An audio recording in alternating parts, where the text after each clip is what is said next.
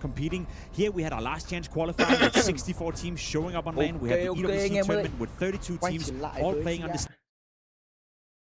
EWC 2026, chào mừng anh em đã quay trở lại với kênh sóng của Skin.Club Việt Nam nha anh em ơi. Skin.Club Việt Nam nha anh em ơi. Hôm nay chúng ta có những cặp trận thi đấu, đó chính là Team Spirit và Luminosity M80, cùng với đó là Aurora Gaming, và cuối cùng thì sẽ là Team Falcon và Astralit nha anh em. Đó. Và trận thi đấu ngày đầu tiên chúng ta sẽ được xem em đông bắn anh em ạ. Team Spirit và Luminosity. Ok cho anh em ơi.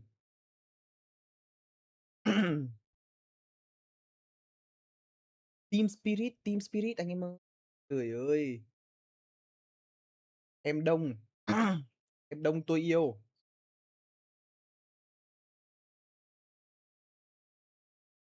Hello mọi người nha.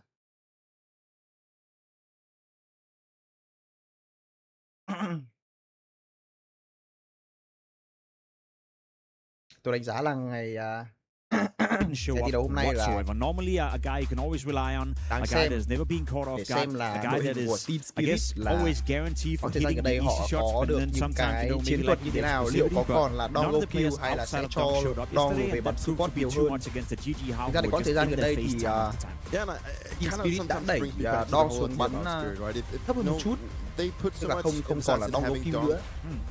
Mà tôi thấy rằng là cái việc này cũng một phần nào đấy gọi là làm kìm hãm sức mạnh của em đông. Mà tuy nhiên thì Luminosity tôi nghĩ rằng không phải một cái đối thủ quá căng đối với Team Spirit đâu anh em ạ. It's just not as consistent, right? So there is a big win factor in fact that Dong always has to play good, and he needs to be backed up by Zero. And yesterday, to be fair, it happens to have a bad game like Zero did, but it more felt like he shit the bed yesterday, right? And usually he had Donks to come clean up, but yesterday it just wasn't enough. Yeah, and it seemed as though there were visible mistakes from the Spirit side yesterday. I'm thinking of a 4v2 loss at a certain point. Like there are situations there that you wouldn't expect Spirit to lose, much less in the fashion they did. Yeah, it's the communication issues, it's the positioning. It was Shiro, Anh em đang nghe âm thanh ok chưa nhỉ? In an uncharacteristic. He used to play. He's a Polish player, right? Just a side. Spiro, 6 years ago or something like that. You're right, but it was a. Thì cái trận thua trước GG How nó cũng hơi là đau đầu đúng không anh em? They pushed Spirit to make those mistakes. They were so proactive. They were so in their face. They were playing Mirage as they were supposed to play Mirage, you know, with poise, with confidence, and then they were taking gambles as well. We heard from the players afterwards. Mặc dù là Mirage là một cái bản đồ thi đấu mà tôi thấy rằng là bên phía Spirit họ rất khỏe. Đó cũng đã làm rất tốt rồi. Tuy nhiên đối với phía Spirit họ không thể nào mà gắng gượng được. Có vẻ hơi tiêu ở trận thi đấu này. So it comes down to chance, and that was exactly what GG How had to do. So as much as I want to say that was not good enough from Team Spirit, because it wasn't, it was only Donk showing up, it's not something that worries me on behalf of Spirit heading in against Luminosity. I don't think Spirit is worse off potentially, you know, going deep into the playoff after losing a best of one yesterday. They'll make it through from this group without a doubt. Yeah, for sure. And I also think, you know, it was also a mental game. They lost that grand final against Mars, where also some of the individuals didn't really show up, and now they turn up for the EWC playing against GG How. An opponent they should be beating on paper 90% of the time, nói gì thì even 99% of the time, I'd say. But you know, just yesterday, I think what was just stood out to me with GG How is whenever they were gifted a situation that they could salvage on, they capitalized on it. And I think that was the most important, because that's what we often see when the elite teams go up against an underdog.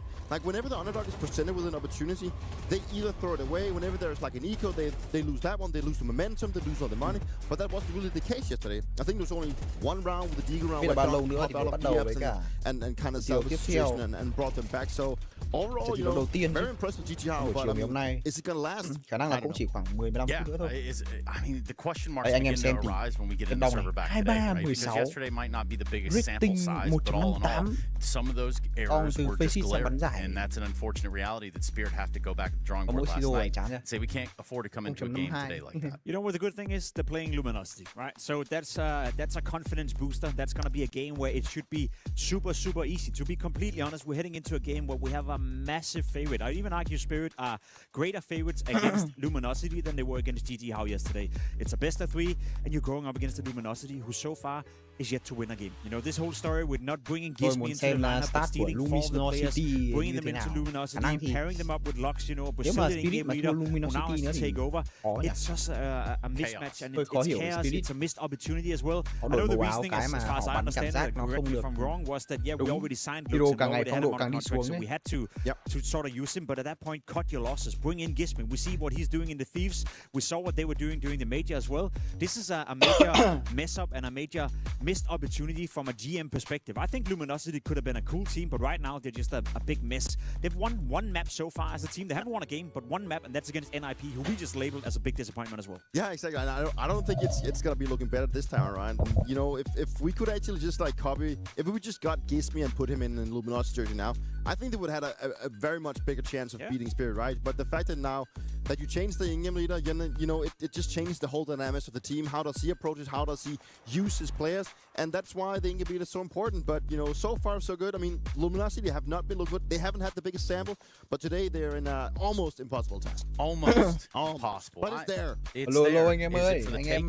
mới vào cái livestream thì anh em hãy để lại một like. Và đó là một sub cho kênh sống của Skin.Club Việt Nam anh em. He's a player to look out for, you know, to be Đừng completely quên honest. hãy tham gia vào Discord của Skin.Club Việt Nam để có thể theo dõi được những cái chương trình giveaway đến từ ban tổ chức nha anh em ơi, nhà tài trợ chúng ta trong buổi chiều ngày hôm nay.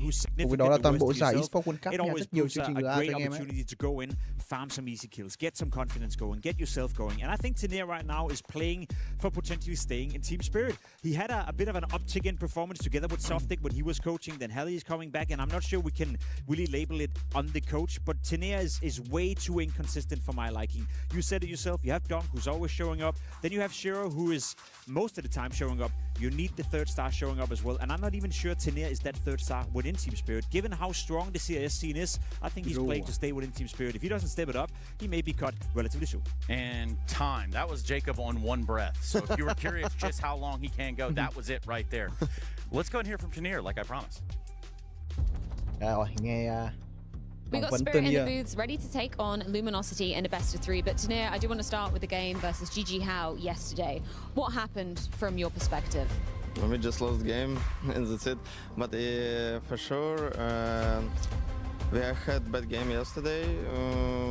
We just was like outside server, not inside. Like as a team, we just really have bad game, and yeah, that's it. Just looking at some of the individuals as well, it's no secret that it was an uncharacteristic performance from Shiro, right? I don't want to talk about that specifically. I want to talk about how you address that after the game. When you have an individual that goes missing, what's the process? Do you address that as a team? Is it just Shiro talking to Hallie? What's the process there? I don't know why we're talking only about Shiro, because yesterday I think we all play not so good, how usually we are playing. And for after game we just have a short talk about what happened, and we just focus about next games, not caring a lot about what happened against GG How, because it's not important. We're not eliminated from this tournament, and sometimes it's happened in best of 1 matches, and we just have preparation against Luminosity after short talk and individual routine like deathmatch or something like that. Yeah, I mean, it's the perfect way to be looking forward, right? Best of 3 on the horizon, as you mentioned, Luminosity. What did you take away from their game yesterday versus Game of Legion? It's a very interesting question. I think important point it's be team on the server. Yeah. And in terms of that elimination maybe looming for you guys today, what does that do to the mental of the team? For us, our mental is good because we are professional players, and we should know how resetting after so pain. Của Team Spirit nó như thế nào? Cái điều đang nói thì đang đương nhiên là tâm lý của Team Spirit ok. We want to play this tournament. Này không biết là 4 tuất có làm được gì không đây? Tôi nghĩ là khả năng được. Hôm qua trước GG How thì khả năng nó là chỉ một game build 1 nên là chúng ta cũng không đoán được. Tức là chúng ta có rất nhiều cái biến số sẽ có thể xảy đến ấy.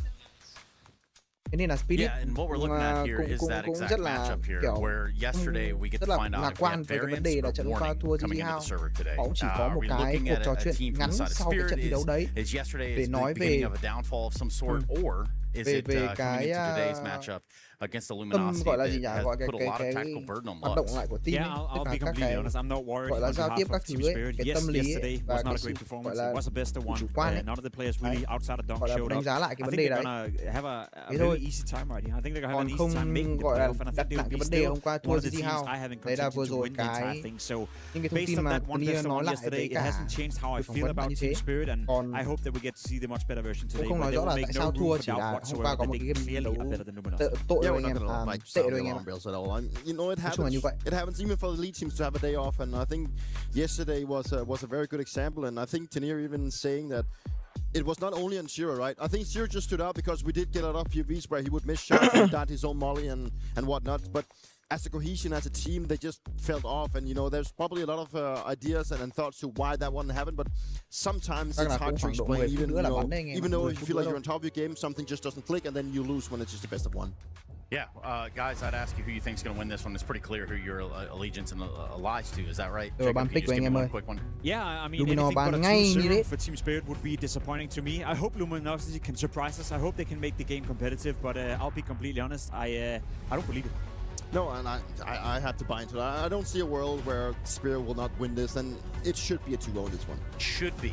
Has to be. Even if we don't know the maps, I mean, yes, we do have Ancient first, probably like a Dust 2 as a second. Các ông gọi là phân tích viên đang nói rằng là Spirit có khả năng rất cao sẽ 2-0 luôn. Nên là như vậy.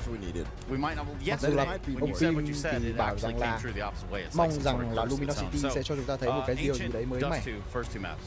And I mean, like just Ancient rất tù, Insider sẽ làm gì đấy. You know, it's one of the maps that they have the highest win rating when it comes to team because they carry that over from Monty.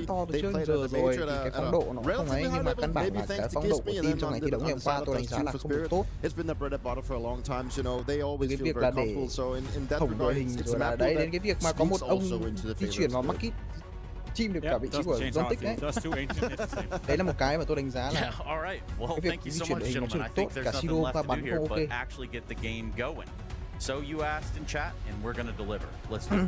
Đương nhiên là Pick Ancient là một cái lựa chọn đúng thôi.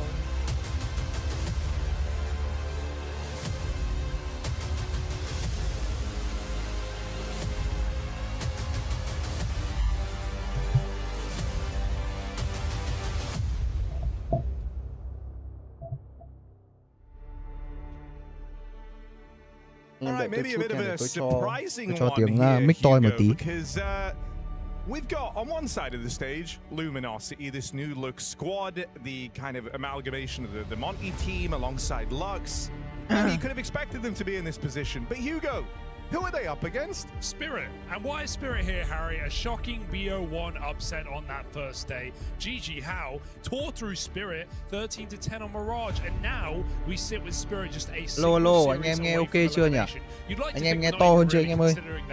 Nghe đã ok để anh em nghe chưa? Was a disappointing debut, a disappointing day one, and something that Spirit need to make up for pronto. Now could be the time. They're playing a Luminosity that has yet to win a series with this fight. Khả năng là so let's get straight into the action and see if Spirit can make up for their debut. Luminosity quyết định là đánh thẳng vào khu vực donut luôn. Well, we're gonna get some heat right from the get-go, because this one is down to a retake already. It's a bomb plant here. Chưa to vẫn còn bé à? Đây để cho to lên tí. Rotations out through middle as well. They can't afford to overlook this. Luckily enough, with 4 players coming in through mid, it's more than enough eyeballs to flush out their captain.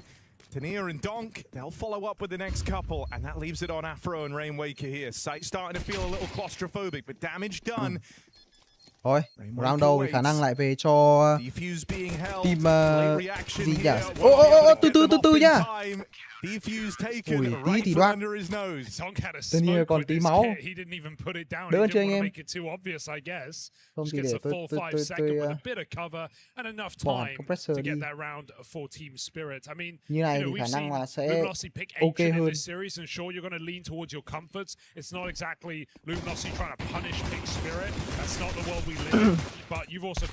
Ok chưa anh em ơi?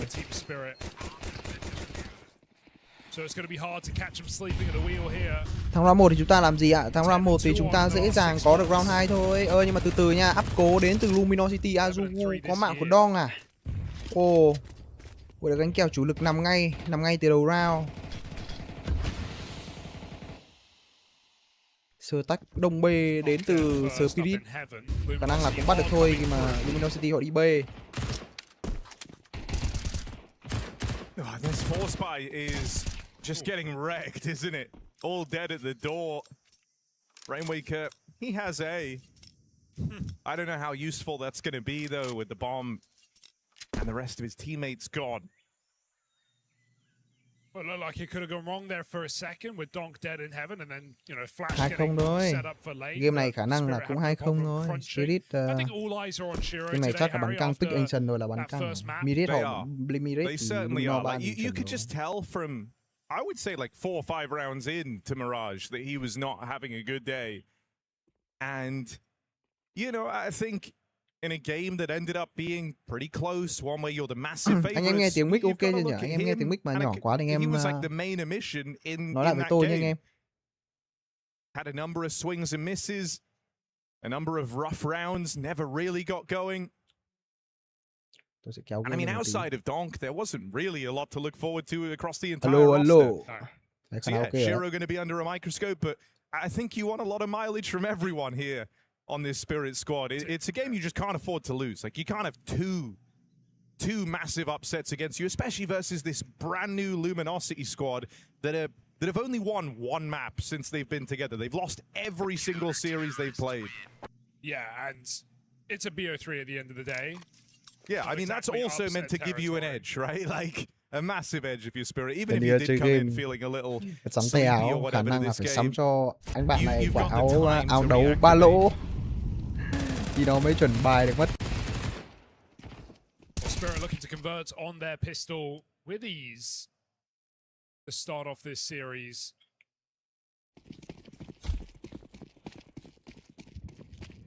Luminosity with a couple of bits and pieces here in this round. Around this Galil.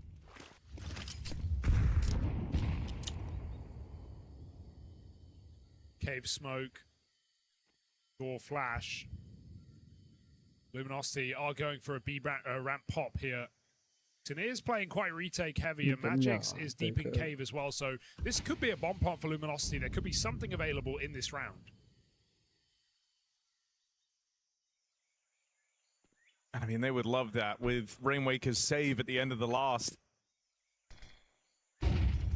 They need a bit of an extra helping hand in terms of the finances, but dead at the door here. Dạo này thì lục tôi thì chắc cũng chả có gì đâu anh em. Bomb plant is not happening. Yeah, nice. Nice. Third rotate that comes over in the downtime. It's the perfect remedy. Shiro with more pressure to near change his position and no long smoke. Mic vẫn nhỏ anh em. Luminosity. Tôi tăng thế rồi mà vẫn nhỏ á. Sợ thế nhỉ? Rainwaker a little bit less.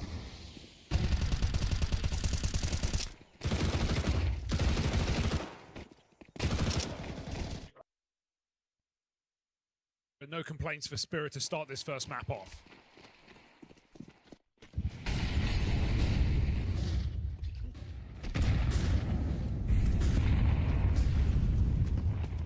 Alright, just going to try and brawl on this one. BMAS scaling all the way into the top of ramp. It's a potent position. He's also ahead of this molly, and they never heard him burn. Okay, chưa anh em? Firing off now. They learn about him in at the top of ramp. The rest of his team trying to look for this cave control. And Lux has provided an entry. Don't know how much use that smoke is going to be. Shiro's nowhere near this play. It's a 3v5. This might just be a save for Spirit. I don't know how you get back in. You've got to get some quick kills. Khả năng là 3-1 cho Luminosity rồi. Có kit không nhỉ? Có kit, có 2 kit này. 2 kit Don với John Tick có kit. Tuy nhiên thì với cái hướng này tôi nghĩ khả năng là bỏ rồi, không retake rồi. Ôi nhưng mà từ từ nha, Afro 5. Kép yếu máu. Nhưng mà đây cũng chỉ là kiểu bắt súng thôi.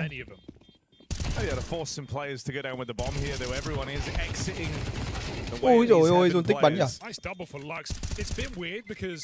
In the couple of games that we've seen from Luminosity, Lux has been like the standout fragger in a lot of these games, which, you know, not necessarily what you need when we saw this Monty run from the core of 4 John Tick players. Trắng nhỉ? John Tick mặc áo nhìn trắng thế. Ôi rồi ôi. Had a great major despite his form not necessarily being perfect coming in. I mean, I like that Lux has been playing, you know, like he has a bit of a point to prove. Certainly does. You know, he got passed up on để xem round này. In that legacy squad gets to join and link up with Luminosity in what is like kind of lỗi sao ấy? An odd amalgamation of a squad, right? Having to now lead this Monty team. But trying to take that opportunity while he's got it. Lắc cái di chuyển lẻ của bóng ma này. Round though, as that Shiro AWP finally comes out.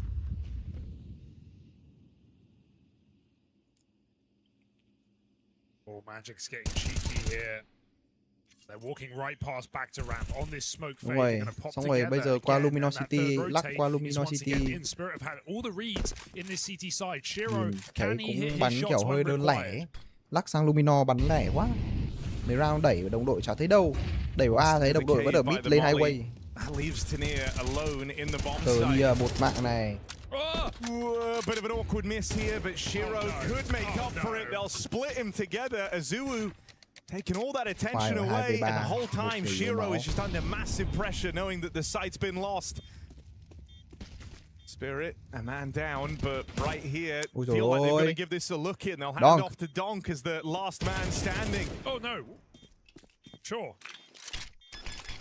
No, he wouldn't, would he? Donk full stick, doesn't need to fight, he's going to win the round! Ôi dồi ôi!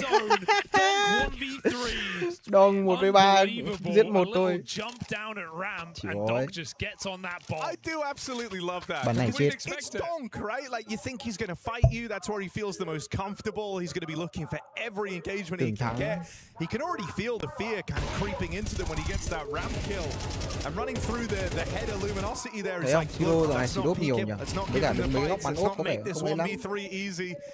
And he just full sticks. Dear. Clutch is already coming up for Spirit now.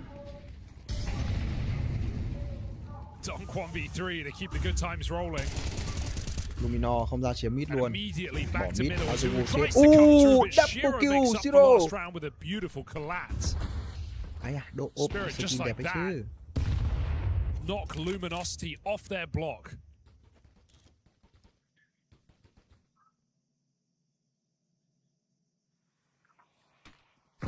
Pushing together, they've heard the scope, they know they can trade this. Oh. Ông Afro đừng đấy bị đụng cho còn 5 máu rồi cay. So glad that's my round. Finally gets to have an AWP, holding on to Heaven in a pretty safe position, just wallbang. Hết cả Rainwalker. Clean finish here for Spirit, 4 alive at the end. Donk the only guy to fall. It's feeling like a better day for Spirit, that's for sure. I mean, look, I don't think it really matters if you're Shiro and you had a rough game yesterday, you come to this one, you're already looking way better. You get a little collateral here to kind of get the juices flowing. Like getting the collab, Hugo, you're an AWP user. It's a pretty good feeling, right? Yeah, sure. Đông giả này bắn 14 hết à, bình thường bắn 14A4 mà khả năng là thấy là kiểu Đông vả mồm được ấy thì chỉ cần 2 viên đạn là có mạng rồi, thì cần độ chính xác cao hơn để tối ưu hóa được cái khả năng bắn nhau thì thế thôi. 14A4, 14A1 cũng được. And it feels like one of those games where Luminosity might just be banging their head up against the wall. Yeah, I think, you know, with this Luminosity squad, it is important to remember, like, this five-man unit haven't been together that long. Sure, you have the four-man core of the Monty team that was successful at the Major, but it's still kind of early days with Lux as the captain, and in this type of a game, you can't afford, you know, unforced errors. Something as simple as leaving the bomb back in spawn, it can just throw all the timings off. But yeah, you know, you're kind of more likely to make mistakes at this point in the roster. At any time you do, Spirit are going to be there to capitalize on it without a doubt. Yeah, it doesn't help the vibe, something like that. Wouldn't have really changed the outcome of the round, but, you know, just an annoying little detail to split them up. And yeah, Shiro doing what he needs to here. It's reassuring. It's also just like, you know, you would have just had two extra bodies over towards main. Once they lose the bomb, the other two try and slow the round down a bit. But yeah. Ooh, it's all good. Luminosity, that wasn't the round you were meant to win anyway. How about this one?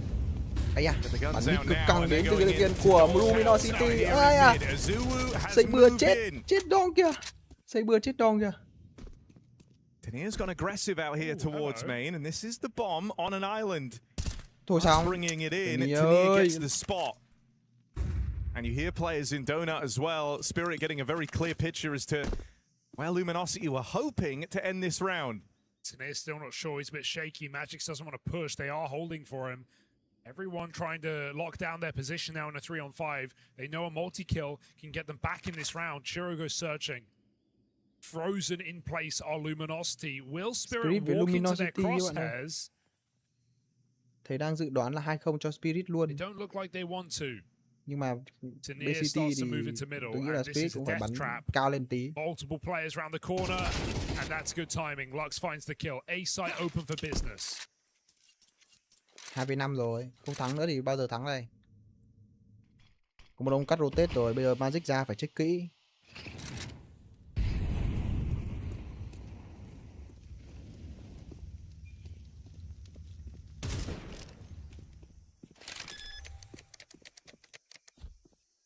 You kind of hope a round like this can like get you into the rhythm of the game a little bit more, right? You get your openers with a nice little tempo change. It's a Zuu double entry out towards mid. You instantly call the freeze as well to not let that get interesting, and it works out perfectly. 5 alive at the end of it. It's just nice to, you know, because in that 5-on-3, you're still feeling a good deal of anxiety. You've seen Tanier aggressive over at main. You know what Spirit are capable of as individuals, but you slow it all right down. You wait to gauge the reaction, and you know that in those moments, it's Spirit feeling the pressure. They're the ones looking for the multi-kill, like you say. Kind of a weird push for Tanier. You'd like to think either in that position you just go gamble or you'd re-clear together, right? Like if Tanier has con phím này là con phím gì anh em? Tôi thấy nhiều ông dùng á. Or if they just gamble correctly, I mean, Luminosity could definitely, at 6-1 down, walk into the wrong side. Con này con gì nhỉ? But 5v2, too far gone. So Luminosity back on the board. Insta timeout for Halley here. Getting on it very early. Đang phải sửa lại bài chiếm mid đấy. Kiểu này là đang phải sửa lại đấy, tại vì căn bản bây giờ một cái nhịp mà người ta bắn được nhịp láo cái là middle now, because for the most part it's been Don coming up heaven, being a frequent thorn in their side. That round he comes through the donut smoke late, but really well placed flashes set Azul up for a double. So how does Spirit want to tackle with mid control? Khả năng là vừa rồi người ta tháo tai nghe ra để sửa tai nghe để nghe lỏm xem Harley nói gì ấy. False sense of security about middle, because like you say, that was almost like the late retake of mid through that donut smoke for Spirit. But Donk's often just been charging it, looking for that fight. Changing it up is nice. Are they just going to 4B rush though? Well, Spirit have reacted by putting 3 players out towards middle. Ném quả lửa cắt sai này, anh em phải ném một quả lửa cột nhá, một quả lửa cột chặn đầu kép nữa là đẹp để đẩy mê. Đấy, bây giờ Vimat có mạng từ kia này. Bây giờ trong sai bắt buộc. Ui rồi lắc. Lắc. Ui giọt tích trời ơi. Đấm nhau to, quả này đấm nhau to. Nào Don, Hay. Good catch, and now this one's in a box. Afro just has to make a play, and it's a nice try. Magic will not be letting it happen. Disaster on that B bomb site. Tôi là cái tưởng quả đấy là của bên phía Spirit, họ trả nết ra để bắn nhau, hóa ra là. It's very rough because also like look at where everyone here died. They were in a position where they could have taken long. Lux kills himself to the nade. Long. B-Mass got the entry. I don't know what happened there. Chịu rồi. Gãi đầu gãi tai. That is a egg on your face round. Look at this. I mean, it's not. I feel for him. It's a little far out. Like, do you see the horrible chain of events? Magic đang xem là AK nào They đẹp got hơn the đấy. kill long. They had long. They had the post plant. All good. Lux kills himself. The long player comes back because the other guy close by is planting the bomb. So he's watching for the guy trying to run through cave. Then they lose long. They lose their post plant. They get wrapped. They lose the round. Oof. A nice try in middle, the break on the smoke, but they can't catch Donk with it, and even though some fumble moves, he gets up heaven, full health. Spirit haven't even taken a tick of damage. Cứ gọi là chiếm được highway đi, nhưng mà cái dọc chuối chưa chiếm được. Bắt buộc phải chơi trong trả phát ra cả ghép cả highway cùng bắn. Phải clear được B main thì mới dám về A. Từ nay đứng này là mù info rồi. Spirit continue to have full control of the map. They know everything, and they have a joker in the pack. Tania, patient. Tania đứng kiểu Mission Impossible ấy trường.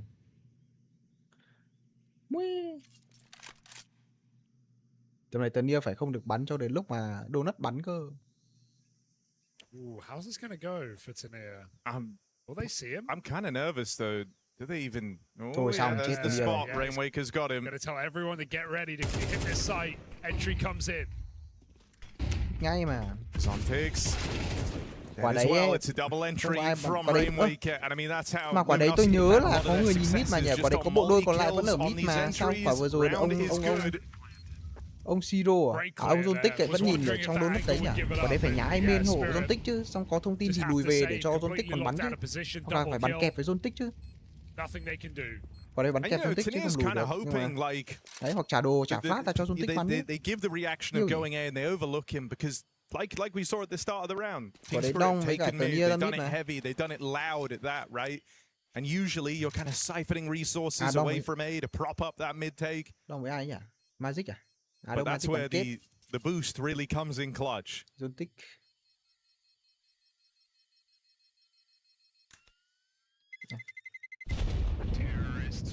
Khoai nhỉ? Zontic đứng quả đấy khoai nhỉ? A round you can forgive, I think. Here for Team Spirit. Hơi khó hiểu một chút. But Hallie cannot. Timeout comes in. No, Hallie does not forgive. Hallie does not forget. These are not words in his repertoire. Not rounds he wants them to be losing at this point because on paper, and yeah, yesterday aside, this is a game we still have all expectation that Spirit should be getting through unfazed, unburned. Well, he also just knows, like, at this point in the game, you know, you can make it real easy for yourself. You win this round, you're good for the rest of the half. Otherwise, like, they have money troubles. Suddenly, Luminosity can be on a 5. When a pistol suddenly it's an even game. Yeah, like, they're actually in the lead. And this game that you're meant to be dominating can end up getting a little bit ropey. So just trying to get ahead of it. Because look, we've given away a couple of silly rounds in here, but let's finish the half strong. Không có sang tí sai lại chật vật tí hết hơi anh em ạ. Spirit to keep this clean. Mid take again. No donut smoke. Donk looking interested. 3 CTs in position. Magic's ran through the brawler molly, taking a lot of damage to get to cave. Luminosity, not much pressure on this B side though. Still pretty default heavy. Bỏ A luôn. Bỏ A luôn, Spirit bỏ A luôn. Bắn bắn một ông lấy thông tin A thôi, Zontic bắn. Kinh à, bắn siêu chậm đến từ Luminosity.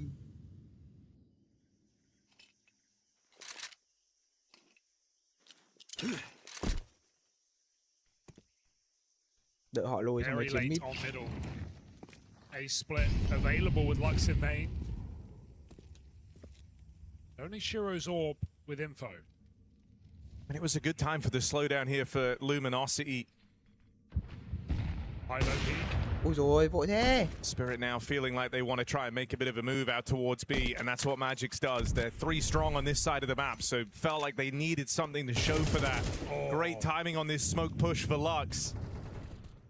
And with a Zulu in through the red room, he's in position to cut down these rotations, now just causing chaos in the back line of Team Spirit. Once again, Donk's been left in a 1v3. He's won one of these in the game thus far, and he's looking for another. Donk closing in. Spam comes up short. Donk is on to a blinder, and he knows Azuu's feeling the pressure. Donk plays it to perfection. Unbelievable again for Donk. How does he keep doing it? They put him in these clutches.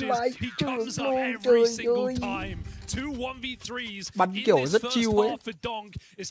Nhìn kiểu rất chill đấy. Thì I mean, yeah, it's taken a lot from him, but man, that round saves this half for Spirit. It lets them lock in a dominant lead. They would have been broken this next round. Would have been Luminosity closing in on the half. Donk has just given you a nice clean break. Dude, it doesn't help the arguments where we just say that, like, so many times that his team are letting him down. I don't know what those rotates are as well. There are 2 players coming out of CT. They see Azuu in red. Teniz jumped through in a flash. Maybe he didn't get the spot, but there's a player behind him. He gets a dart. Azuu gets into red and he gets 3 kills. Like, sometimes it's so confusing watching this Spirit CT side. Tay kìa, nhìn vào tay kìa. But I guess it doesn't even matter. Như da em bé à, trắng nõn. Chào Puzizo nhá, hello. Should not make it look that easy. Đang có tí technical power anh em ạ. Khả năng là trận này mà bắn xong sớm hay không thì how he breaks up each one of those fights, you know, chasing. He hears the bomb plant, knows that one guy's loose behind him, so he's got 2 guys in the site. The moment he hears that bomb plant, Donk is hunting for the one guy with his gun out. Finds him, knows the plant is going to be a little flustered, little disorientated, just coming off the bomb. And the moment he gets into that 1v1, you know that Donk's won the round. Ôi rồi ôi, bắn, ui không dính luôn tích viên nào á. Gì ấy? Lại bố, quả đấy nhìn thấy thế mà không dính.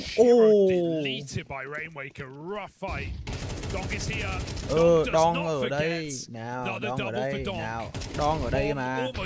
Làm gì, làm gì.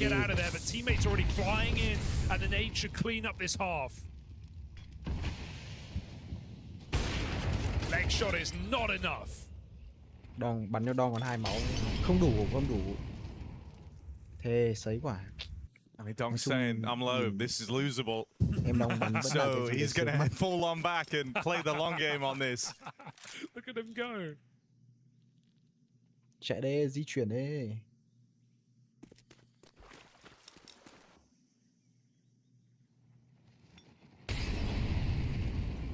Afro given nothing here. It is an enviable position, really, that Afro's in, creeping into that line. You know that around every corner awaited certain death.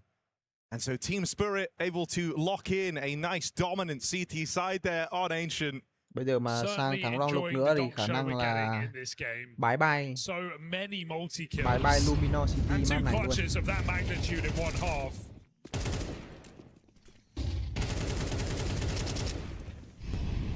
Đấy anh em thấy không? Xây dính hết trường. Nào xem round lục bạn kiểu gì? Học bài round lục, học bài round lục. Luminosity still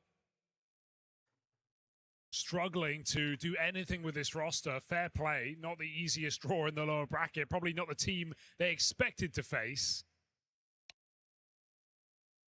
But nonetheless, still a hướng B rồi. Lên một lửa, một smoke, một flash này hướng B rồi. Một quả smoke red à? Chắc là chiếm kép chăng hay là do hai way bắn nhau? Hai way rồi.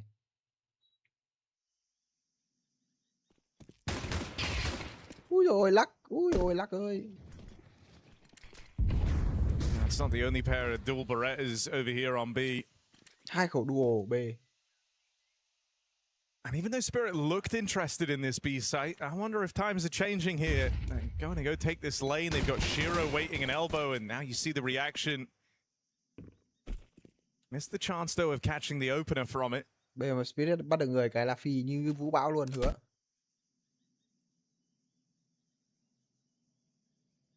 Ta thích 3 lục đôi. Round could make this a very quick map for Team Spirit. They've already done good damage. There's the kill getting delivered to them on a silver platter, and that bomb is going back. So patient for Spirit, and they just let Luminosity sweat how quiet the map is. They've seen the bomb outside of B. Luminosity go searching. They find nothing but a bullet to the head. And now, in that downtime, Spirit have rotated almost everyone out. Walking A main, even Afro doesn't have this info. The gamble stack is incorrect, and Tanir is selling it very well. It's not even going to get found here. He's seen 2 more players. And he even heard that hot flash to go and clear cave. That's all the info you need. You know, Max has 1 player here at the A site, and you've just found him. Afro back in Donut, dead after 1. Do lose Tanir. Zontic's going to bail them out. Azula is close by, ready to keep the pressure on. Now Bemis is heading into enemy territory. They've taken over Donut. They're in their post plants, and he is a dead man. No worries for Zontix. Is that Zontix considering the knife, or is that Zontix really trying to get the headshot? 13-3. Either way, it's a pistol round for Spirit, and I actually really like the call there. They know how sweaty Luminosity are, right? They can put a lot of pressure on B. They go ramp, cave, back to ramp, back to A. They never commit. And the whole time, Luminosity desperately want answers. There are gaps in the map. They just go searching to their own demise. Force buy comes in.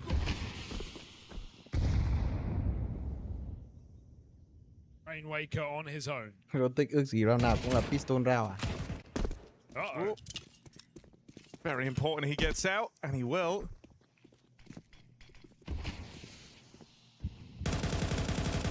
Smoke ra đi ăn thua gì. And that smoke should be enough just to stop any threat of this A attack. You don't even have a need to break it open if you wanted to. And I don't think you're feeling that desperate. Clear được những chỗ khác Trying to see thôi. what Magic's calls here, because this is actually a hard situation now for Spirit. Do they recommit to the A site, or do they re-clear a lot of the map? Tôi nghĩ là vẫn đánh A thôi. They've got plenty of util to Spirit do vẫn đánh A either. thôi. But a recommit is Đánh high lô. risk. Ôi rồi ôi, họ banh hết này. Ôi rồi. But again, Luminosity, you can just tell how shaky they are in this game. Look at the rotate. They pulled 3 players A. Now they're back to 4B.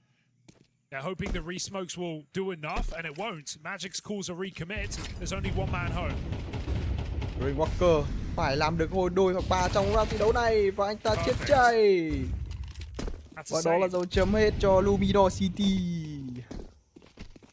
À, không còn ai cả, và quyết định chắc chắn phải xếp vì là Force buy thôi. Not a blemish on this record. Force buy mà thua nữa thì Force buy mà chết hết nữa thì thôi. And I mean, this is feeling quite, you know, I don't want to say fully reassuring, like Spirit looking shaky day 1. I mean, yeah. They've had some, you know, they've only lost 3 rounds. Cái việc mà Spirit so that's fine. Thua GG How nó chỉ là một tai nạn thôi nhé. Like obviously that GG How kind of sounds. I guess it's more just like I didn't want this to be close at all, and it's not. Spirit very, very comfortable right now. Tôi không nghĩ đến mức độ đấy đâu anh em ạ.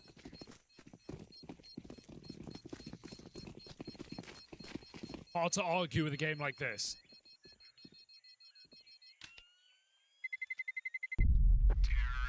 You're certainly seeing some of the pressure as well that comes, you know, playing versus a squad like Spirit when you are a kind of a, you know, a journeyman team trying to grind your way back up. Because this CT side, man, even onto the T half, things felt a little twitchy, felt a little nervous, and Spirit have been using that against them since getting onto this T side, just knowing that Luminosity feel uncomfortable. They're always looking for info.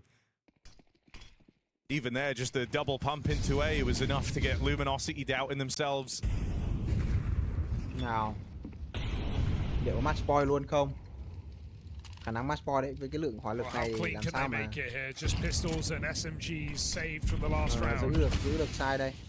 Luminosity trying to buy time and not give up a kill.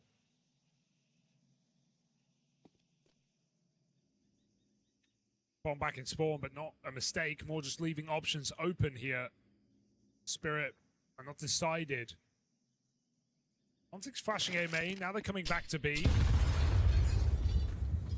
3 players here. Vẫn có người kế đẩy.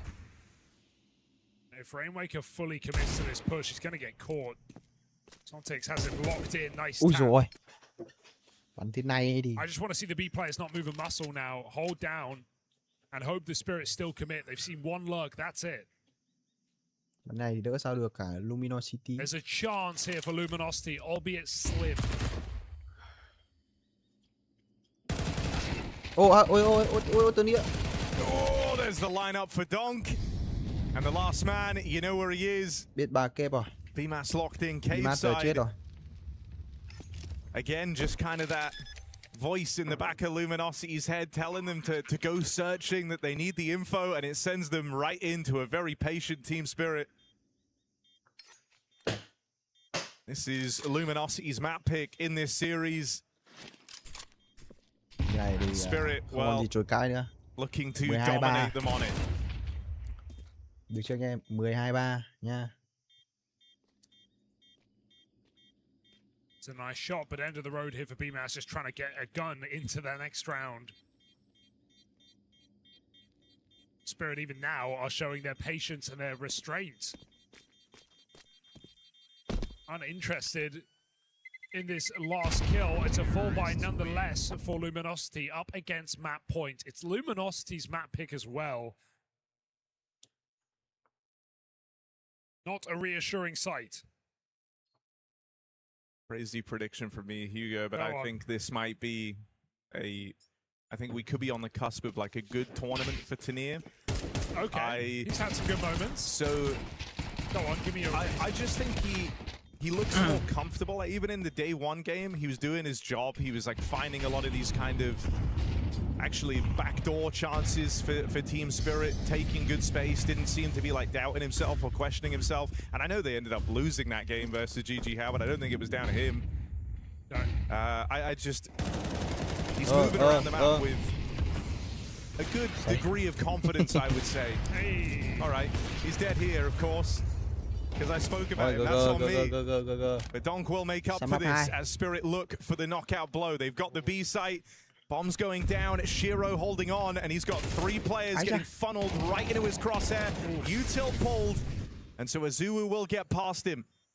Can they make this retake happen? Are they ready for Zontix on a big backstab? Đây rồi, Donk nằm rồi. Donk goes out early and ends up feeding Rainmaker 1. Zontix should have this trade locked in, and that now gives you this 2v1. Easy stuff. Afro just trying to quick scope his way out of this round, but they're happy to finish the job. Volley's locked him in, and it will burn him alive. 13-3, an absolute spanking from Team Spirit. They take down Luminosity on Luminosity's map pick, a team that has yet to win a series. And well, Dust 2 is not looking good for them as well. Spirit shaking off their day one and looking to redeem themselves here in Paris. Yeah, redemption is definitely on the cards for Spirit with that shaky day one, as Hugo alluded to. Obviously not shaky here whatsoever. Not really even being put the test across Ancient against Luminosity. Yes, it is the Esports World Cup, and I want to welcome you right back to the desk. Pimp and Creator and myself are ready to get this one back underway. But obviously, talking about Ancient, this was rough around the edges for Luminosity. Yeah, I mean, I'll be completely honest. This is kind of what I expected coming into the game, and I'm not happy about it, to be fair. I would have loved for Luminosity to show just a little bit, you know, show that they could be competitive, show that they could apply maybe a tiny bit of pressure on towards Team Spirit, you know, see if there was something to it from yesterday where they obviously lost to GG How and couldn't really handle the pressure, but this was a very deflating way of losing. You know, you have 2 1v3 losses to Donk. You have winnable situations, winnable rounds, but you're not able to convert, and then you end up losing a map 13-3 where you're not even remotely competitive, Peter. Không biết là trận này mà xong sớm thì Giải có đẩy sớm trận sau không nhỉ? Khá phải có chứ đúng không anh em? Reminds me of you know how much it actually means to have an in-game leader that is, you know, on the same page as your players, you know, and also just shows how important and how much of a glue the in-game leader can be. And I'm not saying that Lux is a bad in-game leader. You know, when he was leading Legacy, Ancient was one of their maps that they played at a high level, right? And you know, Monty also throughout the major and their uprise, you know, they also knew how to play Ancient. But when you look at this game, like multiple times it just looked very flat. Whenever they would lose the first kill, they looked at each other like, okay, so what are we gonna do now? Okay, we're just gonna group up and go A contact or B contact. And they were being very stubborn trying to get rounds on B, and for the vast majority of the time they were just shut down. and they played with too little layers in my opinion. Like they couldn't really go back. They didn't get the space, and the rounds they seem to be netting themselves was the rounds where they would go from fast mid aggression to get double kills. But overall, things were just an issue. And don't get me wrong, it's not that we expect them to beat Team Spirit. We just expect them to be slightly more competitive. Trace. We expect them not to look like trận Falcon với cả trận. I'll be honest, you know, I understand what Simple put out in that Telegram group chat, saying that he looked at some of those teams and he's like, how the hell are they there? But we're not, you know. And I think he was thinking of Luminosity to some degree. I understand why that's the consensus from him, because in all honesty, the performance that we've seen from Luminosity ever since they lost Gizmi, ever since they made it to this iteration of the lineup, you know, leaving Monte, going into Luminosity, it's just been underwhelming to say the least. And the reason we're saying that is we saw how well they played during the major. We saw how well they did in Monte, but this is the outcome 2 months after. That is, as I said, slightly depressing. Yeah, and I just hate to bring it back to the Gizmi point, but you can see it. Like it's evident right now that there's a glaring hole in the approach to how they want to or need to play the game, rather than even come close to a Spirit. I think there's nuances to it as well, because it's not that we can put the blame on Lux, as you said. He can be a great in-game leader, but I think the team is also a bit deflated from the fact that, hey, we didn't get to follow up on the major. We didn't get to follow up on what we showed, and now we have to play with a new in-game leader. And as much as it's tough for Lux, you can also see in some of the individual player performance from the likes of Asuvo, from Bimas, you name it, Afro for that matter as well. They're not playing at the same level, right? So if all of the players all of a sudden are losing 5-10% confidence, we're talking about a game where we often, you know, put it up that it's just 1 or 2% that makes you win the game. If you lose 5 or 10, that's when you start to look like Luminosity, which has been, as said, it's been underwhelming, you know, and it's a team that hasn't won a game yet, and you know, a single map against NIP is not really going to cut it. No, it's not really the start that you want. Like, the fact that you have 4 players and your coach moving on, right? You know, it's you know, I think they're probably still riding the highs of how good they did at the major, right? I mean,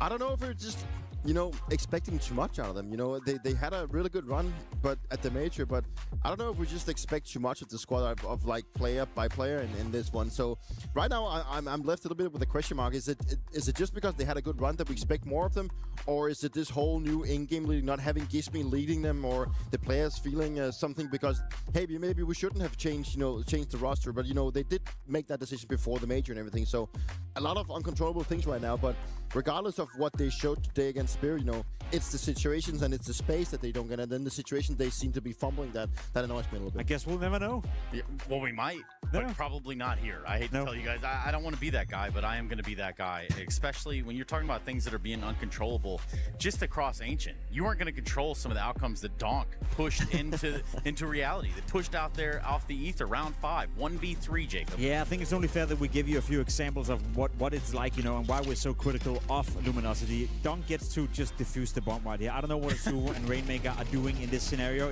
It seems... It's... I know Overwatch just came out. You know, if I was watching this, I'd be like, okay, what kind of rank are we watching here? It sure as hell ain't global elite, that's for sure. That's for sure. And we even get another situation where Donk actually savage this thing with the 1v3 also, where the bomb is planted. And it's like, it reminds me a little bit of the situation before where they don't actually play the time a little bit. I know the guy is stuck on site, but the situation before with Afro already getting the kill on ramp, you know, he doesn't really buy time for his teammates to get in a position, and you see the Luminosity player coming from CT spawn, you know, he gets put in a shit situation because his teammates on site die, right? Yeah. It's not like they're not playing according to what they actually have inside the situation, and you know, it's these type of mistakes that probably would have happened if this team was just put together maybe 2 weeks ago, right? But let's not forget that this is literally just Monty with another name. I was just about to say, it's 2-time in the first half, because one could argue, had you won both of those rounds with the economical damage that you'd apply as well, then you're maybe looking at a 6-6 half. Maybe you're winning the half 7-5, and then the conversation would change a lot. It would be like, oh, they applied pressure. Oh, it was somewhat close in the first half, and then you lost. But now you're left with nothing. Now we're left with a team that gets 3 rounds over the course of their own map pick, by the way, in a game or a map they have played well together. In a game that was never close. In a game that was never any competitive whatsoever. So it's just a very flat feeling, Trace. Yeah, 9-3 first half. You know, as CT, as Spirit, you're feeling great. Your numbers are reflecting that. The stats probably looking just like that, if I had to guess. And especially when you continue to roll that page along for a team like Spirit, this could get scary. we haven't often seen them kind of start with their back with the pressure like this. But when they do, if they can get it back on the same page, that is when they become that formidable force, that hard one to kind of stop, Jacob. It's just a confidence booster, isn't it, Peter? You know it from your time as well. When you're in Astralis and you're playing plumbers and whatnot, you know, you walk into that game and you shout out Chad one time. I know you're a plumber, shout out Chad man, one time. so. You walk into that game and you know that if you do well, you get a 2.0 rating on HLTV, and if you do poorly, you get a 1.5. You know, it's the skill difference we're looking at right now. It's not about whether Spirit will win. It's a question of how easy and how fast they'll do it. Yeah, and it's always nice when you've had such a blunder like yesterday, then you go up against an opponent that, let's just be honest, where the skill gap is so much different. It was like that yesterday as well, but now it's a best of 3. That is, you know, where the elite teams really succeed and be very more successful. So yeah, it's always good to get a bit of a, you know, a confidence boost bouncing back, and I think this is a really good showcase. To me, that's what makes me sad, because again, it's just 2 months ago, both of us, you know, all 3 of us, as a matter of fact, were covering Monty, and we're looking at them and we're thinking, oh, here's some great potential. Here's a team to follow for the second half of the season. Asuwo had a breakthrough tournament, you know, the way he was entry fracking, the way he was constantly in the face of their opposition. Afro, you know, had a bit of a breakthrough as well. I saw so many great things coming out of these individuals. So for me to stand right here and just see nothing of that right now, that's the disappointing thing. Don't get me wrong, I think the players know it themselves. They're even more disappointed than we are, and probably even more frustrated, but it's just to put it into context for the viewers at home. If this is the first time you're watching Luminosity and watching these players, trust me, they were better off a couple of months ago. They can play Counter-Strike, but they kind of forgot it, I guess. Well, you know, it's kind of hard to be in a car when no one's driving, you know. Something like that.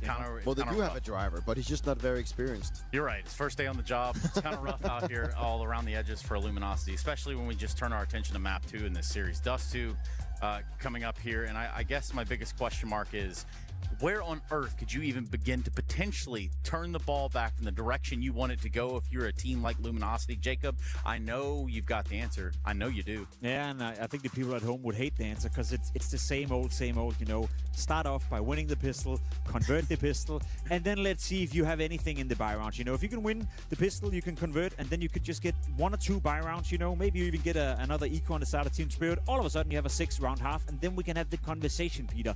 But it starts with a strong start, because there's no doubt that Spirit have the fundamentals, they have the individuals, they're significantly ahead of Luminosity right now. So a strong start is the bare minimum to even get an entry ticket into this game. I don't even think that a good probably not enough. No, exactly. I don't think that like a good start for Luminosity is gonna save them here, because, you know, let's say that they win the pistol and they're gonna drown no matter what. Yeah. That's what I mean, right? You know, I think Spirit, also the fact that we turn our attention to Dust 2, you know, it's where Spirit has been looking the best. Also coming back to the new season, you know, they've had some really one-sided wins, and I think even if they go down 0-5, I still think Spirit will have what it takes to bounce back, because their play poke is deep.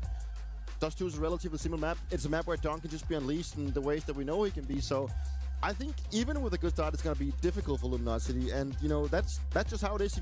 If you don't show up better than you did on your own map pick, I don't see that thing's going to be turning around on your opponents. So what you guys are saying is it's all Gizmy's fault. The winning over there where he's at now, and the losing that's happening. He's the biggest winner out of all of them. He's the one that he's probably true. Like, he's the one that actually got the better offer, right? And you know, it's not really, again, it's not that Lux is bad. You know, he had a good time with Legacy, but he was also swapped out because his playstyle and his content didn't really fit the players. And I mean, like, it's still so early on, right? You know, you also gotta be careful with the language, right? Because, you know, it's probably also difficult for him to go together with 4 new guys and a coach that had relatively success, and now he needs to go in and lead them, and maybe he needs to adapt his leading style to what they like to do. And right now, that's probably just very uneven ground. See, and that's the thing, right? Because this doesn't change anything in regards to how I feel about Luminosity. There was a world where they would have played GG How in this game, and then the conversation probably would have been different. We would have a very close game, a back-and-forth game. 2 teams who are trying to fight their way into top 15, top 20, but they play Team Spirit, right? No matter how well they do, they're not supposed to beat Team Spirit, so there's almost no winning for Luminosity. Bare minimum right here in Dust 2, just give us a little something. Give us a little something to talk about, Trace. Let's put them up at 7, 8, 9 rounds so we can make the case that, hey, okay, next tournament, you showed against Team Spirit that you were somewhat competitive. So when you're playing the GG House of the world, when you're playing FaZe, when you're playing Astralis, that's when we can start to have a conversation whether you're good enough to make the games competitive. So just to kind of put that, you know, in a bow and a ribbon on it, what you're saying is the favorites would have to massively underperform. Something like that, you know. I was just, I don't know why. I think of Titanic, you know, it doesn't matter how many. All right, and on that note, we're going to leave that one there on the iceberg that they came in on. Hey, we're going to go to a quick break so we can come back and get Dust 2 underway. We're going to see if Luminosity wants to try to play the game today or if they're just going to bow out very much ungracefully. Anyway, we'll be right back after this.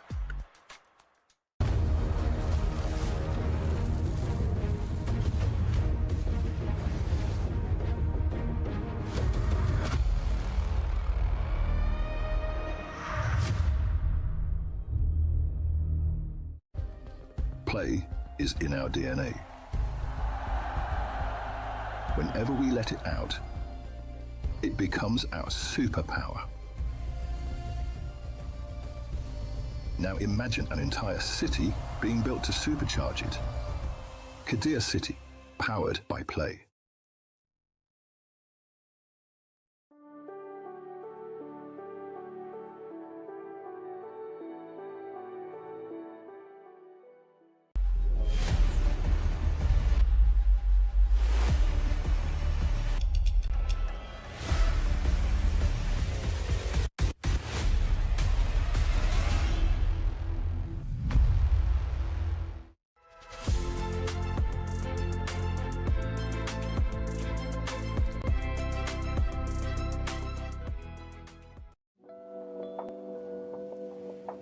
Hi everyone, Ginny here, and I'm joined with Luminosity ahead of their competition. So we're gonna play a basic game of who is most likely to. I'll name a bunch of scenarios. You'll put down who you think that applies to, and then explain it, call them out, have a laugh, be nice, whichever one you decide to do. On a scale from 1 to 10, though, how comfortable are you guys? Crush this. Do you think you'll all have the same answers? Not really. Not really. Yeah, nice confidence. All right, great start. Let's go. Who is most likely to spend the most money during an event? All right, why we must? Big spender. Yeah. Yeah. Everything that he can buy, like it's a better thing, a better product to buy, you know. So he's an enjoyer. Most of my money would go to clothing. I love clothing. Who would survive the shortest in a zombie apocalypse? Okay, we have a Everyone? good... No, I was hoping at least one. But like, I was hoping at least one of them would go for someone else, but man, I can't drive, can't survive. All you can to buy, like, to get a coffee, not a coffee, a tea, you know, a cup of tea, like everything. You dive for a tea, 100%. Who's most likely to survive the longest then? Oh, okay. Looks. I put Rain. I was thinking Rain would call the mafia and he would survive. He would bait everyone. I think he would be baiting everyone, you know, not leaving the house. Thank you. Who is most likely to forget something in the hotel room after checking out? Oh, I have a good one actually. Oh my God. He forgot his mousepad in an hotel room and he had to flew his brother up to bring the mousepad. Yeah, I left it in the hotel before I went to the airport. But shout out to my brother. Next day I bought the flight for him and he brought my mousepad, so. You flew your brother to a different country or city? To a different country. To a different country to get your mousepad? Yeah, from Lithuania to Portugal. So then who do you guys think is most likely to become an influencer? I'm probably the most socially active person in this team. I love streaming, I love keeping my fan base up to date, posting stories. That's why, I guess. Yeah. All right, who takes the longest to get ready? You put me? 2 hours of shower. Thank you, guys. Thank you, guys. Who pushes everyone else to improve? Oh, thank you, boys. I would also put Afro. When we slack, it's gonna be Afro also punishing us. Trying to help, yeah. Who is the most competitive outside of CS2? I'm competitive in all the things, yeah, but Afro because he played League of Legends and he is grinding League of Legends. The only thing that I know. Afro or Rain because they're both gonna rage at anything. How do you feel you guys did? Pretty much the same. Yeah. Cool. Bimas took a lot of shots. Yeah, Bimas was the winner of this. Yeah, Bimas, how do you feel? Feels good. Feels good that you guys appreciate me like that. All right, well, thank you guys so much for joining in, for taking part of this. I hope you guys at home also enjoyed that one. See you around. Bye. See you. Bye.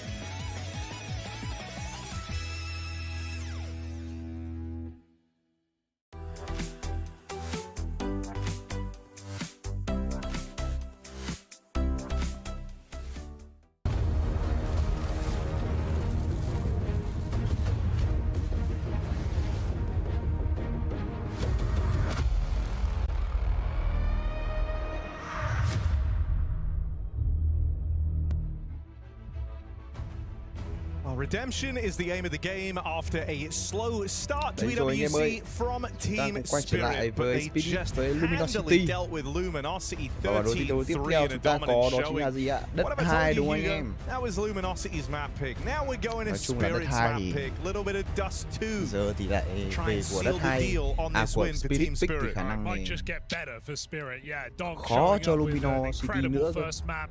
2 1v3 clutches, many multi-kills, and all the round swing you could want here for Team Spirit. So, yeah, it's a reassuring day in the office, I think, for one of the top dogs in this tournament, one of the top dogs in the world. In fact, the #1 VRS ranked team coming into this event, Harry. And now they look to at least make it out of this group. Of course, we'll have to beat back against Luminosity and then take down the loser of G2 Big. So there's still no free lunch here for Spirit if they're going to make it to the playoffs for EWC. But I'd say they're looking a lot better than that Mirage against GG How. Well, let's see how comfortable they're able to make Dust 2. It's a T-side start, and we're not wasting any time getting into this one. A long take from Team Spirit. Nobody home for the side of Luminosity. Không ai ra have lo. all the room to work with. Bắn giữ sót luôn. Smoke down on short. You can't really afford to respect that if you're Luminosity. You're going through, but this is where that cross smoke comes in. They're going to start to make the site feel very, very small. On tap for Lux, great nade, great flash, and he's going to jump off the back of it. Perfect round for Lux. 4v3, still job not done. P250 put some fear in from the cross, and Bomb makes it in, but they've got to fight their way out of this round. Multiple headshots found. Azu holds his own. Still trying to finish these ones. Shiro can't do it. It's Magix who falls next. Shiro more misses, and they can just peek together. So this is Luminosity locking in a pistol round. Starting strong on Dust 2. Nhưng mà Spirit Pick thì khả năng cao đúng rồi, Luminosity bắn City thì cũng căng, cũng khoai quãng thời gian đầu thôi.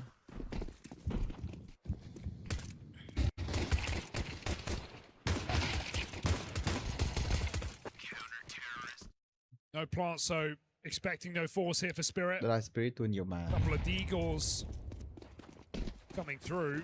Không, dạo gần đây thì xuống cái đợt mà Don xuống role support thì tôi thấy bắn ok hơn rồi mà. Chả qua là cái đất 2 này khó cái là phải đổi mạng cho nhau nhanh cơ. Không thì cái cơ hội đổi mạng nó sẽ rất là lâu ấy, nó rất là khó ấy. Rifles for Luminosity. Đòn Ico cứ đi gồ thôi.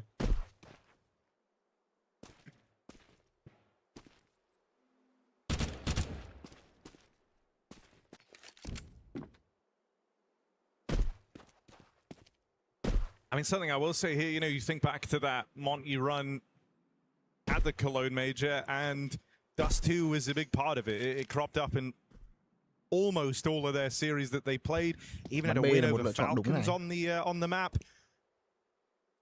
So căn bản là it's one where at least for, you know, those 4 individuals, you can have a bigger degree of comfort here. Yeah, I think it's, and this is where it's a kind of a really hard job for Lux, because on one hand, you're going to have 4 players who have a way that they've been playing and have an identity to a degree, but then also they want to try and respect their new in-game leader and listen to his ideas. And, you know, I think that is going to be a bit of an inner battle for all of these players on Luminosity. And of course, you know, when the kind of justification of Gizmy proving himself again and again, even in this 100 Thieves roster, I think it just makes the whole thing a bit of a mind-melting situation for this team. Like, they kind of need success or they're forever going to be doubting themselves. Nào để xem có súng thì Spirit bắn kiểu gì. Tuy nhiên là vẫn phải ra chiếm mid thôi. Cái trục mid rất là quan trọng. T-Side thì luôn luôn phải có được cái trục mid này khi mà bắn đầu game. Không cũng chả biết đi đâu cả. Four guns come through for Spirit. One of the best mid to be teams in the world, and they are fearless. They're looking like they're just going to walk it out. No flash through the smoke. Could just go left, right, same time. And here's that deep flash. Azu does dodge it. Nhơn, ui, Đòn vẫn làm phát mồm, đinh được Đòn ấy nhưng mà vẫn làm phát mồm. Sợ thật. Chịu em đâu. Đấy rồi, mới mắc cơ. Rồi, mất bê, rồi mất cơ. For Team Spirit, Shiro's even trying to deny the save, and so what could have been 3 players getting out with their guns is now just Afro left hiding out up here on shore. He will not survive this. They have everything. Trông đơn giản nha. Ra mid rất đơn giản. Ái chà. Shiro thì bắn rifle còn ok hơn cả bắn upper, bắn úp. Giống là Vi. Even though Azu dodges flash, he gets insta headshot. Donk event slowly comes through that door anh em nếu mà không biết cái event giveaway thì chúng ta có thể theo dõi ở trong cái kênh Discord của Skin.Club Việt Nam nha anh em. Đường link thì chút nữa thì admin sẽ ghi lên cho anh em. Tù hơn cả Chopper. Thực ra thì cái đất 2 này bắn đa phần là kiểu nó cũng không quá là ấy, không quá là khó về mặt bài vở ấy, không có quá nhiều, chỉ có fake này rồi đấy, không lại mid to A, mid to B hoặc là đâm thẳng sai đâu, có gì đâu. Good trade of peaks for Spirit as Lux gets deleted. No worries here up against the pistols. You know, early days, I think we're always going to be comparing this Luminosity squad to the Disney-led Monty team. And you think about what he brought to the table here on Dust 2, and it was a hell of a lot in defense of this A bomb site. He kind of set a bit of a standard with some of the util that now gets lobbed in. He has his signature nades over towards ramp, was always a force to be reckoned with good ideas here. Lux is also on this part of the map, so, you know, kind of slotting into that same position. So we are going to be keeping an eye on him and how he fares out towards this A bomb site. I think bright side of, you know, being a full international, all these different countries team is everyone knows their roles. Everyone's playing the same positions. So it should not be a problem there. Spirit deal with the eco with no casualties.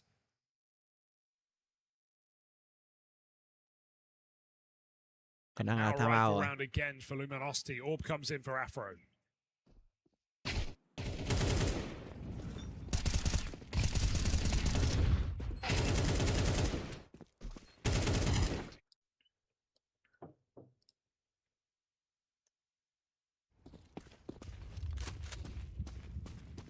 All right, Azu, bit of a creep up through mid, got the orb boosted on Catwalk to try and cover him. So the orb makes that first incision. Azu doesn't hang around, keen to maintain the advantage. It's a 5v4 and you've got Donk out of the picture. There's no point squandering this. Lấy lợi thế đầu round đến từ Luminosity. Bắt buộc khi mà để lộ thông tin thì Spirit phải vào đổi lại cho người đồng đội của mình để lộ rồi. Mà dịch vào không ai đổi, Lux có double kill, triple kill. Rồi, dễ game chưa? Into position to help out his captain, and they trade 2 for 2 out there on shore. And so, all right, Luminosity finding a bit of comfort here on Dust 2. Making a case for it, hey? Nhưng chắc là chỉ được ở bên CT side thôi. Câu chuyện vẫn còn dài lắm. Display from Afro. Love that anti-flash position.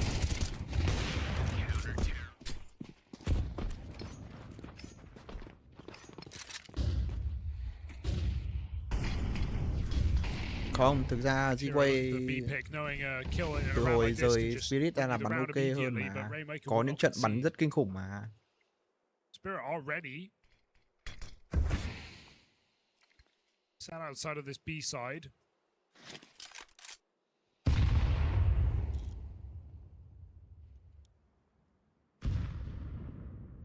Đợt đấy Santaret còn phải kiểu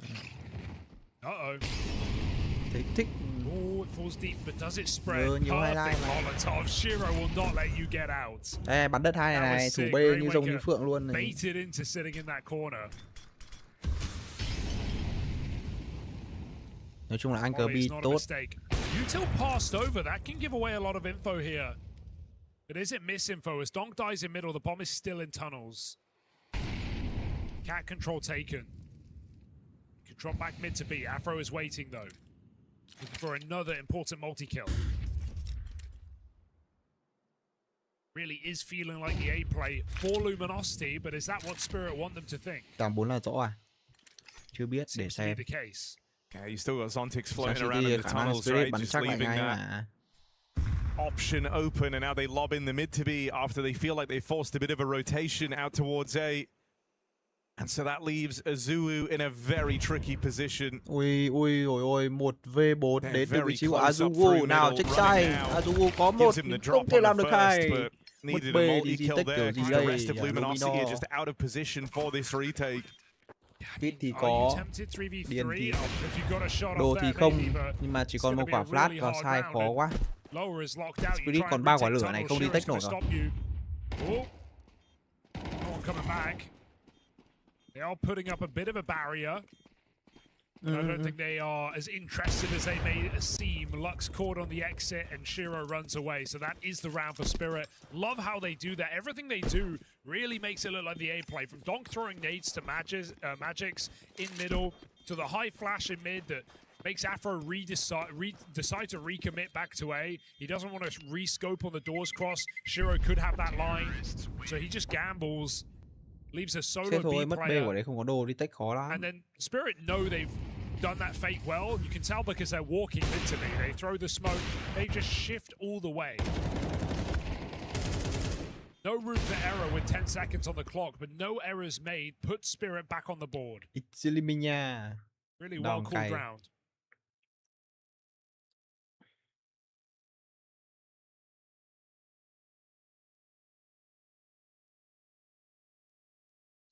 Luminosity time out rồi. I think it's kind of interesting when you look at this Luminosity squad. They've kind of tried to make Inferno one of their go-tos. Obviously, they were never going to get it in this series. We know that Spirit don't play and don't like that map. So you were never going to get to bring it out. But this is the first Dust 2 that they played in an official with this lineup. And I feel like you're seeing a bigger degree of kind of comfortability from the other four. When you think about Lux and his time in Legacy, Inferno was also their go-to map, right? So it feels like he's trying to bring that to this multi-team. Nãy tôi cũng bảo là phải design cho tớ như cái áo ba lỗ mặc mà. Hoặc là áo một bên cộc, một bên ba lỗ, một bên cộc, một bên and so maybe this could, shape a bit of the direction going forward. Oh no. Especially if they're able to make it a more competitive affair.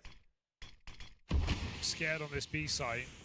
Zontix has already crossed, and he just knows that is too easy for Zontix. Afro's ahead of the smoke. At least that nade gives some more utility for B, but Spirit are also outside of long. They had no intention of going for the B hit.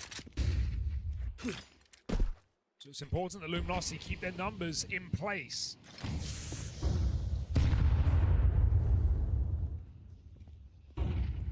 Okay, let's brawl. Flash through. They try and play it forward. Lắc ném quả nét vỡ người bị mát luôn. Đinh. Nào, lắc không đổi được thì là tai hại này. Ui ôi, 20 máu thể còn 10 máu. Azuu kind of offered up on a platter here, ready to get split on from long and short. This A site has crumbled. I mean, you see the lack of synergy there. I don't know what happened. Lux naded his teammate. Like, he naded the smoke as BMAS is calling, I'm going through, flash me. The flash was good, but the nade lands on top of him.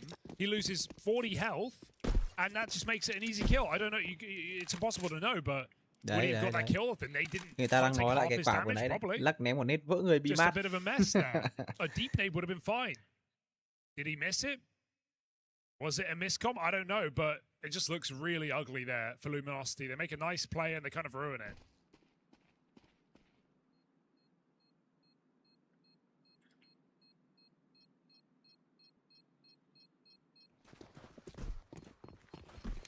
No, Rainwaker. You might be fine, actually. Cheeky. Oh, he thought about it. He I almost don't want to take the shot, right? He sees him going the wrong way, and he's more than content to hold on to the AWP. Định bắt. Nice. Thôi, giữ khẩu ốp đi. City map này có khẩu ốp I mean, it gets a little bit handy to them with some opening moves, but at least Luminosity want to make plays. I don't know. Zontic just seemed like he knew a player was there. Okay. Quả nến. It almost looks purposeful to break the smoke, but his teammate's already inside it, so... Quả nết đấy hình như là định ném đập tường để cho nó bay xuống cái hốc dưới, nhưng mà đấy, mà nó bay vào cái cửa sổ thì nó ở trong cửa sổ. Everybody is here. That nade nearly finished the job. One more of those. Look how much util Spirit have. And I mean, you see these smokes like that in mid. Bây giờ có quả lửa vào cái afro cháy luôn. There's the Molly afro really clinging on for dear life at this point. Này rồi, Zone tích.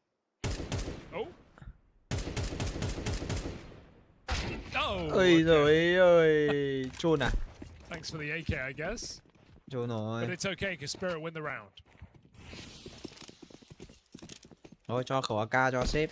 Yeah, you know, I brought up the kind of map thing because earlier you were talking about how this is going to have to be like a meshing of the minds for Luminosity, how the 4 players from Monty will have their ideas of how to play, Lux is going to have his own. And like from what we've seen from the first few outings with Inferno being this kind of new go-to, it feels like Lux is kind of leaning into his comforts. And from talking to the guys on the media day, it feels like they're trying to get behind him and put that faith in their new captain. But I don't think you can overlook, you know, the comfortability of the other 4 on this squad. You hope that that's something Lux is going to try and bring to the table the longer this project has. Cái đội lia cam của Giải ngon nhỉ. Đội lia cam trông chất vãi. Certainly does not look like they're scared of their opponent. Như phim. Have your guns.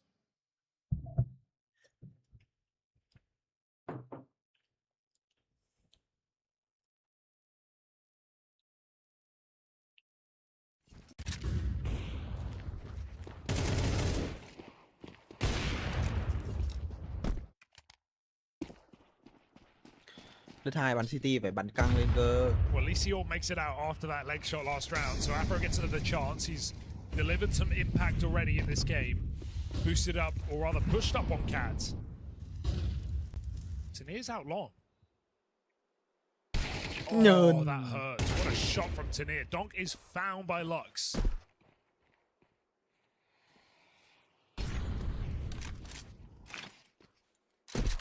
It never feels nice to lose the long player early like that, but I mean, kind of the best remedy you could hope for is having this short control. And so Luminosity have at least been able to take this map control back. Leaving it in a 4-on-4, keeping the pressure on out towards mid. Just letting Spirit know, look, if you come A, if you take and do anything with this long space, we're ready, we're in position. There's even aggression on the other end of the map. The tunnel's taken away, short controlled. Considering Luminosity started this round 4v5, these are good positions. I mean, they're so scared of Zontic's Rainwaker's not even pushing T-Spawn. Magics will get caught down lower. Azuu, easy kill for him. 45 seconds here for Spirit to go somewhere, but long feels like the only option, and that would be into the Afro Orb. Zontic's going to try and fight his way back into lower, but Azuu is having none of it. 2 kills, bomb dropped, and Lux re-aggresses for a third, so a beautiful round building here for Luminosity as Spirit just gets stuck in the middle. Shiro shooting ghosts. Shiro bắn vào cái xác của Dong ạ, cay thật. And just a save here, or at least an attempt at it.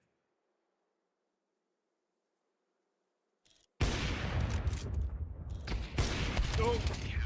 At least it's before time. Plenty of money for Spirit, but rounds building now for Luminosity.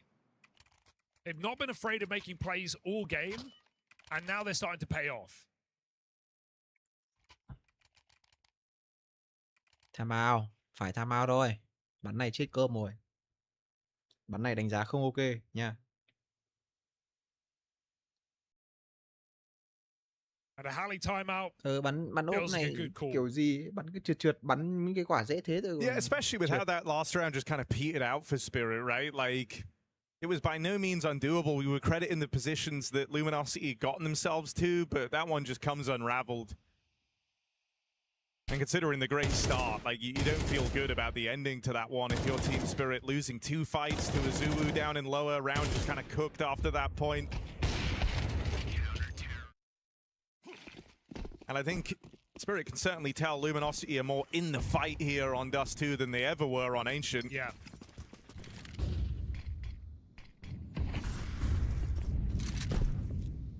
Do genuinely hope this feels like a bit of a wake-up call for Luminosity, though, that like they still have these good Monty maps in their repertoire. And Lux seems to be fitting in well, man. He likes the kind of punchy plays out towards short, being involved. He's a captain who does like to put up numbers.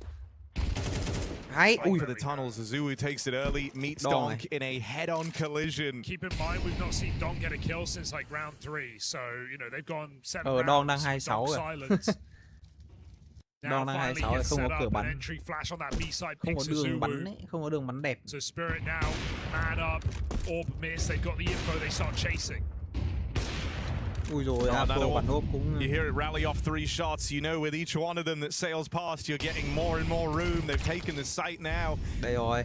They Thắng catch rồi. Lux on an Thằng attempt nào at phát a là fast thằng. flank at Luminosity. You've got to be thinking about the save here. You've lost short. Bombs planted for it. Stuck to the extremities in a 3v5. You are out of there. Oh, danger. But Afro catches Shiro unawares. Got a new mag in this orb.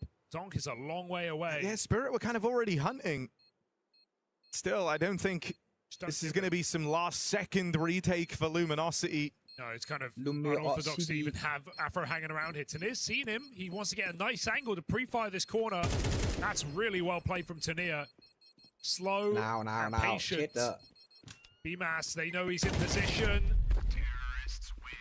And I think he's got a nice shot at the end. Donk did find him after the clock, so it's still an exit found for Spirit. Only 1 gun actually saved.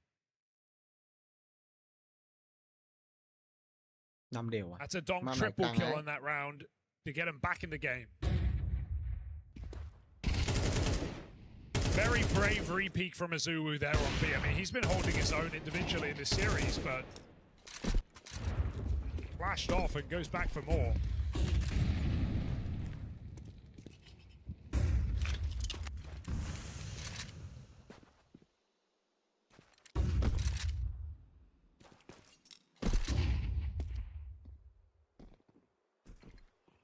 I mean, this is crunch time now for Luminosity if they want to be in a position to split the difference on this half, give themselves a fighting chance because they are staring elimination dead in the face now. It all hinges on winning this rifle round.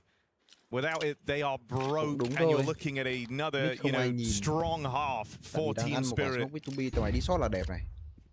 Long họ sẽ phải bắn sâu, bây giờ giết ở Ram là khả năng cao là mất A luôn. Luminosity Spirit have full short control. Zontix has cleared out the tunnels and lower, and they're grouping for this A hit. Phải bắn nhanh này, lộ này phải nhanh này. Don't have Zontix waiting back in upper as a reserve to leave that back door open. This is the A play. Everyone here, it's just an all-in brawl for the A bomb site. The white smoke, but they're going to go through it shortly. Spirit are all up here. They drop back mid to B. Might change your mind, right? And how you drop a player down into CT as well. Mid to B, nhưng mà đây rồi Magic có mạng của Lux. Smoke nhưng mà Afro vẫn có mạng Magic trước khi đâu cả cục biến ta. Trời ơi, Azuu kìa, thấy nào double kill đến chỉ có Azuu. 3v2. Tình huống hiện tại thì có khả năng là Spirit vẫn thắng. He'll hold on to this space. Tanir's just trying to buy as much time as he can. Doesn't go down for free. Catches Bemis. Now Donk comes back to lend a helping hand. Azulu head spotted. Donk closes in. Can't get it. It's left to Tanir. And Azulu cleans up with a massive round. One shy of the ace. He's given Luminosity a fighting chance at a competitive half. And Donk had the drop. He saw his head come over there on just a little lip. And Donk moves in for the kill. It's Azulu who catches headshots. Quả đấy là bị bắn phát vào tường anh em ạ. Kind of like what Spirit did there, to be honest. It still put them in a winnable position. Maybe it should have been a better position as those B players get very involved. But Azulu goes massive here in this this retake, taking 4 players and keeping Luminosity well and truly in this map. They are going tit for tat with Team Spirit on Dust 2. I mean, you think about Azuwu, you think about the uptick in performance he had heading into the Cologne major, man. Like, he was putting up some, quite frankly, ghastly numbers on the run-up to that event, and I mean that in a bad way. Yeah. But then had this massive uptick, and you really wanted him to maintain that level, and it was, you know, Dust 2, one of these maps where you did just get these crazy games out of him. So very relieving to see him having a map like this in the Luminosity jersey. 11-7 with a massive 4K in that last round. Tôi vẫn chưa rõ là cái setup này đã định đi sai nào cho lắm. Khả năng là sẽ đi A trong thi đấu này.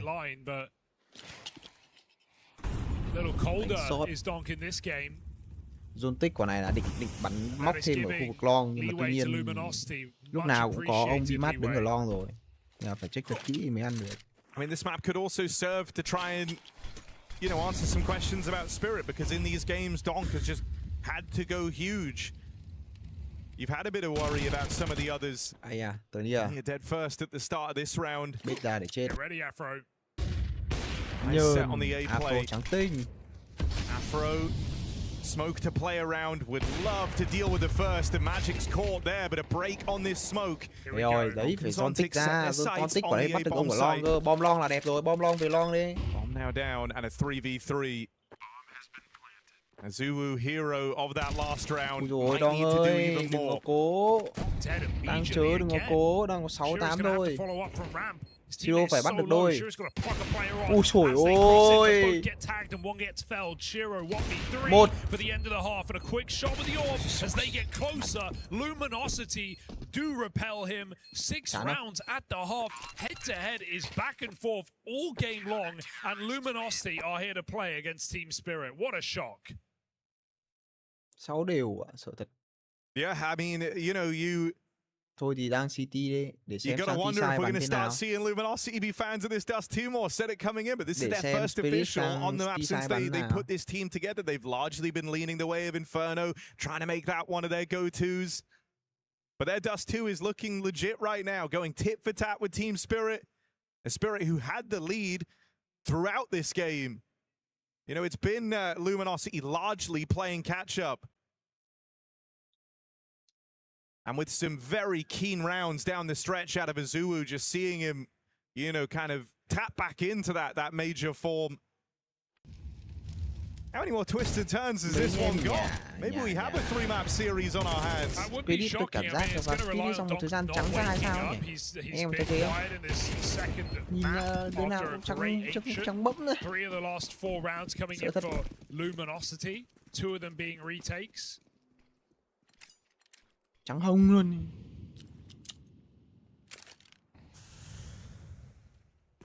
Is there more in store on this T side? Lux calls the shots. Straight down through the mid doors. Nhơn. Meet ground. Vô cửa ăn loang lục luôn mà. Oh, it's death by 1,000 cuts for Lux. And Donk's back. Triple kill on the Julie somehow. This guy makes him look like a sniper. Magic's felt good about that round 2. Hasn't really had to do a lot in this series thus far. 5 kills on the first map in what was a very comfortable win. But the right read here, break on the smoke, he did everything right. Yeah, it's nice just having your mid player on CT, just have all the util on a pistol, and just wherever the T's going, 8-6 cho Spirit luôn thì có gì nữa đúng không? Flash your teammates through short, block with smoke nade. B, high flash as well. Magic's just waiting for the play to come to him.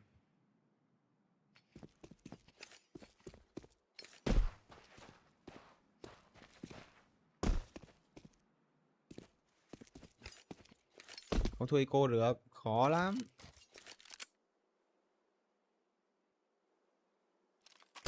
Năm khẩu Glock thua làm sao được. Team bạn vừa rồi có bắt được ai đâu, team bạn vừa rồi chết chay hết. Đòn ra farm kill ơi, họ bắn Glock tầm xa này sang 5 nhai. Been watching the cams very, very closely during this kind of eco timeout that Luminosity were doing. It looked like Azuu was doing a lot of the talking. Cần gì full quay? I mean, when you're having a great game, you got to feel for it, you got ideas. You want to be set up.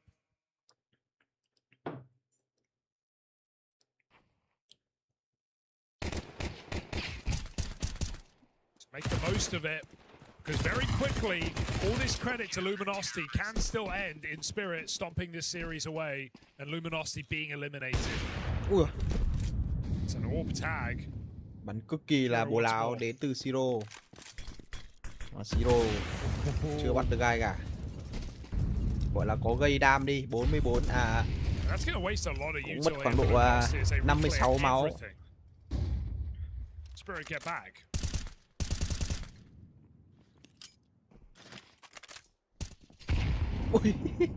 Well, that's just sad for Lux, isn't it? He got tagged by the orb, jump spotting middle, and it made it enough for that nade out of Donk just to finish the job. Đang chờ một lineup rất bài bản. Still looking to lean into a mid to be here at Luminosity.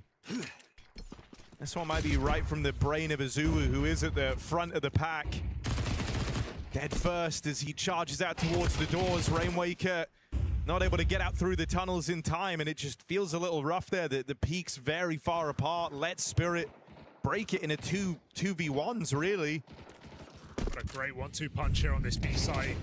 They even spot the third as well. After a nice kill, but Zontix will not let him get space in this site, and it is just scrapping in middle. The Spirit do their best work. 9-6. And I feel like every bit of credit for Luminosity might be forgotten very quickly if Spirit can win one more gun round and eliminate them here in Paris. Lại xoa mặt xoa mũi rồi. Vừa vui được cái map, vừa vui được cái first half xong.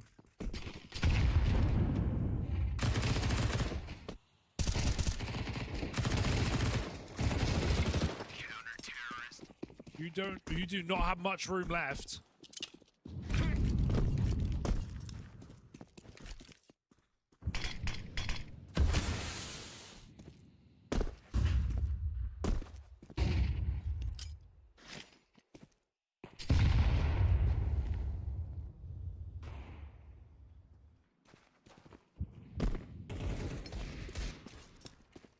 I mean, these rounds can sometimes break the tension a little bit. You're playing with pistols.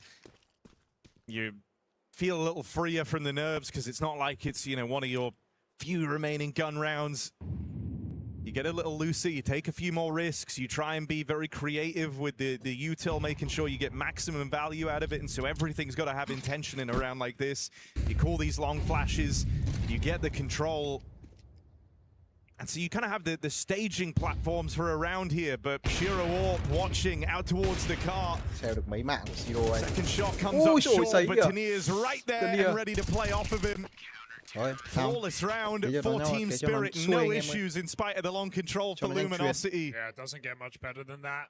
One gun round essentially decides this series outcome now. Luminosity have no wiggle room in this T side.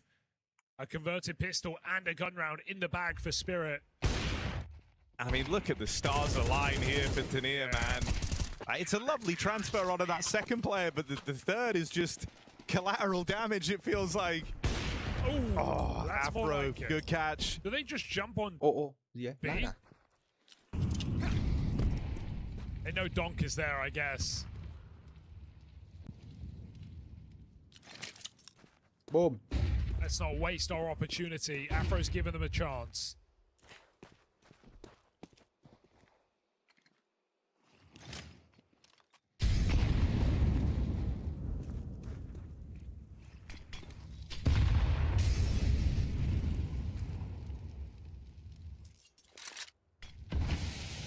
I think it's one of the issues with just feeling like you only have a couple of rifle rounds left. You don't really want to run the risk of overreacting to something like that. You try and play the round out. You had an idea, you had a game plan, so you take it slow. You know, if this was 10-8 and that's the first rifle round of the half, I think they do just charge it into B.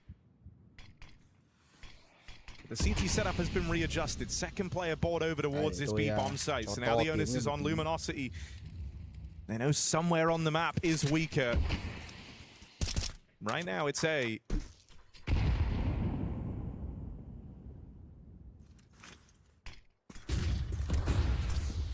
Gonna head out into this mid to B. Tania backstab, gets one. Rainwaker follows up. They still haven't seen Donk hiding out of the car, but they are going to clear him. Donk trận này bắn có vẻ lùi quá nhỉ? Just beelining for that position, had a very good idea as to where he would be. It's a bit ridiculous, but I do love the pathing for Rainwaker, just completely offsetting Donk's crosshair by going over the toolbox there. Tôi thấy mấy quả di chuyển hơi cá nhân một tí ấy. Shiro trying to get rid of these. Với cả là cũng kiểu bị hơi bị misinfo từ đội sao. Cũng có mấy quả bên T-side chết khá là. He's not getting another AWP now. Tự trả flash, tự ra, tự chết. Oh dear.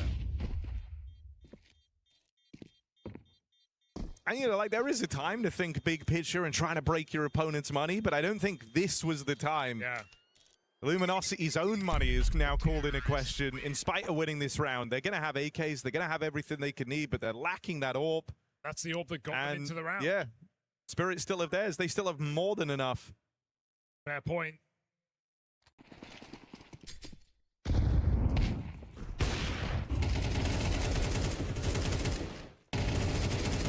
Nói chung là đấy, phần đấu tay. Thực ra thì bên T-side tôi thấy cũng thấy có chút bài, mấy quả cũng là bắn shot xong rồi là sửa để thăng bắt ra đây rồi, nhìn thấy từ Luminosity đẩy ra tự nhiên đốt cháy chịu bi mát. Luminosity do get through with a 4-on-3 intact. Don't want it now, wait for the smoke and then they can just flush them out together. Gonna go through this surely. Volley is good, Donk is trapped though, nowhere to run, nowhere to hide. Orb cannot provide the cover. Spam cho lắm vào. Spam cho lắm vào, trả flash là trắng. Ui, quả đấy mà Donk không trắng. Azua will with a Glock. Okay. What a mess. But Luminosity are still in this game.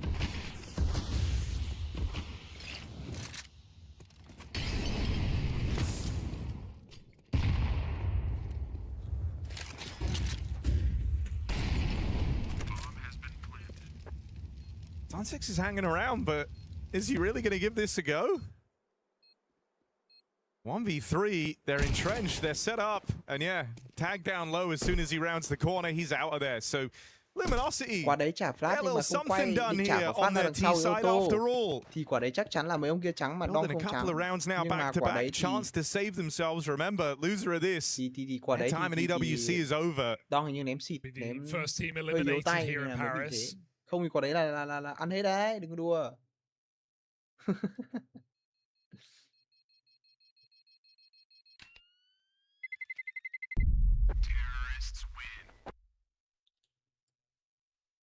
So Luminosity fighting on, back-to-back rounds.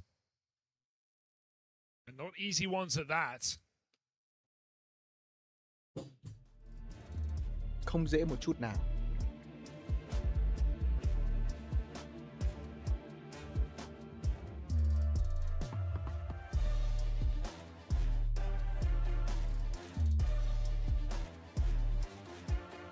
Đấy, công nhận Liacam Cinematic mà. Tôi nói rồi. Again with the timeout. Because once more, you can feel that kiểu họ có nguyên một cái dàn kia ấy, một cái dàn kia riêng để chuyên Liacam ấy, Liacam bằng cái kiểu họ có một quả bóng ở lia ấy. Họ lấy tay họ ghi quả bóng này, Cam nó chạy hay lắm. Đợi tôi xem rồi. Afro gets given the AWP. But it was like the Rick Grimes plot armor. Like eventually, they still got him. Spoilers. It was good enough for a damn long time. Rồi bắn bom nhanh đến từ Luminosity. Run it back. Mất IGL rồi. Bây giờ IGL nằm đi. Xem TV mà côn đi. 4v5. Thực ra Luminosity bắn sai không có bắn được đâu. Buck's got a game round doing his impression of the cái thuần là ra mid bắn nhau xong lại ra long flash bắn nhau chứ có gì đâu. Nãy giờ thấy có bài vở gì đâu. Hay rồi, bây giờ quyết định về B. Zontic's the only guy on patrol. He's not even sure about B side right now. They haven't made noise yet. Zontic peeks in, nice kill. Is he ready for more? Has a smoke to block, chooses to fight, but nades are out, and he's getting pushed up close. B-Mass gets that kill. B-side open for business, maybe the round as well. They're scrambling the rotates because they saw Luminosity still had a ways to go before they actually get in a B. So everyone will be here, and they're going to play ahead of this util. Molly splits up the push. Afro, he makes it a double. As it's rescue and recovery on this round for Luminosity. Tanir trying to fight this. Good for it. Afro saves the day with that 3K. Oh my God, that's why we want him on the AWP parry. That's why he can't be hunting with it. What an incredible round for Afro. That was going so wrong. Spirit made such a nice call to rotate quick. The nades are good. And even though, you know, it's ridiculous that Luminosity get trapped there, they can't go ahead of the smoke. They'll get picked off by Shiro's AWP. So it's understandable. Afro's patience pays off. Behind the Molotov, multiple kills. And this game is getting way too close for comfort now for Spirit. Panic mode ensuing with these long pops, and there might be more in store. Shiro hits a tag. He doesn't pay the price. Nhưng mà bây giờ Spirit bắn lục thì khả năng là so as far as Luminosity concerned, that is all that is in this round. That AWP, look at them speeding up to avoid it. Ui rồi ăn quả lửa thế khang đét.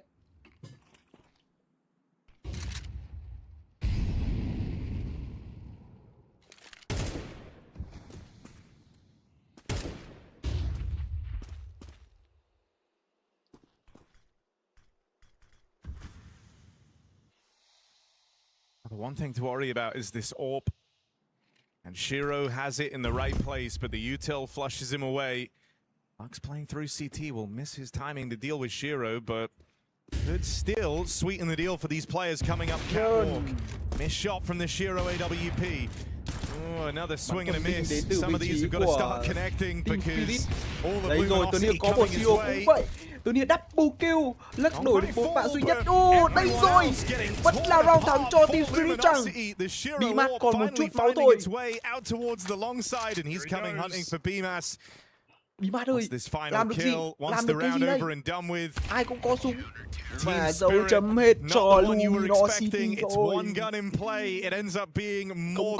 don't know how he misses 4 shots and then still comes out with a 3K. That's phenomenal for Shiro. It's a bit unorthodox, but pistols all over the bomb site. And Luminosity still run into that AWP. They don't avoid it like originally intended. And dude, that's just such a gut punch of a round, isn't it? You're building back into this game. You're feeling like actually you can tie this up. You could beat Spirit on Dust 2. Take this series the distance. Stay at EWC, but just that little bit longer. Give yourselves the chance. And the round that's meant to be the easiest of all, you know, the one that you've kind of been playing for, the freebie in a sense, is the one that you give away, and you run right into the one gun and the pistols, and that ends up being enough. And let's remember, they knew that AWP was on long, right? So they knew exactly what they were doing going into it. 13 chỉ luôn không xuất số khả năng lên chốt. Ấy, tôi đi bắn này. Because now, your own money's all messed up, and this late in the game, that could be a disaster. If you don't win here with this cobbled together buy, it's over. You're down to này mà thua pistols. thì GG. Round này mà thua thì GG luôn. Wasn't given a kill on the cross, so nothing given here to Luminosity. They've got to play it with less. Rainwaker on a pistol.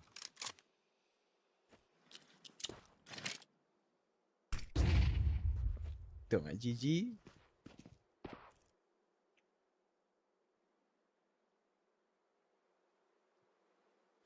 Magic's waiting. Luminosity allowed to play default, and I kind of like this call here for Spirit, giving everything up and just playing a really standard round now. Magic's even got a mid to B smoke, or B mid smoke from A. Has more util in store, and Luminosity just want to go for a full set piece. Thôi, Tony bắn 14S cũng được. Execute on catwalk, lurk smoke on B, keep Stonk and Zontix in position as they set up this hit. Timing broken by that molly. Smoke as well. 40 seconds, boys. You're in trouble. Vào cho sớm đi, vào cho sớm đi. Đúng rồi, đâm shot cũng được, nhưng mà đó là Siro. Magic đã nằm mất rồi. Bây giờ thì Don, đúng rồi, trả lửa đã trả ra.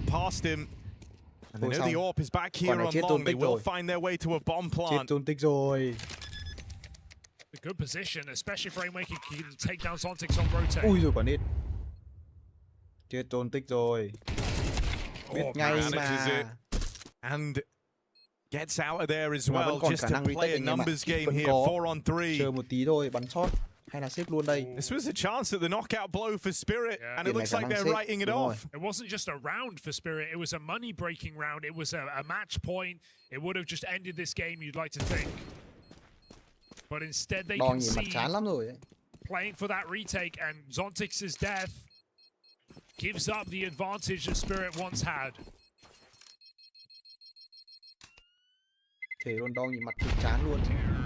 I mean, great call to come through that smoke there. That's a high-risk call from Luminosity. They get full blocked at short. They could have had to bail into a mid to B, but they just decide, we're in position, we've got to go. And you know, this map has not done a lot to subside any of the worries for Team Spirit. Like, you're telling me that if Donk just plays like an average game, then they're at like a similar level to the brand new Luminosity. Cay. Đấy, biết ngay Zontix của đấy cay mà. That's not a good sign. Lửa đấy mà biết. Của đấy lửa biết có ông ở mid cái là bắn khác ngay. Round này thua là khó này, round này thua là khó này. Thua xong rồi mà tích nằm rồi. Ôi rồi ôi, oh my god, từ điên. Đổ được nhá, đẹp rồi. And even now he's positive, but he had a string of slow rounds in that first half. He's been mostly avoided on the B site in this map. And sure, that's cost Luminosity, right? Running into the Shiro AWP and the Eco. They've seemingly made up for that now. Winning the round that could have knocked them out. Đòn mặt cứng nhỉ, cứng now như they're đá. meant to be. And this is where you wonder, can Donk just end this whole game? They're going to give him a chance. Oh, or are they? They thought about going out on this mid to B. And replenish this. Or is it just on the second volley? 4 players coming out, running right in to Donk. Been largely getting avoided. Right there in the position to find match point for Team Spirit. Crisis averted. Donk proves to be the remedy.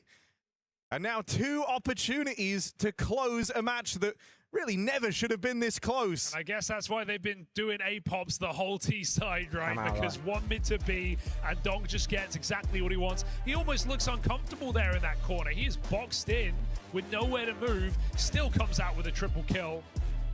Donk just shuts out Luminosity from that hit and leaves them with very little in what could be their final round here in Paris. Đi là khả năng cao rồi anh em, xem là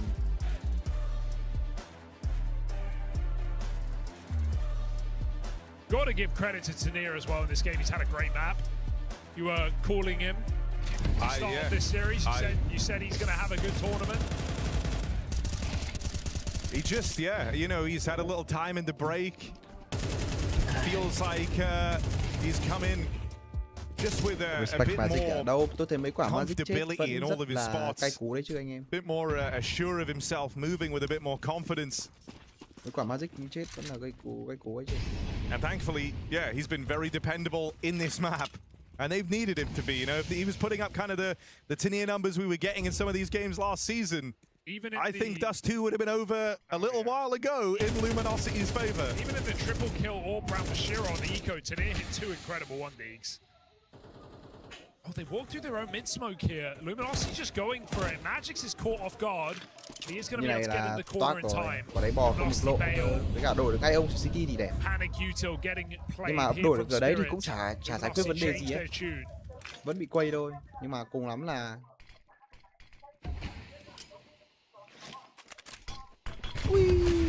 ăn ngay một quả ôi thôi. Magic có mảng quả dù bộ. Siro, ui Siro bắn ốp kìa. Ôi ôi Siro.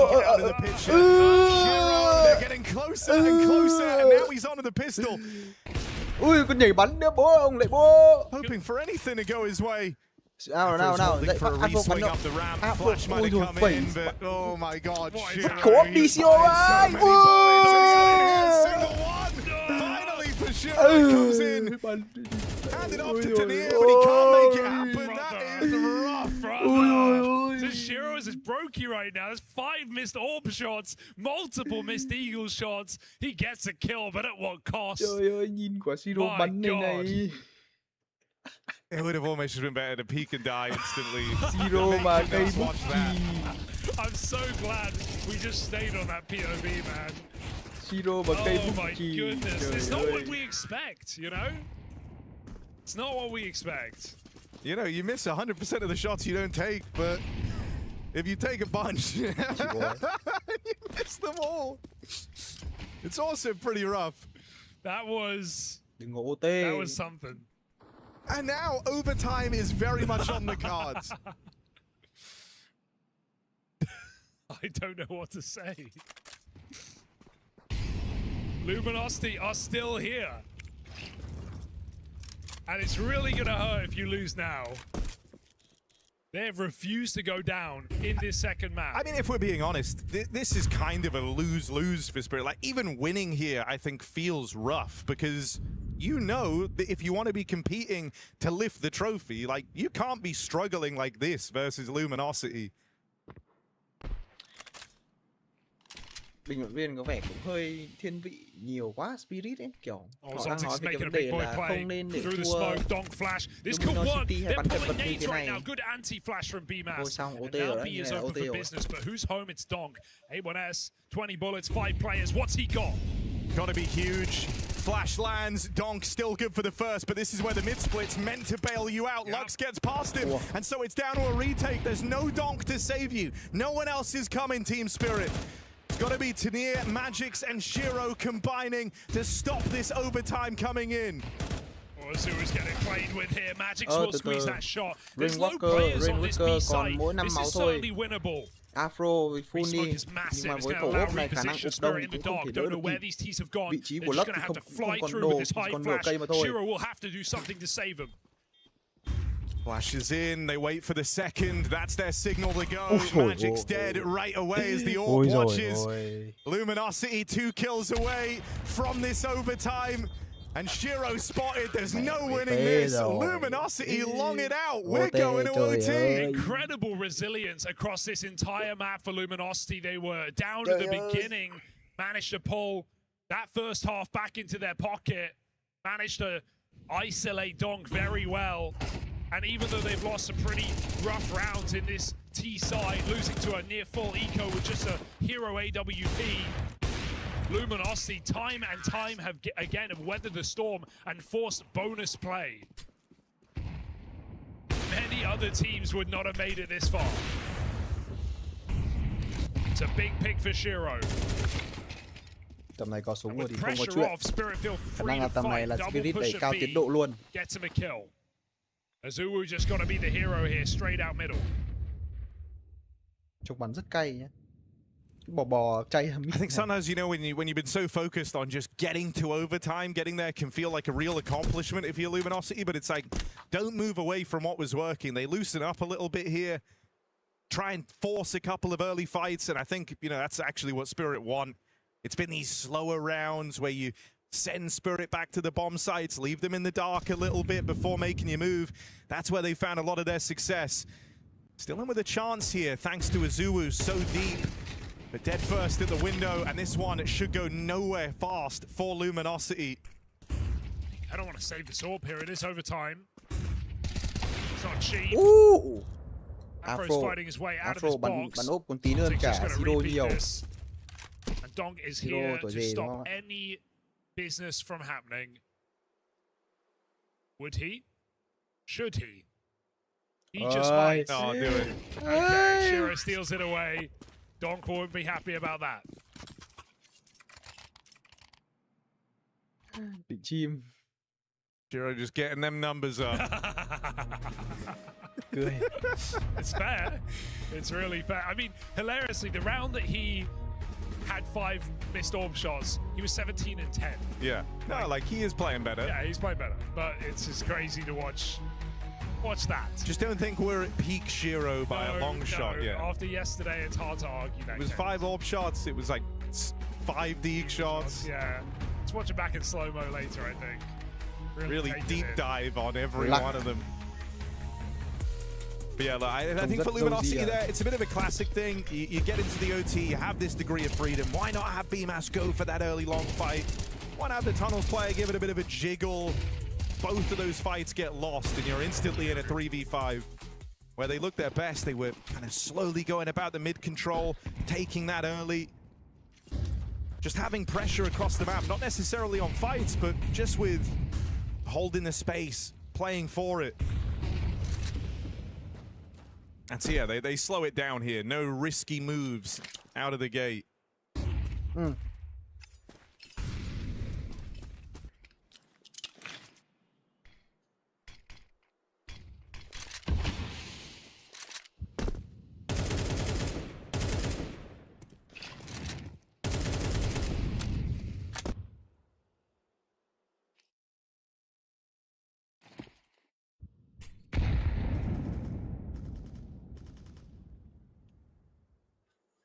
Bắn chậm lại rồi.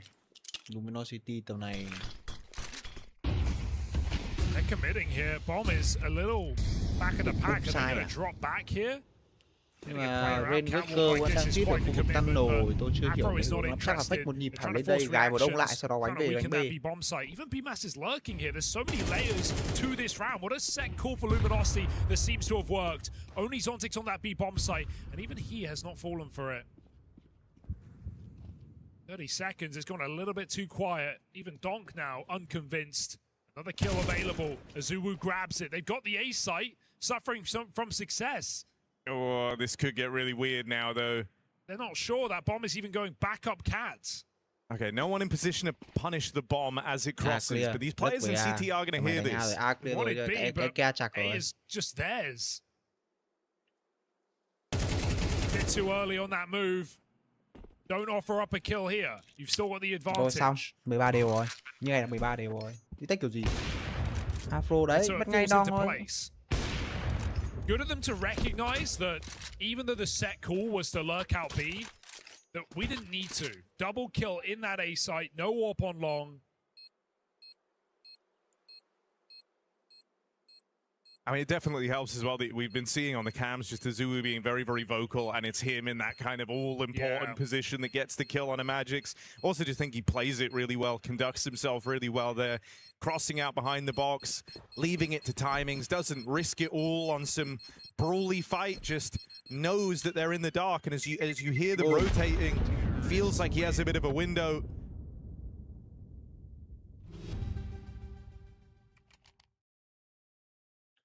And so can Luminosity really win out on this half? That's kind of the big question right now. Tit for tat with Team Spirit to get things going.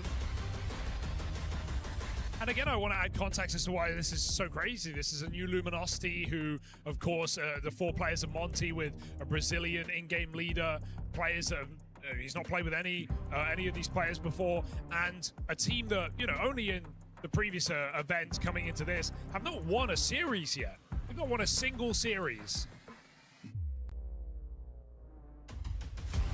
Yeah, not only that, you know, it's Lux moving into this this Luminosity squad, guy who hadn't played in months, right? Being on the legacy bench. I mean, it was mid-season. It's quite a return to form, but the job is far from done. Bây giờ đâu có bắn úp rồi, đâu có bắn úp rồi. I mean, you know, we say for kind of new teams, you're looking to learn at your first couple of outings, see what your strengths and weaknesses are, what you need to improve. I'm hoping for Luminosity, this has got them rethinking maybe their go-to, because Dust 2 looking very sharp. And you imagine that comes, you know, largely from that Monty core who had good success on the map at the major. Just that previous round as well shows they've been in the lab. You know, that was a really specific set play, every position important, no one overplaying their lurks. So they've definitely been working. Tầm này có vẻ bí bài rồi. Time to see if it's going to pay off. Nhưng mà bên Lumino nhiều đồ quá. B2B rồi, B rồi. Bắn này đổi được một khả năng đi à? Đổi được một thôi chứ còn chả nhiều đâu. They're all coming in here. Might just be a guaranteed trade. Unless Rainmaker goes early. Ui, thằng mình đẹp, chả có thuốc đẹp mà. Smoke at the right time. That was about to be. Và Luminor phải vào muộn rồi. So Smoke keeps him up in this B hit. It's still coming though, smoke or not, they blow it open, they play right through into this Don KWP, only good for the first. Zontic's also low, you're begging him to get away with one, but BMAS won't let it happen. He's smiling as he makes that play work. Trời ơi, trời ơi. And now Luminosity are rubbing their hands together, the promise of a winning half in overtime right in front of them.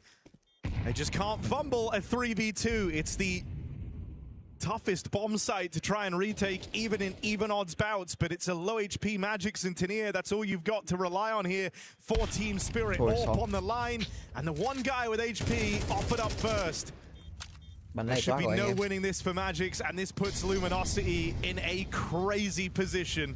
Chance to make this elimination series a 3-mapper after all. They are just 2 rounds away from that reality. Just unreal resilience in this game, right? They got absolutely banged out of Ancient. That was their pick in the series. It was not a competition. It was Spirit showing up. It was Donk winning multiple 1v3 clutches. Some ridiculous rounds in there, but here on Dust 2, it's been slow, but it has indeed been steady for Luminosity. Time and time again, digging deep when they have to. Love that pathing for Azuwu, jumping over the box again, as one of his teammates did earlier to find Donk on car. Zontic's gone. So Spirit have to take a flawless T-side here. They want to win here and now. I mean, it's not impossible. These were neck and neck halves, right? Ít nhất là phải thắng round này thì nó mới có hốt được. Còn không OT nữa thì lại càng khó. Khoảng cách giữa hai round thì cũng không còn có tâm lý nào để mà bắn. Kiểu gì cũng đẩy sang map 3 đâu. Does that pressure get to you, or does it kind of light a bit of a fire under you to make this flawless half happen? It's easy does it off the rip. They don't have the same freedom Luminosity did at the beginning of these OTs, just to throw in a bit of a pace change round. They take it low and slow in this first rifle. Get that short control. Mid-corridor smokes in, leaving Tanier to put on pressure. And it's drawn eyeballs away, but Lux coming through that smoke is rewarded for the confidence of that push. Now they know. High set on the A play. A man down, Spirit wounded. Căn bản là mấy round liền Siro bắn ốp như dở ơi ấy, chả thua. Cái round to như thế, Siro bắn gì đấy thì mới thua cái map này đấy chứ. Out of Rainmaker, and it now arrives, playing it forward. Donk is dead. Magic's boxed into a corner, and Zontix is a long way away. Dude, 10 seconds left. Phải bắt đi vào mà bom đi. Bom hay. Magix just gets the kill. They need this one now. BMAS. Zontic ơi. One more second. And the round is won by Luminosity. The whole time. On that point, Hugo. The whole time I'm watching Zontix on the minimap, he is outside long doors. He is in T-spawn, holding the push while the orb has been seen at the cross. He never plays long. He resets at 20 seconds to come back up catwalk. He is not a part of that round. He is not there in time. He is the reason Spirit lose that map point. Unreal. So late. Too late. And Spirit, map point against them. À, bắn thế bao giờ không? Tụi mày vào B sớm đi à ngon này. Vào luôn đi. Vào đi. Ủa đấy. Trời ơi. Zuu's making a play. He's got the orb cover for lower. Position is netted Luminosity a kill back in regulation, and Azuwu plays up ahead of everything. He just wants to throw chaos into this round. Donk spotted lower. Jiggle finds him. Zuwu still unknown. Magix as he swings into middle. Absolutely no idea he can be there. 5v4 as Spirit go rush B. I mean, look, there's nobody home for the side of Luminosity. Rainmaker paints them up with a bit of damage, but not enough to stop this B here, so it will come down to a retake. Luminosity going to try and play through maybe before that bomb gets planted. Azuwu was hoping to make a move. Donk denies it. Is victory just out of Luminosity's grasp for now? 3v4, money for the next, regardless. You can give this a look in, you can more than justify it. Boost up. BMAS goes looking. Orb sees that boost, knows they're ready to come through the window. Leaving this one down to the wire as both players come through this door smoke. Hold up. Shiro with the first. Him and Donk just trading contact. Spirit come searching for double overtime. It's the right answer for Spirit, that's for sure. They see Azuu top mid. They just jump on that B hit. They have the players in tunnels. It's definitely the right move. Donk spots the boost on Cat as well. They know B's weak. Needed more done on this cross from Rainwaker.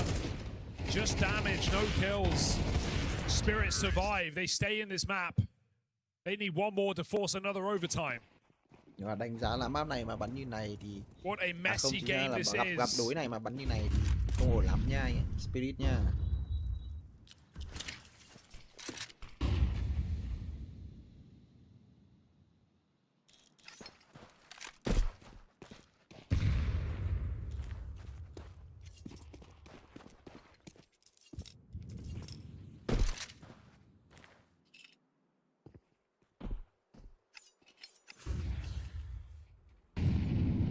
Tense.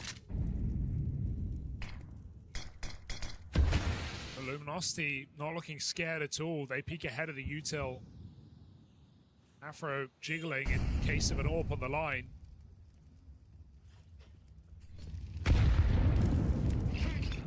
Magic's throwing everything he can to get this cat control and mid to be pressure. It feels like an A play. As the crisscross smokes come out in middle, Azuu pushes ahead, and my God, he again is in a strong position. Azuu's whole style is kind of just this fearless brand, isn't it? Quả Like này willing chết to play rồi, close một to quả the flash trắng slopes đây in rồi, this Magic round, có mà though, cuốn could lắm. get left out of the Bom picture Thaya đã last hỏng in. rồi. Azuu Vào tries to đặt play bom là forward, đẹp. fast Bom flank, đẹp về hoping to be shot, the shot đẹp đi solution, anh but em ơi. Spirit ready for it, Chúng ta sẽ drop có a molly OT. into their backline. They will have a bomb plant here. They're a man up again in a post plant. Spirit hoping they can just weather the storm on this one into another OT. Right, they've got one control, but he's still got to get past rifles here, and Shiro's AWP on Catwalk holds the flank. There's not many routes of attack here for Luminosity to make a very difficult 4v5 work, but they've got nothing to lose in trying. Swing out for BMAS, doesn't find a thing, and Azuu dead. The scales still tipping in Spirit's favor. Clean finish in that final round of the first overtime. And with that, they've given themselves another chance to make this a 2-0. Yeah, I mean, you know, it's not easy to take down Spirit, even though Luminosity have certainly had chances. They've certainly been close. We just keep running it back. Spirit refused to go down.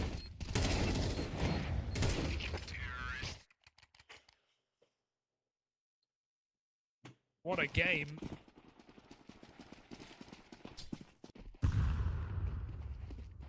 Last thing I expected today.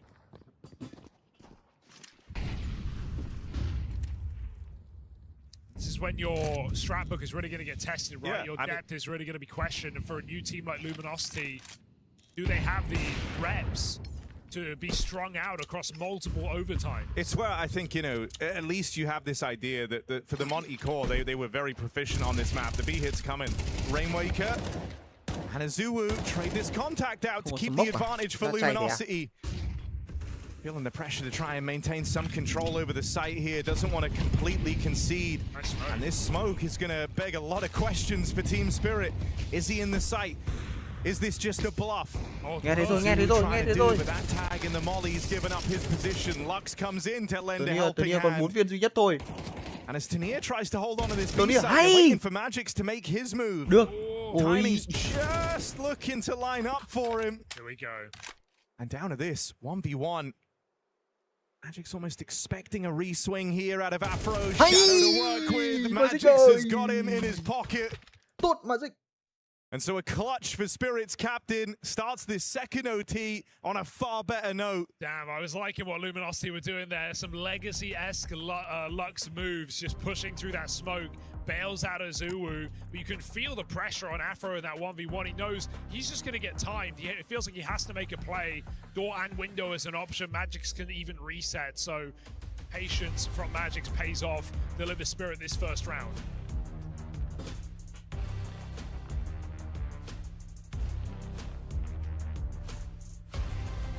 Donk talking a lot. Yeah, Donk has been chatting a lot in this one. Donk phải nói nhiều là đúng rồi. Mày Donk sợ rồi. You know, like, because there's still a world where Spirit recover from these weird set of opening games, but I see Donk getting kind of pumped up on this attempt at the recovery, because for me this was, oh, hold on a second. Are we going quick? It feels like it. Shiro had the spawn with the AWP, but a block in, I think that's going to take the momentum out. Bị mát có Tobit rồi, thôi xong rồi, info có rồi. Sẽ có người back BB. That's not the angle you were ready for. BMAS just eats a bullet from Magic. And they instantly go running straight through this B site. Rainmaker had just left it. So B conceded, a man down. And with already losing the first, you actually do start to give some considerations to money here if you're Luminosity. It's not a bottomless pit. You can't just keep buying. You would have some limitations. Feels like a curious rotation from Rainmaker, right? There was a kill top mid. Not sure why that would pull you off of the B site. Maybe really fearful of long. Magic was throwing utility to fake it, but Luminosity got full baited in this round and really should consider a save if they lose the next kill. That's it. 2 frags back, but a team kill from the nade. They're committing to it, but it's going nowhere. And nowhere fast. Afro dead to the swing of Dog. And that is 2 rounds in a row for Team Spirit.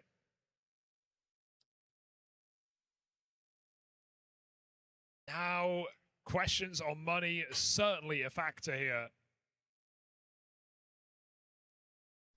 But actually, drops are plenty. Afro's just got no Kevlar. But they can make it work.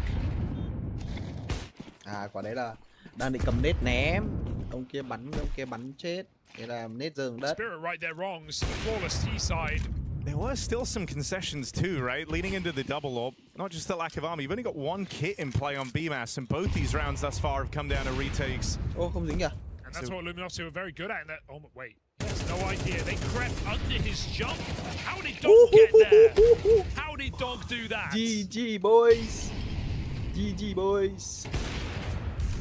It's almost like he knew he hit the target. Yeah, now it's double orbs in a retake kitless 2v5. So looking like a flawless half out of Team Spirit. And you know, I think this is kind of the bitter pill to swallow for Luminosity. You're going to get maybe 1 or 2 chances to close a game like this one. Spirit aren't going to keep giving them to you. And they had 2 map points back in the last overtime on this very half. But not anymore. That is Spirit with 3 chances to finish this series and to eliminate Luminosity, as they always should have. Luminosity have put up a hell of a fight in this game. But this one does feel like a bridge too far. Yeah, you know, I think you're both happy with what we've got out of Luminosity. The idea that their Dust 2 hasn't looked to drop off since the major. But for Spirit, a weird one where, you know, now they're just a round away from the victory, but it's a victory it feels like they always should have. This is one of the favorites to, you know, go on a deep run to win the event. As you say, that the top-ranked VRS team heading into EWC versus a team that hit their highest ceiling at the major, went the kind of furthest they ever have, and have now swapped IGL and organization. Đây rồi, Siro bắn xịt ốp hơn rồi đây này. Donk đâm thẳng ra vị trí của Donk. Một mạng nữa cho Donk. Only good for 1. How many more twists and turns do we get as this is now a anxious 2v2. Tournament life on the line for Luminosity. And they need 3 straight rounds, starting with this one. Nade comes in. Doesn't do much. Zontic's gonna get his, low on health, still good for it. And now just keeping pressure on BMAS, and there it is, Team Spirit. After a very labored fight on Dust 2, able to secure the victory and put an end to Luminosity's time at EWC. Yeah, it's bittersweet for Luminosity, right? They still show a really great fight in this second map. Too slow to start on the series. They hold it down against Spirit on Dust 2. Some great moments from Azuwu and Afro. But across the board, Spirit do take the 2-0. They do survive by the skin of their teeth and look to go on to still get out of this group. Yeah, and finally, there comes some resolve from the side of Spirit. Yeah, we got into the OT territory. It had to be a little bit of a reset in the economy department across the entirety. But yeah, Spirit get it done here, eliminating Luminosity, staying alive rather, is what I should probably say in some regards. There were some evident holes here. Yeah, not necessarily a very convincing fashion from Team Spirit. I feel like they lost grab of the game in that second half, and then you gotta give credit to Luminosity for still believing, for still being able to fight back, pushing it into overtime. Peter, I know overtime looked like it was rather convincing than against Team Spirit, but there were a couple of rounds that were close, and it was not with no reason that you could feel and imagine that Luminosity probably believed that there was a chance to push it to a third map. I don't know how I feel about it though, to be completely honest. It doesn't sound right to say that there's no winners of this game, but in essence, I think Luminosity, to some degree, are the winners. I think they pushed Spirit here in Dust 2 way more than you could have anticipated. Looked a bit more calm, a bit more composed, showed a bit of that level we saw from the old Monty core. Whereas for Team Spirit, this is not giving me any sort of confidence that they are much better off than they were yesterday. No, it's not as impressive as we probably would have wanted to see from Spirit, and I think we can. Then again, a 2-0 win, right? Yeah, but it's a 2-0 win, right? It's tough. They do bounce back from yesterday, but it's like if they would have met like just a slightly better team here, it probably would have gone to a third map if the scoreline was like this. And I also think that we all remember how strong Spirit started at the major. They looked so solid, and now it looks a little bit more shaky, despite them also making grand finals over at Bounty. But I mean, like, a win is a win in the end, right? I think we got what we wanted from Luminosity. We asked for them to at least show that they can play at a higher level than what they did on Ancient. And I think they did manage to prove that. And I think it was a clear picture of two very different approaches to the given maps. Where on Ancient it was very hesitant, and it was about not really making the right decisions. They were being very scared.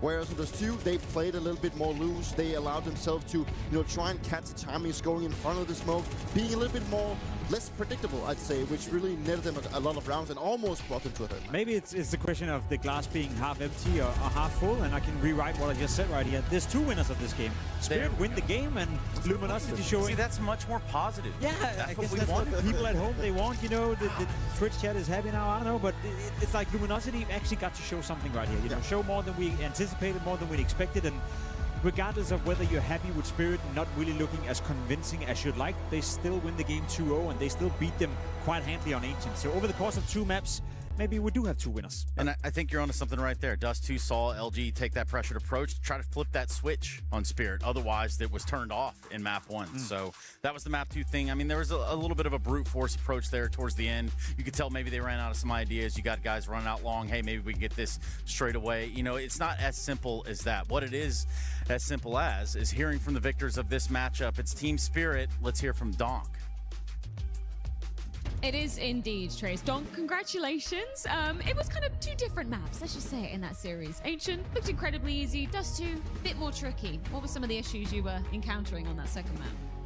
I think probably we were too passive at the city side, and we weren't punish them for their mistakes and the moves they were doing, and I think it was just the main problem. Why the map was so close. They were doing what they can. We let them do whatever they want, and it's always a problem.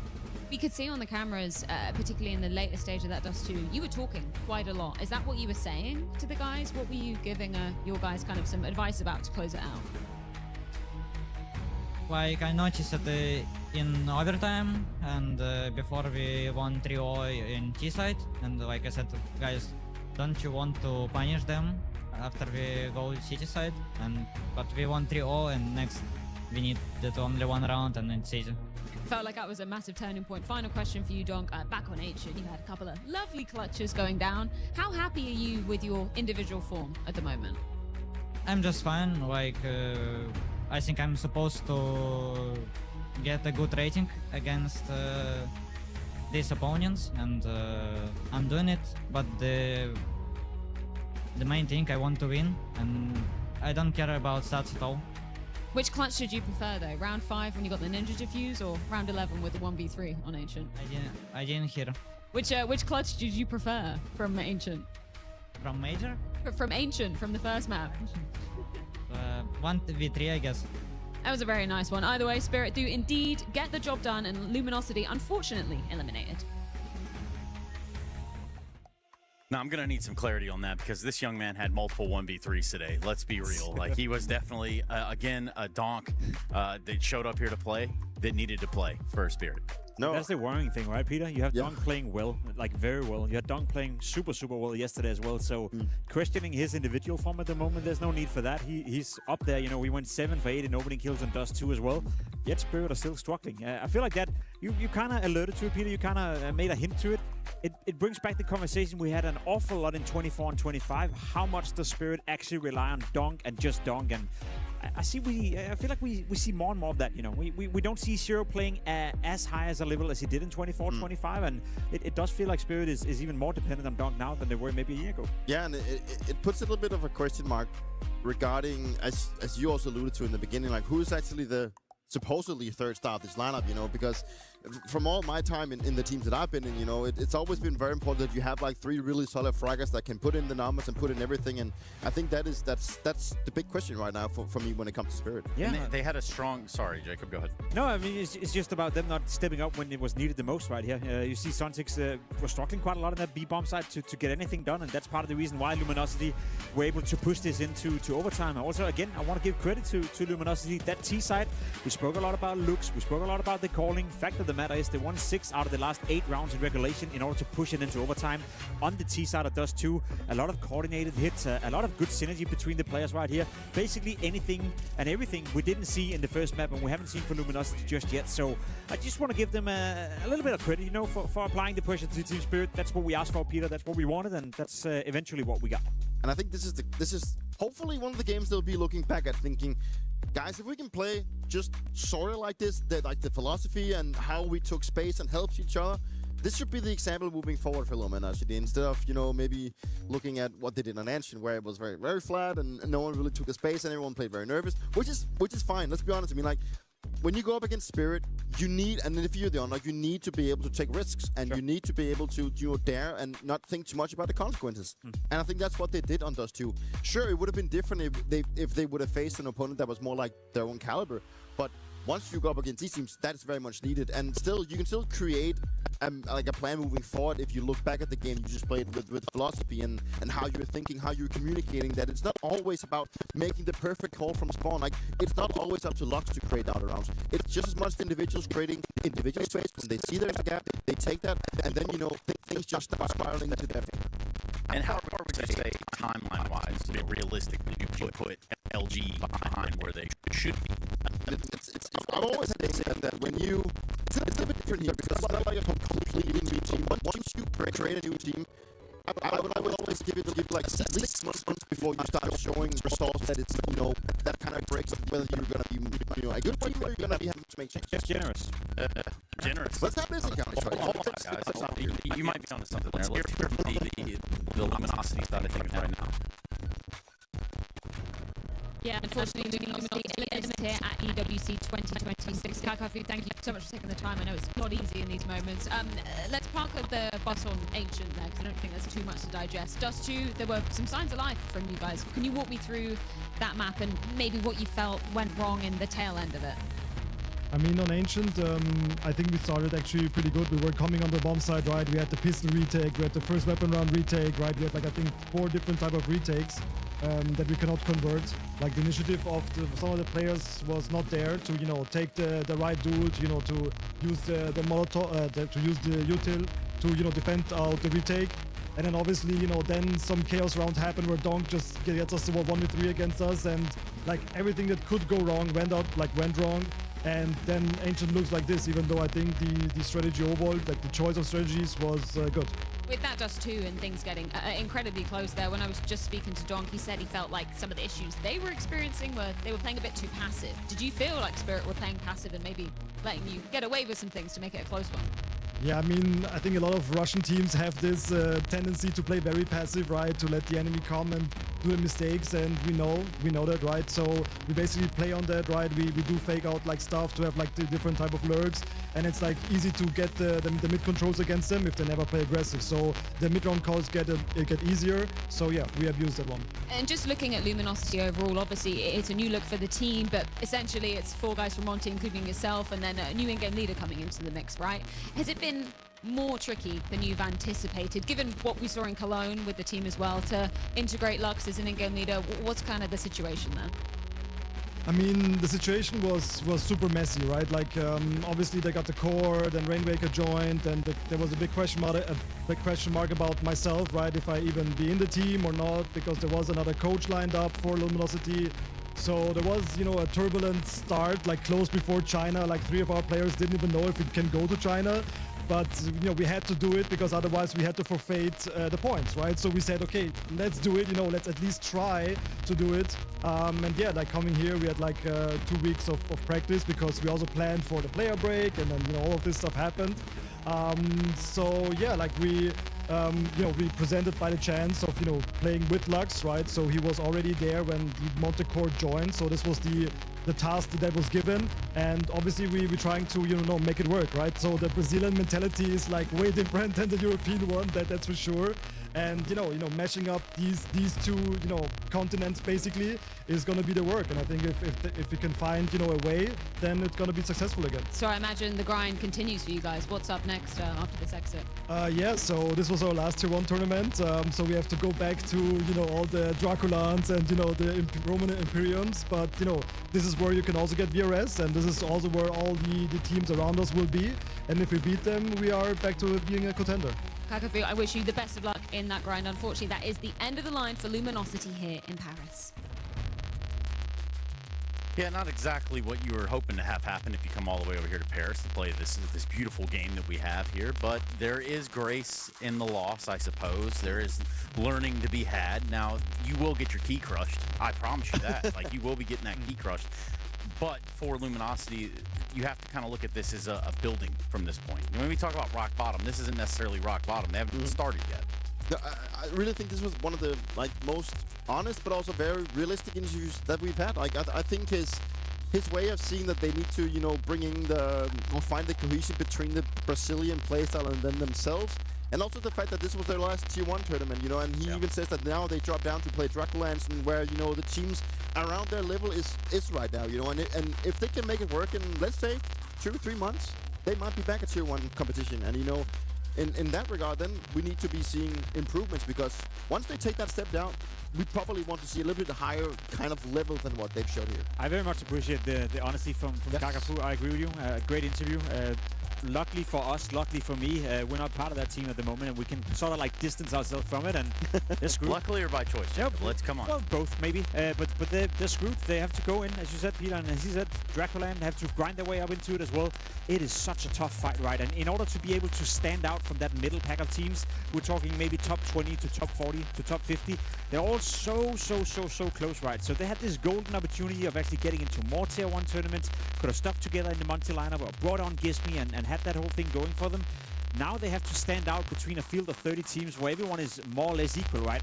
I'll be honest with Luminosity, it's not that they don't have a chance of coming back into Tier 1, Tier 2 Counter-Strike, but it's going to be super tough. So it's just a very unfortunate scenario. You think back 2 months, they were in Monty, they were, you know, in Stage 2 of the Major, arguably one of the big surprises of the Major as well. And now we look at Luminosity and I'm like, you're screwed. Like, you're done for. It's going to be so tough to get back where you were just 2 months ago. So best of luck with the fight. They're going to need it, and it's going to be, as I said, very tough to stand out between all those teams. Yeah, screwed is a big word in my opinion. I mean, like, at least they're there. I mean, like, they don't have to start from square one. And we're back to the participation. Yeah, cool. I get it. I understand. It's good to be here, okay? Yeah, but truth be told, if you're a Luminosity player, if you're looking at this Luminosity project, you're trying to follow up, or you have that idea that, hey, this is a Luminosity that won majors in the past, like many moons ago, and yeah, you give me the eye there, but truthfully, that was a long time ago now. It is a long time ago. And so if you're trying to build into a namesake for a legacy there within your team itself, it's going to be a while. And with these puzzle pieces that they have, I don't know. I mean, they've shown, as you said, Peter, they've shown they can do it before. It's not that, as I said, they're not without a chance. It's just it's such a tough competition between the top 20 to top 50 that in order to stand out as the one team or the two teams who's going to take that leap, you know, they've done it once. That means that surely they can do it again, but it's not easy. You look at NIP right now, you know, they've been fighting to do that on a budget that I would assume is 3 times as high as Monty or Luminosity or whatever they're putting into this squad now. It's just not an easy task to stand out between so many teams. We got an easy task for you, Jacob. Oh, what is that? Are you ready? Yes. Are you ready? I'm so ready. Are we going to talk about group? No? Okay, never mind. Like with this guy, why is it always like this? We're talking about Group A. Oh, okay. Well, Group A then. Not my favorite group, but fair enough. You know, we're progressing. We see Team Spirit progress from the lower bracket as we'd expect. You know, we also saw Gamer Legion on the side manhandling GG How. It looked like there was only one team on the server, at least on the first map. I know it was a little bit close on the second, but credit to Gamer Legion and credit to Flammers for coming in and basically picking up where PR left himself. It's still a very interesting team and interesting to follow Gamer Legion, I feel. You know, I think it's so good to see Flammers back in that squad. You know, I think with what Gamer Legion showed that made that you know, it out of nowhere they just look very flat. And I think bringing in someone that they lose PR first of all, but then bringing in Flammers, you know, I think he just loves playing Counter-Strike and he loves to be back at his level. That he's gonna bring so much joy to the team. He's a vibe kind of guy. He's such a vibe guy. He's such a vibe, and he's good on top of that. Yeah, he's good on top of that as well. And I think Gamer Legion is one of those teams who need a bit of vibing within them. So I think it's a great fit, and so far so good. You know, qualifying for the playoff without losing a single game, a single map for that matter as well. It's not too bad. Yeah. That's Group A. We'd go through them all, but we don't necessarily even need to, gentlemen. I think Group C, D, something? We'll get there, man. Relax. You'll get the D eventually. I promise you that. So, yeah, over on the B stream, we had GG How and Gamer Legion. We were just kind of touching on that a little bit there. With Dust 2, Mirage, 13-3, 13-8. Just making sure we hit all the points. As you know, Jacob, there's a lot of Counter-Strike going on here, and no one really asked you in the first place. So, let's go ahead and go to a break on the back of that. I think it's a pretty good stopping point. We've got Aurora setting up over here to play M80. Their backs are against the wall, IRL and in the server, because it is elimination day here at the Esports World Cup. We'll be right back after this. Goodbye, M80. Shh.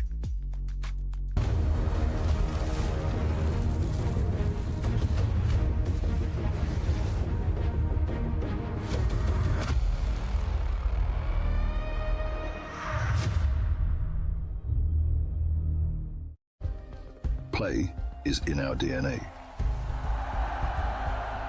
Whenever we let it out, it becomes our superpower. Now imagine an entire city being built to supercharge it. Kadir City, powered by play.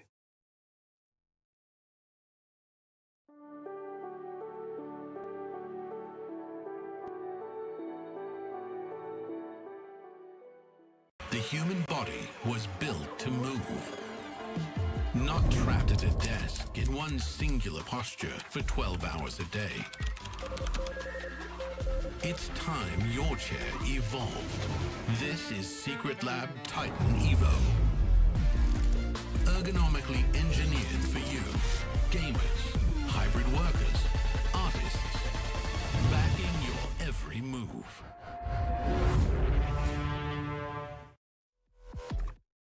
Starts coming in. Heavy God has got to be spot on because he's very alone.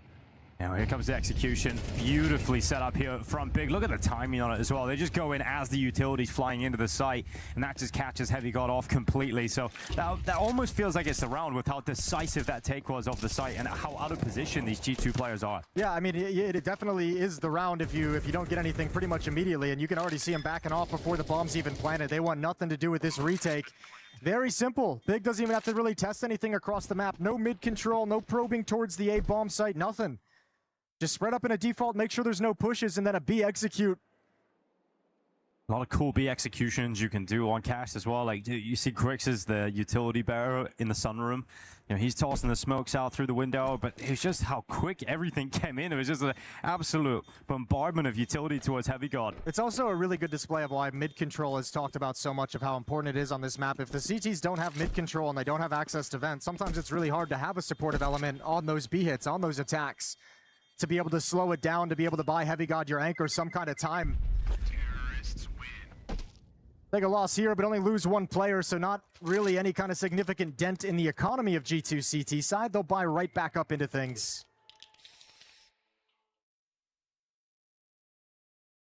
It's just with there is sort of a positive to the round being won that decisively is the fact that you can just keep your money solid on the CT side. A double op setup. Let's see that come out straight away here. Heavy Guard, we know, is capable on it. Well, it makes me think that I'm curious where Wrinkle's going to go with his AWP, because he started at the B bomb site a couple times, but if Heavy Guard's going to have the op as the B anchor, you imagine that's going to be his position. So that's going to free Wrinkle up if he has a spawn. He does have a pretty decent spawn, it seems. Where's Heavy Guard spawn at? Towards the back. Yeah, it's not, because you can, if you're the B player, you can do a quick, if you have a good spawn, you can just drop and try and peek into B main, but having the further back spawn, definitely not looking like that's going to be likely. But I think it's also maybe a read of how slow Big is playing these rounds too, where it's like, if you're not going to be fast paced, if you're not going to be streaming over the boost in middle, if you're not going to be rushing B or A, let's get an op set up for your slow defaults as you move around the map. And if we can get them a deep aggressive angle, you might just walk right into it. So some easy kills perhaps on the card for G2.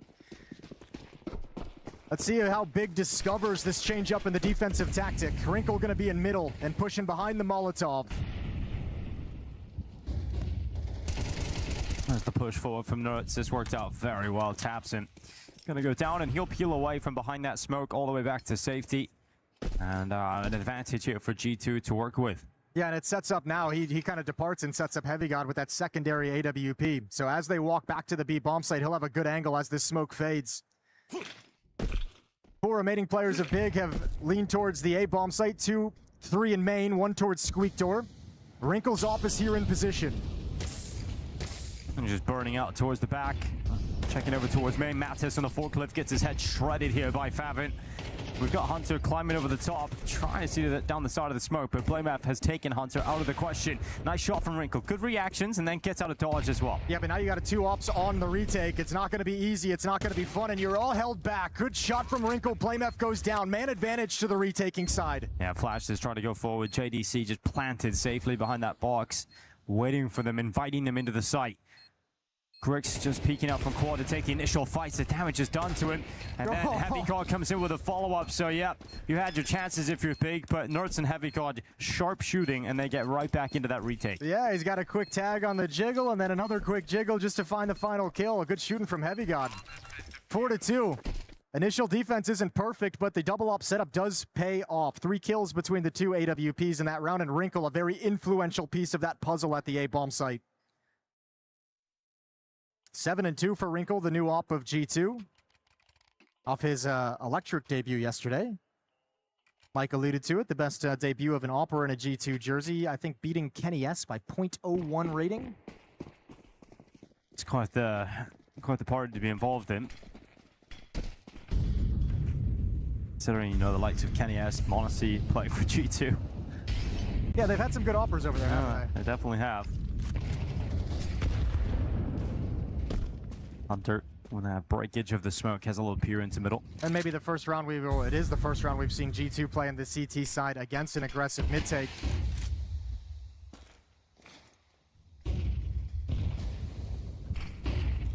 Flashes up, Heavy God just tucks himself against the wall and scaling. Okay, yep, taps and gets away with the spam. Heavy God going to be frustrated about that, but more pressure now on Nerds to try and make something happen here for the defense.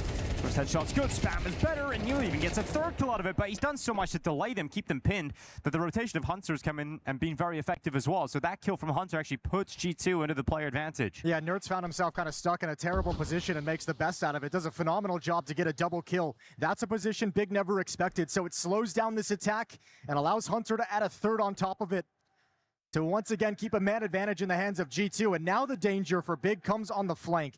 They have no ability to fall back, no reverse boost into the vents. They're stuck here.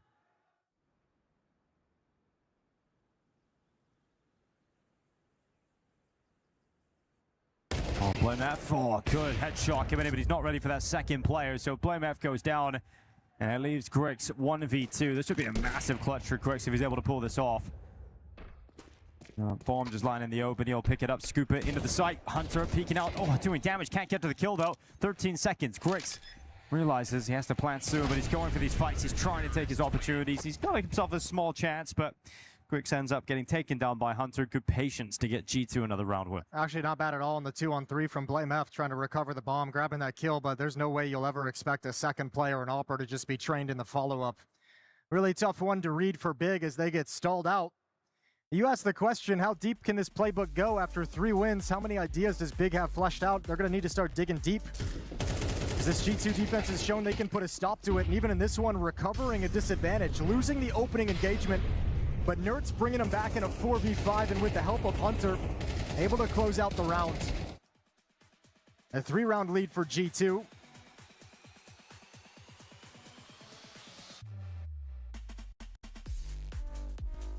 And everything playing out fine. I mean, some of the questions we would have had about this team, and some of the questions certainly through the offseason, Nert's not meeting up to those kind of rookie numbers and the level of play we expect out of him early on in his career. Wrinkle, the head-scratching pickup of the offer for Sun Pies. Both those guys are doing good for you right now. Wrinkle 8-2, Nert's 9-3. The G2's got to be very pleased with how this is playing out, how the players are performing inside the server at the moment.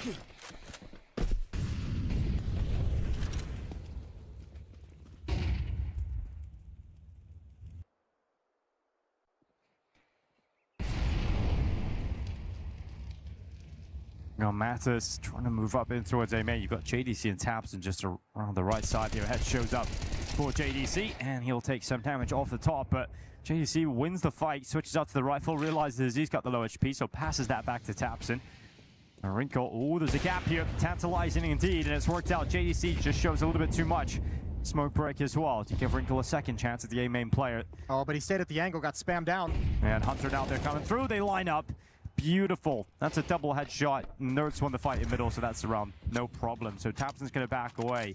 And, you know, it's just crazy to see how dominant this is from G2. We know Big are going to have a decent CT side, but the problem is, are they going to have enough rounds to even play a CT side? I like seeing Mattis get, I like seeing him get a little bit of aggressive there in that kind of a round. I feel like one of the rounds we saw G2 look a little bit flat on the CT side is when they played it too passive with no information. And I think against a low buy here, they're like, okay, well, you didn't rush. There's nothing fast. Let's get some information. Let's start to understand where they are. So Mattis gets killed in that aggressive push, but then everyone knows exactly what's coming, and Hunter can slide over and be in that perfect position.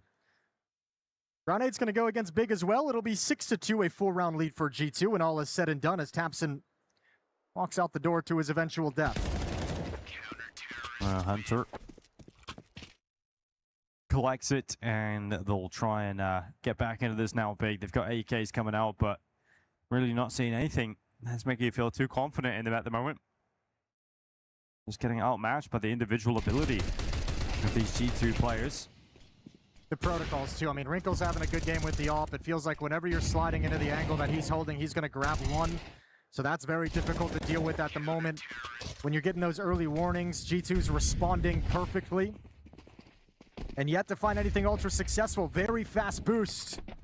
Up over the top. JDC out in middle, but it looks like they want to pinch this A-bomb site. Wrinkle's not watching this. He's got to be really careful. They're about to turn the corner, and Nerds can't stop it. Flash forward in towards main. Hunter running forward. Good headshot on towards Griggs. There's now Wrinkle who waits. Checking down towards Highway. You've got JDC has already pushed up a little bit closer than he might anticipate, but Wrinkle, he knows has the right idea. He goes and he clears it. JDC dead. He's ready for the next fight, but Nerds has got that as he steps through the smoke. And now Favin's left trying to piece this one together. Good double headshot. Favin actually gives himself a shot at winning this. He's got a minute left on the clock.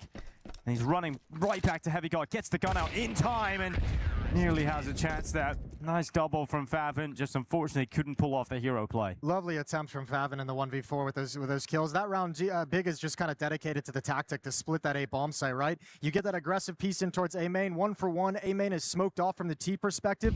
The player still comes through it because he just has to make that tactic work. He has to join up with his teammates coming up Highway, steps through it to his death against Hunter. And G2 is just checkmating Big each and every round now. They have just caught fire. Switching away from the double op setup now as well, so switching things on Big one more time.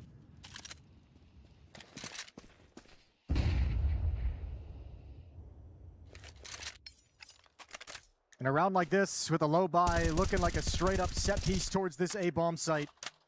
3 players at door, 1 in main, and here's the utility.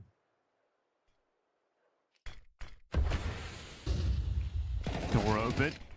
And shot for Favin. That's Mattis, who is dead, and Hunter doing what he can, but it's just the one because JDC already scaled up behind quad. It's just the speed of which Big burst out of that door that finally they catch G2 a little off. Yeah, Hunter Mattis not going to be happy with how they played that one. Not enough impact from the defenders, and now the retake. It feels very, very difficult, if not impossible. I think you still go for it with this money, and you've got utility. See if you can get a couple of these kills. If the nades can flush players out into the open and make things easier when you commit. Moving up, Heavy God's rifle ready to go. Nerds, who got a chance here? Oh, great reactions. Gets a lot of damage onto the second player as well. Now Heavy God spamming away. No way he controls it. It's now down to JDC. A 1v2 all of a sudden. Pressure's on. He hasn't got any cover, but he's handling it well. Heavy God dead, and JDC plays that one perfectly to secure a must-win round for Big. Yeah, Big needed a miracle there. What a big-time clutch up at the end of the day from JDC.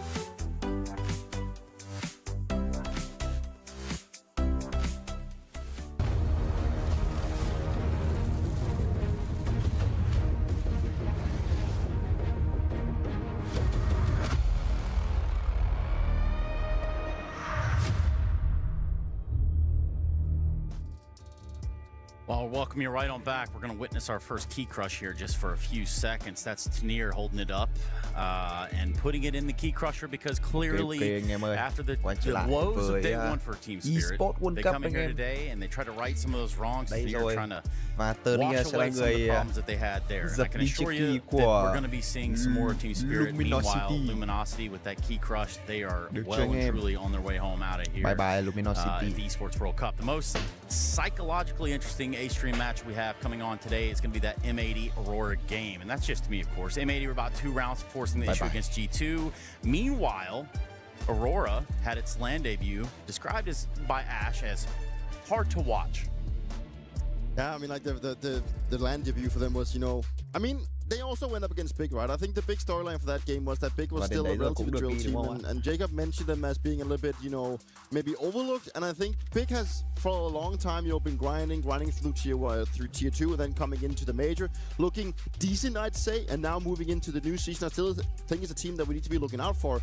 A team that has a lot of understanding of obviously how to approach it. And that was just a tough thing for Aurora when there's so many new things. When you look at a team that has now picked up a new language, there's new philosophies. Ash mentioned that it's like a clash of a lot of cultures that need to be fitting. So overall, it was a pretty tough task to start with. Yeah, it's a massive change for the entire organization, really moving into an international squad, for the Turkish core to now communicate in English, right? Kixen has been on the bench for a little bit, gets into that. Ash has been out of coaching for a season, so for him to get back into the swing of things with all these new players, new pieces, like it was always going to be the first couple of months of getting used to each other and figuring out, all right, how do we want to play, what's working, what's not working, you know, how many further changes do we perhaps need to make. You know, sometimes there's lineup changes that go on within the community here that people might not receive them as well. How do we think this Aurora move has been received across the big envelope of our community? A little bit of a mix, I guess. I'm still left in a position thinking that obviously there was reasons to that Faber wanted to step down. They couldn't really find like a Turkish coach, and they didn't want to have an international coach with 5 Turkish guys. And Major, even himself, came forward saying, hey, I've done this for a long time, maybe it's time for me to, you know, look somewhere else. So I think it's a bit of a mix, but I'm still curious to see in the long run if they can make it work. I think it can be better than the full Turkish squad they've had. But then again, right now, it's obviously not an improvement in my books. Yeah, in the short term, like, their results are going to take a hit, but always going international just opens you up to a lot more talent, right? And enables you to make changes. Like, Aurora wasn't a bad team with their full Turkish lineup, but they were not going to win big events, right? Like, they've hit their ceiling. And I think that was the issue, right? Like, they just changed, you know, it was Calix being changed, you know, you get different players, Del Jota, then Soulfly, like, that doesn't move the needle, that one change. And they couldn't make bigger changes because there's the talent isn't there, whether it's, you know, on the player side, on the coaching side. And you look at the caliber of players that they were able to bring. I mean, Kixan definitely got Falcons to a high level, right? Unfortunately, they couldn't win trophies with him either, but they played some good Counter-Strike. Jimmy, up until Sphinx joined in Mouse, you know, 2 years ago, like he was incredible in his sort of rookie year, right? And you're trying to sort of getting back on that level. And I think anyone outside of Aurora fans who wanted the team to remain fully Turkish should be happy, right? Like I think the team is better now. It has more upside, and obviously if you need to make another change down the line, again, going international, you have a lot more players to choose from. Yeah, we can keep that going. We can pull up also the Aurora versus Big scoreboard and what that kind of looked like statistically speaking.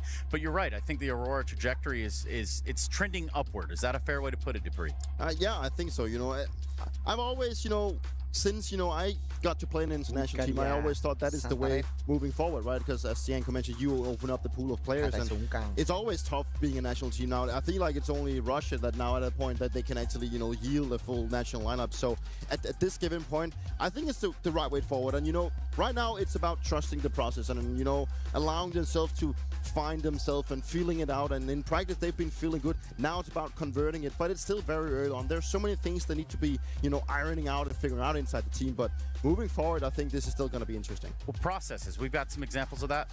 Yeah, absolutely. You know, some of these communication issues and not being on the same page. At the start of this round against Big, you see Xantares dropping some nades over. That's going to come into play later on. And Big just uses some early smokes to apply pressure, right? The night vision here for the B players, taps him with a double flash, really just to make, you know, the player in Voxic's position uncomfortable. They do the smoke break, but the player could have moved into Sunroom. That's why Voxic can't really keep holding this angle. They don't have mid control anymore, so he just smokes it. But here you can see them, they're a bit unsure how to set up, right? Like they're both looking towards vents. A third player leaned over, and then once this utility comes in from Big, they understand, all right, it's probably not going to be vents. JDC takes middle, is going to also be activated later on, and it's going to be an A play from Big with Voxic rotating over. You can see this bait setup from Vicadia and Xantares, but there's no smoke here, right? Like Xantares dropped his, Vicadia used his, and this one molly forces them out of position. Xantares gets one kill and gets traded, and now it's all Vicadia, who is the A anchor, and they know he's here. The smoke break again, slightly awkward, nothing really happens. JDC activates, makes a great play on this lurk from Highway, gets a double kill. Vicadia can't really do anything, you know, they are aware he's probably playing the smoke since he's the A anchor, and the round falls apart, right? And these are sort of like, Counter-Strike is about piecing the puzzle together and understanding what's happening on the map and all the players being on the same page. And you can see how difficult it was in this round for Aurora to do exactly that, in contrast to Big, who had full control of the round from start to finish. And it just reminds me a little bit of when we transitioned to Vitality, you know. Some people think, well, it's just Counter-Strike. Yeah, but communication is such a big part, and it's just hard to get into the flow when you've been used to playing in your own language for so long. But also just keep in mind, it's actually just Vicadia. He's like the only guy that hasn't been inside of an international roster. So like, it's probably gonna come faster than other projects, right? But this paints a picture of a team that still needs to find each other. Like the reactions, how do my teammate react, and how does he communicate and everything? And you know, it just takes time, and that's just the brutal reality as of right now. I think the problem is also, like, it's not a problem he doesn't understand what his teammates are saying. Oh, the player is there, or he's there, I think they're going to do that. You understand everything. It's more when you want to speak. I had this when I joined MIBR as a coach, and Cole Zera, he was just like first international team, and it's like I know what I need to do. I want to ask this guy to throw me a flash and then move over here and hold this angle, right? But for me to think about how I need to say it in English and to say it, by the time I get it all out, you know, the timing is gone, and this is what I struggle with. And those are some things that are not basic communication, like that's advanced things that we're talking about, and that's probably going to take a little bit of time to sort of get on the same level for some of these Turkish players. And that's a very frustrating situation to be in, you know. And that's the biggest part. Like, the frustration is palpable, you know, in those moments, because you're like, I have the perfect read, I just can't like, you know, put everyone in their position so he can make a play. It's kind of where maybe Kixan finds himself currently. I mean, maybe they're trying to make it work. Hell, maybe he'll just tell us more about it himself. We've got Kixan in Aurora ready to take to the stage. I do just want to start by zooming out just a little bit, right? Because I haven't got the chance to catch up with you since you put on this new jersey. When did you know that you were actually joining Aurora? It was quite late, actually. It was at the end of the player break. I mean, the negotiations were like they were for a long time, but I signed the contract towards the end of the player break, so I kind of knew that I would probably join, but it was not confirmed until the last moments, let's say. Okay, Ash had a really nice interview yesterday with HRTV. If you hadn't had a chance to read that, go ahead and catch up on that, where he said a few things. One of the most notable is he likes working with you because you guys see eye to eye on a lot of things. Can you give me some examples, maybe, of things you have in common with Ash? Yeah, actually I had my first meeting with Ash a long time ago, even like shortly after I got benched in Falcons. I was approached by him and we talked a few times before I signed with Aurora. So since the first meeting I could see that we are similar in the game. We discussed how we want our team to play and how we want to do things like prepare for games and just all of these things connected to the game. We're on the same page and so far it's been really good to work with him. As much as the concept of Aurora, this new team, the reality for you is it's yourself, it's Jimmy, and then it's three guys who played for a long time together under Madge's system, right? So have you encountered any kind of teething issues in terms of getting the guys up to speed with how you want to play the game? Yeah, it hasn't been that easy, I would say, because they're used to obviously speaking Turkish and having their own style of playing. Now I would say that it's not completely, but let's say like 90% new team. New strats, new playbook, new way of playing, new way of working, and on top of that they need to change the language. So there has been a lot of challenges in the start. Obviously, for example, Vikedia has never played in international lineup, so he needs to get used to it. So sometimes we need to remind him to be more active, to talk a bit more, and because we know he can do it, but sometimes it's a bit harder for him because of the language. So yeah, there's been a lot of things to work on, but I think we are improving we are going to the right direction. And we just need to do all of that in the official games because in practice it's been pretty good, I would say. And just in terms of the overall team composition, it was a question for all of us who they were kind of going to be keeping from the previous Aurora roster. It sounds like you probably weren't involved with the choice of who was staying just because you were brought on so late, but maybe correct me if I'm wrong. What was the whole conversation there? Well, as I said, I first got approached by Ash shortly after I got benched in Falcons, so I kind of knew what their plans were and I had an idea what they want to do, but it was never 100% confirmed. I would say everything was confirmed, let's say in the middle of the player break or towards the end of the player break. So I had some kind of idea of what to expect, but I was not that much involved in doing all of these decisions. I wish I had time to ask you more questions, but I just have one more. Obviously, it's M80 today. It could be elimination, unfortunately, for you guys, but it is a best of three. So what have you kind of looked at for M80? What are you anticipating for this one? Well, actually, we practiced them a lot recently, so there's some things to look at. But other than that, I think what's important for us now is to just remind about our qualities, about how we want to play and how we want to do things, because I don't think we executed everything well yesterday against Big. I think we played much different than usual. So I think the first step we need to do is to just focus on our game and just doing what we are supposed to do. And then, obviously, M80 is a good team, and we need to be on a good level to beat them, I would say. A perfect opportunity for you guys to potentially be bouncing back. Thank you so much, Kixon, and good luck. You might could say that Ash caught him because that's exactly what happened. Kixon needed a guy like this. Or excuse me, Aurora needed a guy like Kixon. There we go. And Kixon needed a guy like Cash, and Ash needed a guy like Kixon. And Ash needed a guy like Ash. And they all Kixon, yeah, wow. It's a team game. Wow, it's crazy. 4D chess, which is kind of something you can expect to come out of the playbook of Ash. You know, we actually worked with him not too long ago. Really smart, really intuitive guy when it comes to the game. So it's exciting to see what they can bring to the Aurora side. Yeah, we'll see. I mean, it's always going to be a work in progress. I'll say it's a good thing. Too often we see an organization, you know, change their coach, but not change the IGL. Then they, you know, like it's not done together. And I think today it's a symbiotic relationship. It's a coach plus IGL who you look at when you judge a team, how they play on T side and how they look like, and do they look structured or not, utility usage, all of that stuff. And you have too often, you know, a coach being given an IGL that maybe isn't aligned with him in how they view the game. And that's a problem. So for Ash being able to sort of handpick Kixon going into this project, I think that's important. Sometimes you have to make that tandem choice, and it is weird like that. For a team like M80, where are they in the big picture? We talk about who they play against and their normal repertoire of what they have to do to prove themselves, to get themselves to these events. But Yanko, what's your diagnosis? Well, they're up in your neck of the woods, Trace. It's true. North America. A couple of them. And it's, you know, it's not too great over there, let's put it that way, which is a good thing for M80 because they can get you know, to a lot of these tournaments, playing those qualifiers where there's not really too much opposition, or just through VRS. I mean, in NA, like they did to come to this event, right? But it's all nice and all to attend events, but you need to start getting some wins, and you need to start getting some good results, and that hasn't been the case for M80 in 2026. What we've got here is M80 versus G2, and in that game, how did it melt down for you? I mean, it got close score-wise in the end, but it did feel like for the most part G2 was in control of the game, and they were able to close it out eventually. I think that's the issue for M80 when it comes to playing European opposition. You know, the last time they beat a European team in a best of 3 was Aurora, and that was at that Dracula, and that no one knows why Aurora even attended, right?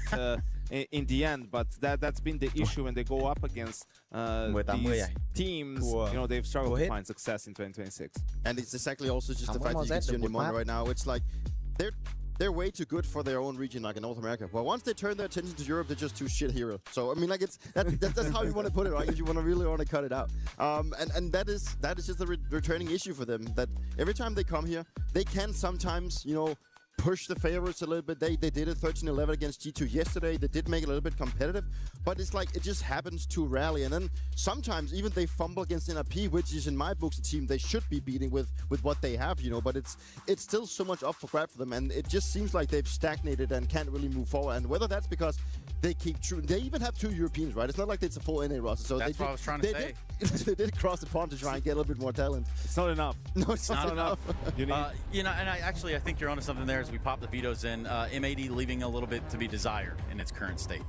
Yeah, and I think it's also what Kicksan was alluding to in the interview, saying they practice against each other a lot recently. That might impact the veto, and I think it has already, because Anubis was open for Aurora. They seem to have liked the map a lot, picked it a lot in some of the early series with this lineup, but instead they go for Dust 2, and they haven't won Dust 2 yet with this lineup. So Inferno for M80, one of their most played maps really, and for the decider, we do get that Anubis. Interesting to see M80 let it through over Mirage. Yeah, exactly. And I think also just turning back to the pickup or playing those two, maybe just, even though they haven't picked up a win, like just like trying to play a little bit more simple, you know. I don't know if Cash was like a little bit too advanced in the beginning. Like, it's a simple map, let's be honest, but it's still new in the map pool, right? It's something that you still need to like theory craft more on. You need to have more like data on. Whereas Dust 2, you know, everyone at this point can play Dust 2, right? It's a little bit more simple to approach if you don't always have like the right setup or the right idea. And I think the word is reps, right? Yeah, and I think, you know, we've talked a lot about growing pains for Aurora. I mean, there's growing pains, and then there's just pain. Yeah. And losing to M80 would be pain. You know, like you can only use those excuses so much. These are very skilled, experienced players, you know, an experienced coach behind them, right? This is a game that you really need to win, regardless of how early it is for the lineup. So let's do that then, because it is time for me to tell you about our EWC play pick'ems. That's where you go ahead and get involved. There should be a QR code right there. It is right below me, right on time. Thank you, production, for that. And also me telling you once more to go ahead and get that phone out and let us know who you think is going to be winning. Gentlemen, thank you so much. I want to watch some Counter-Strike, so that's exactly what we're going to do right here. It's M80 and Aurora.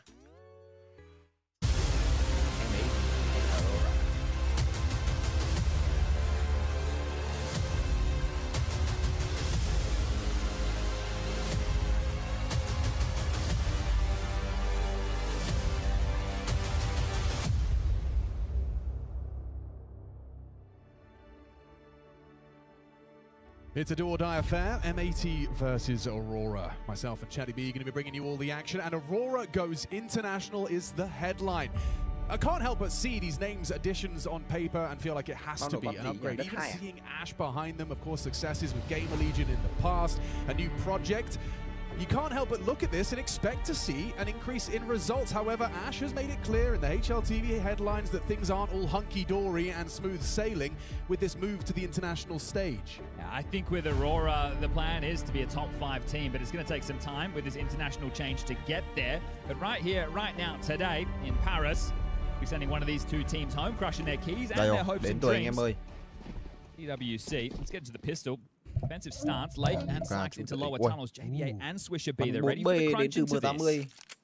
Looks like we could have early bloodshed. Nhưng mà Aurora họ This was a đây rồi, bỏ xuống đi, chuẩn rồi. Lake that draws bloods and Tara's down now. Jimmy not prepared for this. Woxic's back was turned as well. They just crunch in and the Jewel Beretta's Thôi game này căng feast rồi, game này trông này chắc chắn căng rồi. should be round. A helpless looking Wakadia locked out of B tons with the bomb on his back. And Kixon, a very loose and disconnected IGL, finding himself back at spawn. Yeah, the tone has been set early. The fact that they brought the fight to you haven't been able to execute the plan. And if Kixon wanted to be a key part of that, this round has just reset into a 2v5 situation with a minute and 10 seconds on the clock. So good luck, gentlemen. Here's a flash.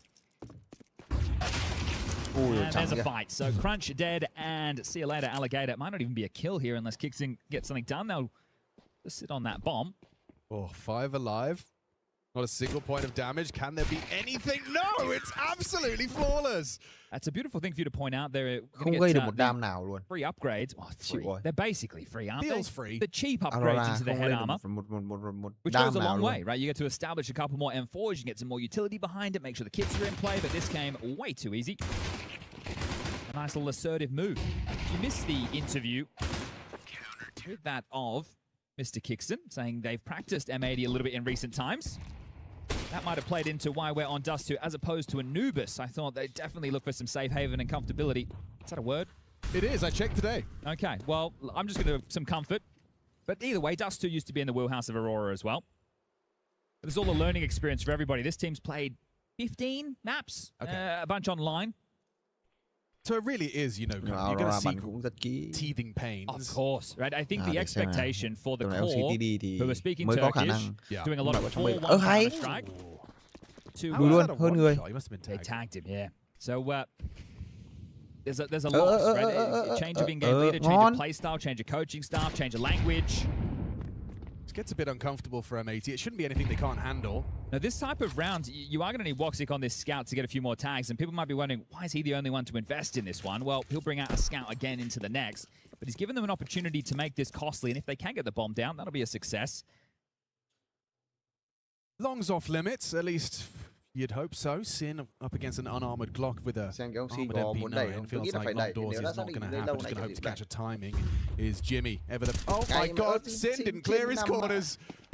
A double Glock headshot, and this just scout and 4 pistols has fallen by the wayside for M80. Wacadia's patience overlooks the corner for a moment. So it's 1-4 for Swish. Needs an ace clutch, and I don't think he's even going to give it a look in. What's he supposed to do to get back into this one? Oh, that's agonizing. After what was truly a flawless pistol, you end up, it almost feels like it was all for naught. Inexplicable, really, isn't it? It should never come that easy in that type of a buy.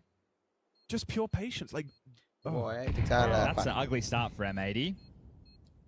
Yeah, rough. It doesn't feel like Aurora had to do anything. No, you know, it's not like it was by virtue of an incredible strategy or incredible aim. It was M80 kind of opening the lion's jaws and jumping inside. I don't know my expectations for M80, but yesterday with the G2 game going 13-11 on Mirage, felt that they were definitely in that, so that may have raised them a little bit, but losing a sloppy round like that in the early stages, a force spike, sure, an eco with a scout, not so much, and this is where Def is going to need to get on the mic very early. Yeah, that's... Somehow it looks uglier in the replay. Yeah. That's one of the absolute worst ways to lose a round of Counter-Strike right there. And one of the worst ways to start an elimination best-of-3 series. Yeah, and now the job of the coach doesn't become about actually controlling the macro or the strategy or the decision making and trying to outplay Ash and Kixon on the other side. It's boys, can we not tilt? Yeah. Can you? I know it's not easy. Could you forget that happened? Well, okay. Yeah, we'll pretend. Moving on. M4. Couple of 5.7s, MP9. M4's for free as well. Yeah. I was talking about that Woxic scout. Yeah, he's going to be scouting in back-to-back rounds. Yeah. No, I'm AWPing. All right, I'm the big dog. Well, let's see.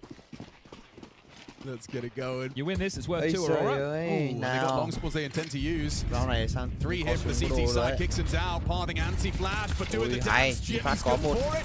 Something from Sin, more than something, everything. A double kill out of the 5-7. Now hoping to be overlooked is Swisher, just tucks car. 3v3. Aba aggressive, clears out the tons. They have a very informed defense now. This molly is going to make life miserable for Swish. No extinguish. Has to peek, has to take the fight, just burns down in combination with Woxic and Zantares. Job done, mission accomplished. Wakadia lurking middle. How's Jabers clears here? It looks like he's just going to pass short and be caught out by this. Nice shot. So no from bad to worse, despite Sin's output. Very cautious Zantares around the edge of that smoke. Doesn't stop Slacks from finding something, but put to bed by Woxic. Okay, a little bit tense there, but now it will be the eco. No other choice here for M80. Eco thì cũng có dễ. Double Eco cơ, vừa rồi thấy vẫn lên hình như là một khổng 1v9 hay sao ấy. Curious choice when you look at this complexion of the roster. They've only played it twice since Kixon and Jimmy have joined, and they've lost it both times. Once Nemesis won the focus. But again, this is LAN. They have had a bunch of online games happen while they were trying to qualify for Star Ladder. They played Blast Bounty. That was they ended up losing in that opening round to Focus. Perhaps those results leading to M80's choice to remove... well, I'm looking at the wrong series.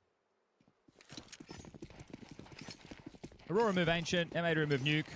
Dust 2 pick, Inferno pick, and then Anubis is the third. Aurora selecting the Dust 2. Yeah, I was talking earlier about how my expectation was them to go into Anubis, but that's with the practice I think Kixon was talking about, that maybe they feel like they know too much about each other there. Fair, fair. Ash wasn't too content with how things went down in their opening cash game yesterday. He made a comment in an interview saying that leaving Spawn and they didn't have an idea of what they're up to. That's never a good sign. But a bit flustered in a best of one. The opening day of EWC, their first LAN game as well. This eco, can't expect too much. The flash forward gives us something a little bit exciting, but Jimmy's just going to farm them up, including his teammate. Kixon will find the final on descent. We'll call that 3-1, and now the guns will come out. So Slack should be able to get his AWP. Our community. Rifles for the rest, and we'll see if M80 want to go back to an aggressive gambit like they did on the pistol, right? Are they going to try and set the tone? Are they going to set Slacks up for picks? Or are they going to just play some default CS? And if they're going to play default CS, then it's the timing of the re-aggressors short of holding onto your util for the blocks. We'll see the tone of the game. And of course, there will be Jimmy heads towards a lot more giveaways in the future, so come along. And so they want to path mid quite quickly here. They're just strafing top mid. Information about it. Well, this is a lot of space. Yeah, Swish is going to get, I was going to say, a bit of a shock. He's out the way quickly, but they're still very rapid up Cat. He has a good idea considering that Incendiary has stalled them out for now.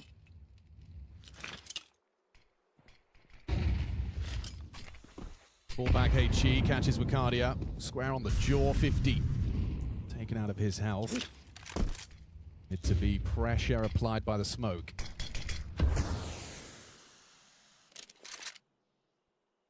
Has pulled the defender away, so rather light. A lot of pressure likely onto Slacks if they go for the A finish. Real lucky. Nó này thua là chắc chắn là trôi giải 5 luôn. Đi với B sao? Với B tầm này vẫn còn 2 người. Và với cái vị trí này thì người ở CT, người ở khu vực mid chắc chắn sẽ bắt kịp về khu vực B side. Bom kiểu này chắc chắn là đi B rồi. 54 giây không thể nào sẽ bắt kịp về A nữa rồi. Tầm này đi B thôi. They've got that third man cheating over as well as part of this. Khả năng phải quay được ông số 1 với ông số 2, ông Lech với ông Switzer phải quay được thì mới úp được B, mà úp được là xong. Yeah, just walking, wasn't anticipating presence, remaining silent was Zantares, but deadly. Còn một thôi vào mà đổi. Hay. Vậy là bất ngờ 80 rồi. Không còn tiền. Với lượng tiền này thì hay thế. It might entice them a little bit more. The bomb hasn't been planted yet. Sin activating top mid, looking for a little bit of room. How often I see Orpers go for that shot? So rare I see them hit it. Still looks like they're just going to opt for the save here. Looked like Sin wanted to activate, but with no kit between the two of them. Yeah, it would feel a bit half-hearted, wouldn't it? And the loss bonus of 2,900 into the next leaves them in this situation where the two of these individuals could drop, or they take a lighter upgrade on the other three, take essentially a save of their own, and get a full buyout for everybody into the next round. So choices to be had, but the scoreline can't be denied. It already feels like Aurora have built quite the bank. I think that second round has really given them quite the gift. And,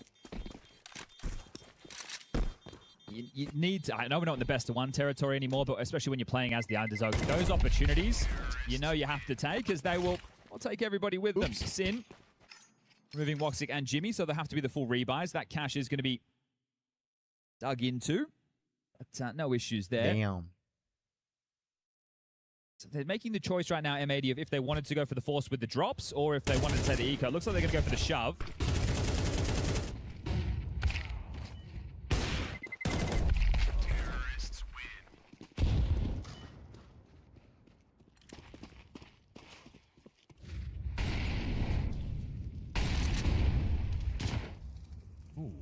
Neighbor spotted crossing close B, so that's going to put him in a bit of a box. Need to smoke to bail him out. Vừa rồi save vẫn đủ. It's a default spread this time from Aurora. Right, last gun round they just waltzed straight up cat. Save được. This time round they're going through the motions. Lót bonus vẫn đang là phát này là phải 3k4 rồi. Đánh. Another molly to hold Swish at Không thấy Aurora họ chiếm sót mấy nhỉ? Nếu là vừa rồi toàn đập mid về đánh B. Có một round xong rồi ra long bắn nhau. Đấy, bây giờ lại đánh mid này, chiếm mid. And the pressure on the mid to B. Really trying to condition this side of the map early. Nhanh nhỉ, thấy phát. This time they don't have to stack with the extra man if there is that follow through. Already liking what I'm seeing from Aurora's T side. Keeping the CTs vigilant across the map. This is going to be tough for these two boys to hold on to. Sure, a smoke and an incendiary to work with. The first of the two just baited out now. But I mean, 38 seconds on the clock. But still, the rotation's not there. The mid to B smoke's up. If you cross middle, you could be going past an AWP holding the line. So this is where it has to be the shutdown from JBA and Lake, or round is over. Lake's in a good position, starting loading his mag, and he will do just that. Combination, JBA gets 2. Just the one back. It gets away with it on the fade of the smoke. Now Lake was last seen back. Lake nãy giết đôi mà, biết mà, có thông tin mà. Should be easy for Lake to put this one in. Woxic 1 versus 3, and Slags has got him on the doors. Good job by the B defense. Yeah, truly. I mean, JB8 was spotted up close, acknowledged with the MP9, and still finds output on the B finish. If they lost that round, their M80, you think that starts to force the hand of them, right? You can call the bluff, obviously, but in moments, okay, we can't just give them map control. We have to fight mid, short, lower tunnels. And then at that point, you might be playing exactly into what Kixon and Ash are looking for. The fact that they've stood strong here means that they're not in control of the rhythm, but they've at least stalled out the plans of Aurora as far as the long game of this half goes, and you can see that resulting in a tactical timeout from Aurora. First call by Ash. With the money starting to run a little bit thin on a couple of the players, it does give them the opportunity to discuss how they're going to wield the scout of Woxic that was the hero on round number 2. Kixing in with a Galil, Jimmy will be able to get himself the AK and all the nades, and the same to be said for Wakardia alongside of Centares. Acknowledging the spawns, not the best long spawns in the world, but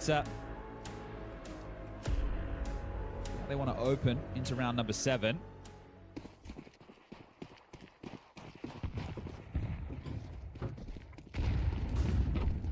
Rồi bây giờ ra. So they're going to go for the second timing. Đấy, có vẻ bắt bài Aurora căng luôn bắn 4A đấy, căng thẳng ra long lấy rồi. Tracking's good, has Sin low, but they don't know about Lake. A little bit of a bait and switch potential here. Are you going to be expecting a second man tucked in the pit? Backs are turned, but still not easy on a mechanical level for Lake to be able to find the multi necessary now. He will be overlooked. I say that. Looks like they're considering it. Swisher, good setup. Just the one trade by Wakardia in the pit by side. He's got to choose this. Perfect. Gets 1, gets 2. A transfer into Jimmy's noggin has him 2 HP. Still up for debate. Even a miss. Slags can't afford to miss another one of those. Centares onto the site. Looking to punish them. They're going for a boost over the smoke. It's perfect. A nice adaptation. Well, at least that's info for Jimmy on where both of these players find themselves, but low HP. Yet to get that bomb, just going to scoop it up now, and opting for the reroute is Slags. Giving the room to work is JBA, and that 4A start out of M80 has paid dividends. I don't think there's many pros, Chad, you put into a 1v2 with this health against these players. I don't think many people are getting out of it. Especially not with a HE and an incendiary, right? Because if he goes to plant that nail lance, he's a dead man. So at this point for Jimmy, you'd feel he needs to force the fights, but they could have gotten off to anywhere, and they're giving him enough rope to hang himself. So you really feel for the young Finn in this one. Tough to clutch around like this when you're not being offered any opportunities. Gosh, you're so right. If he does go for that plant, eventually there's going to be an incendiary and a HE in the air. If he mollies short, like the back off right now for Slacks, because they have to acknowledge the possibility they're around the world. So that might be deep enough that the nade may not make it. He praised it. Fair enough. That's Fair enough. They understood the dink, right? The communication was there. Lake, massive impact. So denying the B site, they play a heavy A setup. So right now, you feel that M80 are in control of the rhythm, because this is going to put Aurora back in a partial buy eco territory.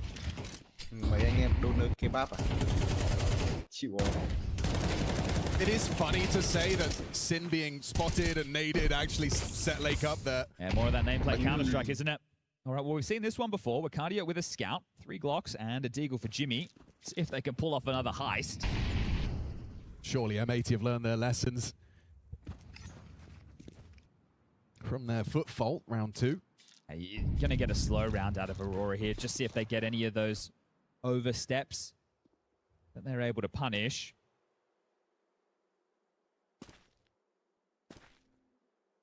And Lake's not playing too scared.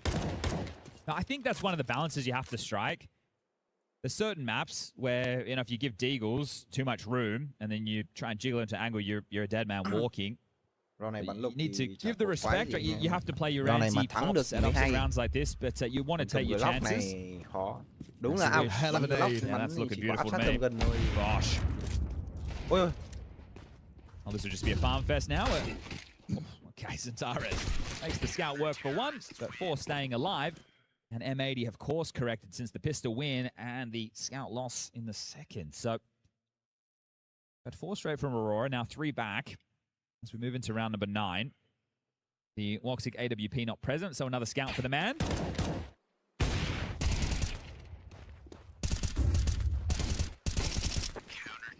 Woxic can find a tag through the doors on this one.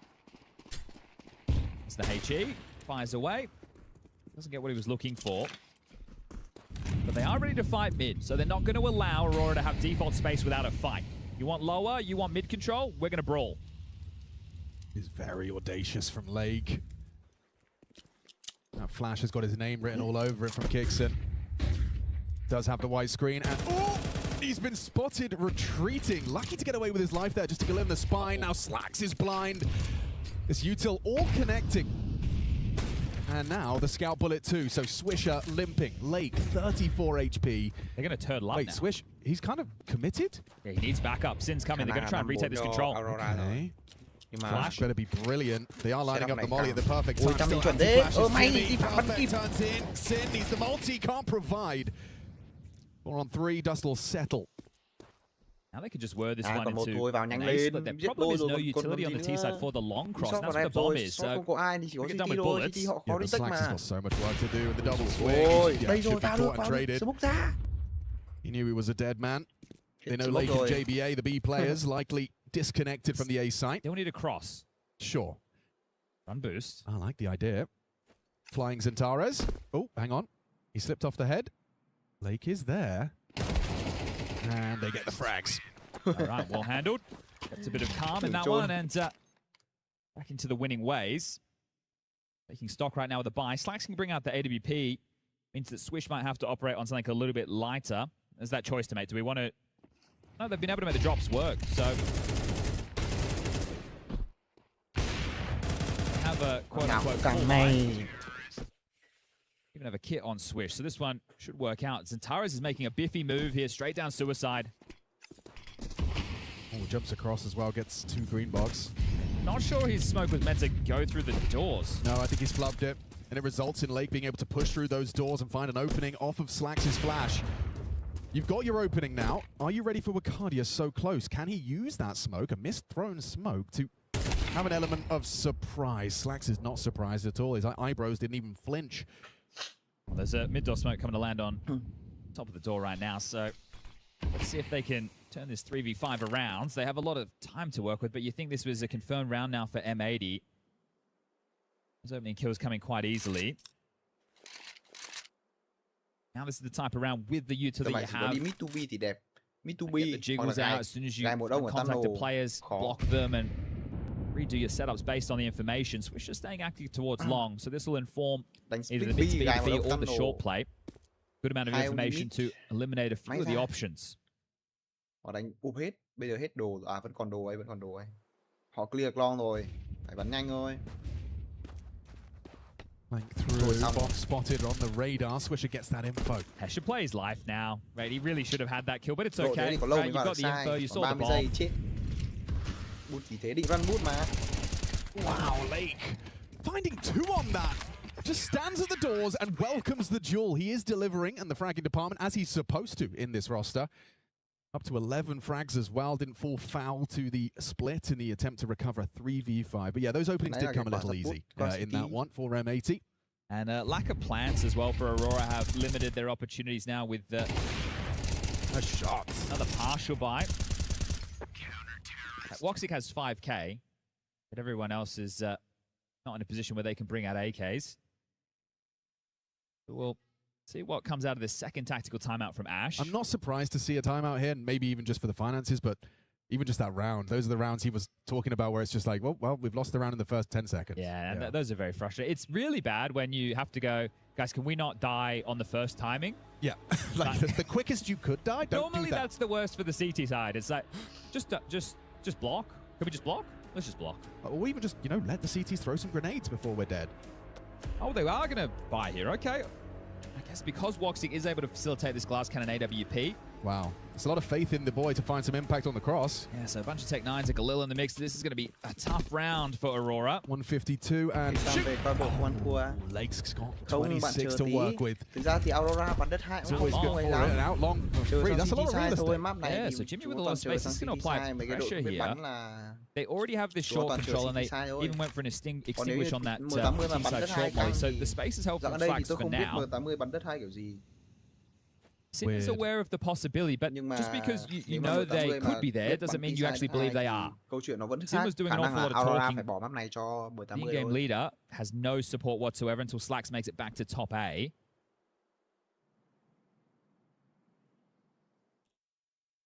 If you can get the AWP in pit, you can start to orchestrate around from here. I mean, Chad, it is minimal on the utility. Doesn't matter if they swing into you, though. Woxic rewarded, catches Sin. First blood drawn, and not too much information either for M80. No, well, hey. The AWP's long. That's about all you got right there. Starting to gravitate, taking a gamble, looking for a fight. They've left B. Partnering up and starting their clears. Kicks in, though. With this low HP on Lake, he's susceptible to a Tech 9 bullet. Will pull back. Swisher won't. Running out of time now. About to be 35 on the clock. Yeah, but he's going to be a disruptive force on this short side. A forward position, ready for this headshot angle on the uncrouching Zentares, but he's managed to play it very well, and that's a dead man. And now a missed AWP shot. Things are spiraling out of control. M80, it just falls through their fingers. Well, this round rewarded off the back of the timeout from Aurora. Starts with a glass cannon AWP and a leg shot on doors and ends with 5 alive and the bomb down. Another one for those Aurora boys in this half of play, right? I was surprised to see that buy. But Woxic, he's at scout output, he's at AWP output. All right, now they're looking to take it all away. JBA noted towards Car. Ví dụ nằm ở player nữa, ví dụ player kiểu bây giờ đo ở spirit mà đo kiểu bây giờ mà tiêu quá là đo bỏ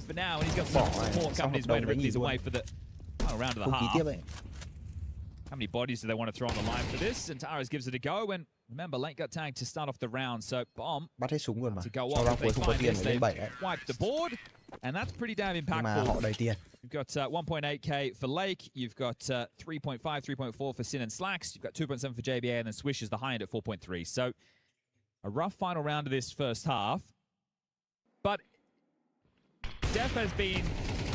Oh, I'm going to give him the credit for this, but he's been successful, at least making sure they didn't just tilt off the face of the earth after round number 2. Yeah, it's still a competitive scoreline. For sure. Regardless of such a brutal, demoralizing second round of play. Another 4-man A start from Aurora. Excuse me, from M80.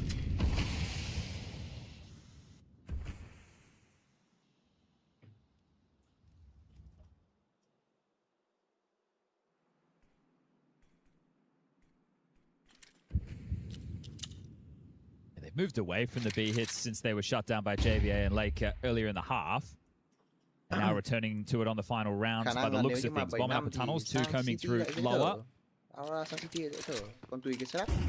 fake utility. They're hoping to draw a rotation, so these, and they got it. Swisher. The players can play the rotation. Very well done. He was caught in transition. Beautiful way to manufacture that opening. But they are going back into the stack, right? Because Lake started long. Bây giờ lên shot thì người ta nghe hết từ đâu nữa. Trời ơi. Sin. Oh, perfect. Jimmy just started to pre-aim. Into the wall. Sin with clawback kill, but Zentares onto Slacks really nullifies the defense. Up close, maybe Lake's got a chance on that pistol to close the gap. Hoping to be overlooked, hoping Sin can provide. Last round, you got to give it everything it's worth. And yeah, Workhardy has decided to end it.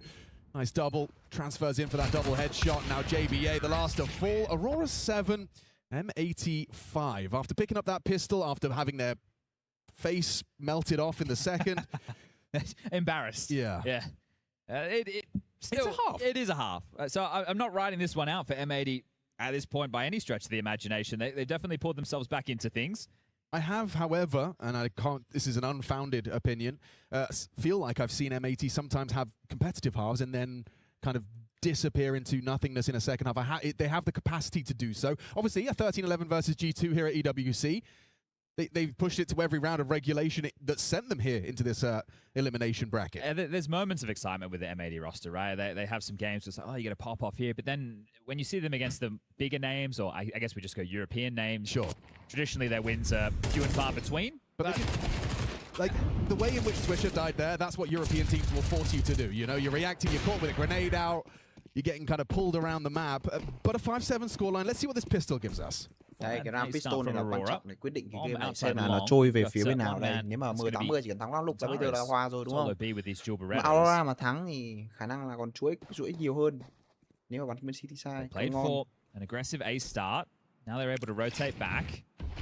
A mid-door smoke and a short molly to try and grab them a bit of space. And they have a second wave of U2 on Sin. It looks like they were hoping to force a rotation, which have done to some degree. They want to try and finish this round in an A split, 3 through long, 2 through short. Voxic will be receiving them on long. You've got a Goose set up with Wakadia and Jimmy to assist. That Jimmy flash can help out on either side.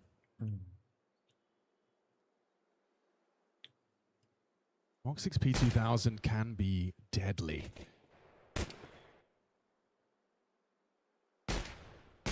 Evasive maneuvers doesn't stop Sin from getting his head blown off. Nice one back. Gooshed is Voxic. Slax just needs to put one bullet into the Kev.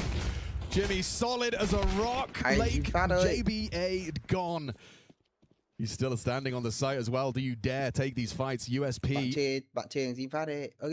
That's his P2000. He's recovered it off of Voxic's corpse. There's so many bodies. A headshot to Jimmy. Need to finish some of these kills and unable to do so as Jimmy's on for 4, denied by 1, and it's Zentaras to close it down. Triple out of the fin. Aurora off to the races in the second half. Okay, well, I don't imagine they're going to have a similar... a foot fault? It's so hard to see around with Glocks and a Scout winning. Like, that should happen 1 out of 20 times. Yeah. I could see Slacks bringing the Scout right now, and he's definitely proficient with the scope rifles, but looks like they are just going to take the eco. Such good output out of Jimmy in the pistol. Voxic brings some energy. This is the man that has the most experience of the Turkish team in an international squad, right? FALCONS famer once upon a time, as Wakadia and Zentaras, assertive, aggressive, and looking to farm out some E's here. They're going to make light work of this one as the final frag comes in, and that'll be that, 9-5. Treating it like a job right now.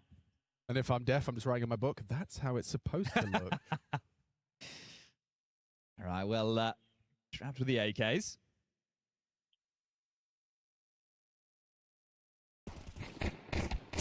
Inferno up next, Anubis if we need it.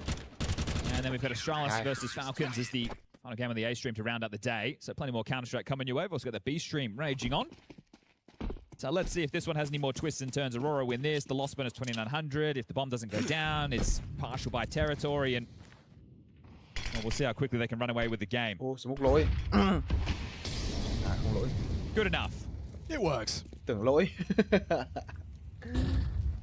Đúng ra nó phải nổ bên trên mà. You've got a lot of room. It looks like once they take the short control, then the trap's going to pounce. So Flash at the ready. Voxic and Zentaras paired up with Kixon's utility. Why does it look like it's going to be a perfect flash?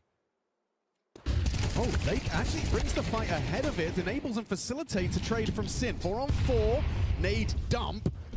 I think in that situation on the CT side, you're waiting for the windowsill molly to come land at the brick box, and then you activate. Right, makes sense. sense. They didn't get the util tell, and that's why the surprise came in. They're pivoting now, back out the long doors with the bomb. JBA hanging around middle, and he's got a bunch of utility to sell him into B. We'll put some pressure on. So right now, splitting a 2-2. It's going to be tough for Kixon and Voxic. Especially considering just a FAMAS for Kixon up against the AK-47s at range. Not easy fights. He's looking the wrong way as well. This is such a committed position from Kixon. He's in trouble behind the single box. Trying to maintain short control as best he can, but will swing to his demise. Voxic very loud on the leg break. Bad smoke on the cross. He can exploit that. They don't have another to replenish it. Qua giờ kể cả qua tầm này thì EBA is the only one with it from short. Đừng có lộ, Voxic đừng có bắn. And he just goes for it. Hey! A straight YOLO maneuver. Now into a 2-on-2. This is not looking good. This is ugly. Sin and Slacks, the two Germans, side by side, and now just Slacks. He's been caught through the car. Uncomfortable is Slacks in the clutch. And he's been spotted out. The jump spot from Wicardia, and an easy pick for the finish. Felt like you really had a golden opportunity there. Multiple bodies on long, but a missed smoke. Yeah, I'd love to see how that unfolded. Was it just misthrown? Was it? It wasn't blocked. So yeah, I'm going to be frank. You can be machine. Yeah, okay. But that ain't good enough. It's not. So there's a couple of them. There's a couple of these, rounds that would have a big, red highlighter over them that you need to discuss. You go 1-for-1 in your opening exchange. You find the site player. You see the idea. They've gone, hey, Jaber, we missed the smoke. Can you come help us out? Yeah. And they've tried to piece it together, but it's meant to be cleaner. It's not meant to be desperate every turn like that. So 10-5, 5-round gap, partial bite. Decent looking partial bite. A couple of Galils to complement the pistol upgrades and util. So see if there's any fight in them. Another assertive stance. Zentara's getting aggressive. I'm loving it. I am loving it. I don't think Swisher is. Yeah, brutal. Head smashed. Lake trades from lower tons. Good amount of damage done onto Lake here as well from Zentares. Do like the fact that in these rounds they are using him as a weapon. Oh, hello. And thank you very much. Oh, it was a really cool idea as well. What are you meant to do? Like, I'm on the other side of the door, so like it blows the smoke, but it doesn't do any damage to me. And then I have vision. And I have vision, so does the guy that's right behind me. Oh, okay. We're having fun. I like that. I really like that. I'm sure Lake didn't, but... Okay, here we go. That's actually one hell of a clawback. Kickson's flank gets... one trade? Yes, indeed. Sin provides. Oh, there's a real round now. 45 seconds, 2v2. All on A. I'm Jimmy scared of Woxic and Jimmy, so I don't know where I want to go. If they trade 1-for-1... Sure, okay. Oh, they divide and conquer. Oh, okay. Do you assume they grouped up? No, you don't, because you're Woxic and you're smart. Hey, You hold on instead. Catches the swing of Sin. Job done. Bomb long. Slacks 25 seconds, and he's crouching towards his prey. Jimmy might have him here in a moment. Oof, Jimmy's playing safe. Woxic audible. And hits the heady. 1v1 versus Jimmy. 15. Has he even got the time? Save, bud. Jimmy's got him with his knife out, pants around his ankles. Awkward. An 11th for Aurora. I guess give it a go in the sense you were going to buy in this next round anyway. So... Nice little team ace from Aurora to bring home the 11th, and it is what? Timeout time. Second from Dev. Timeout, bro. First he used after the second round of the first half. So it's been a long time between drinks. Here it is. Hi. Such a cool idea.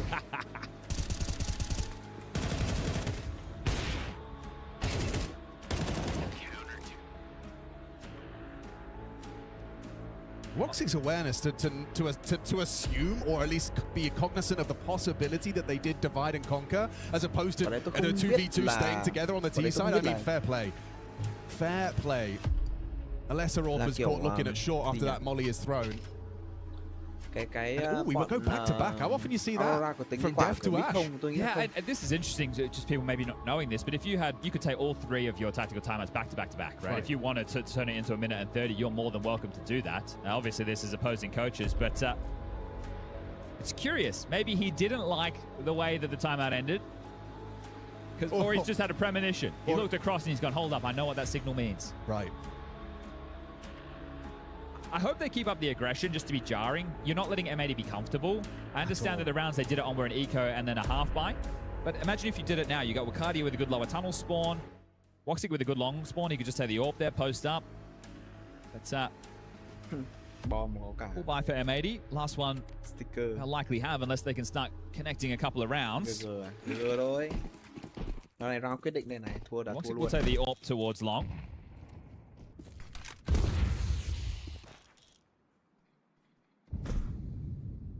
And again with this aggression, the audacity to go for it again. You get exactly what you wanted. Will it be the same result for Swisher?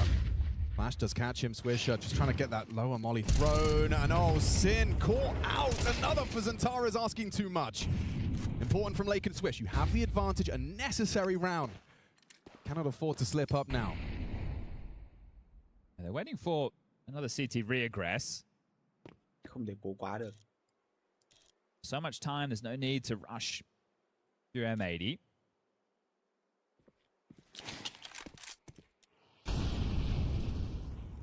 Dixon might just walk straight into this AWP. Perfect. Cái tràn điểm sao ấy? Woxic and Jimmy in a 2v4. Đâu có pick ở lắm.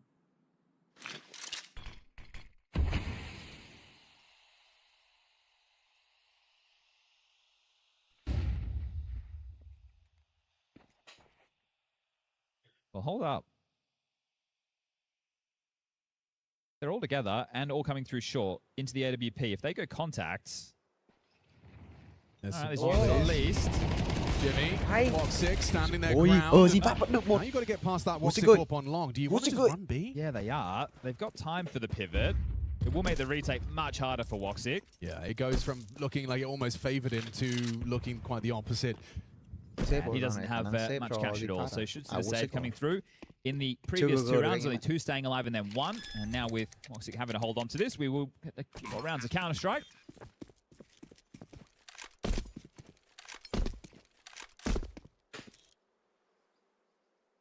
Is that enough to deter your aggressive round? Didn't quite bear fruit this time. Vẫn cao hơn mà. Do you go back to a more standard setup? I think you will, but you're also going to have a buy off of 1,400 loss, right? So Jimmy's going to have more than enough to buy. It should work out, right? There might be one emission in the mix, but they're going to be close to what they're looking for in terms of the buy department.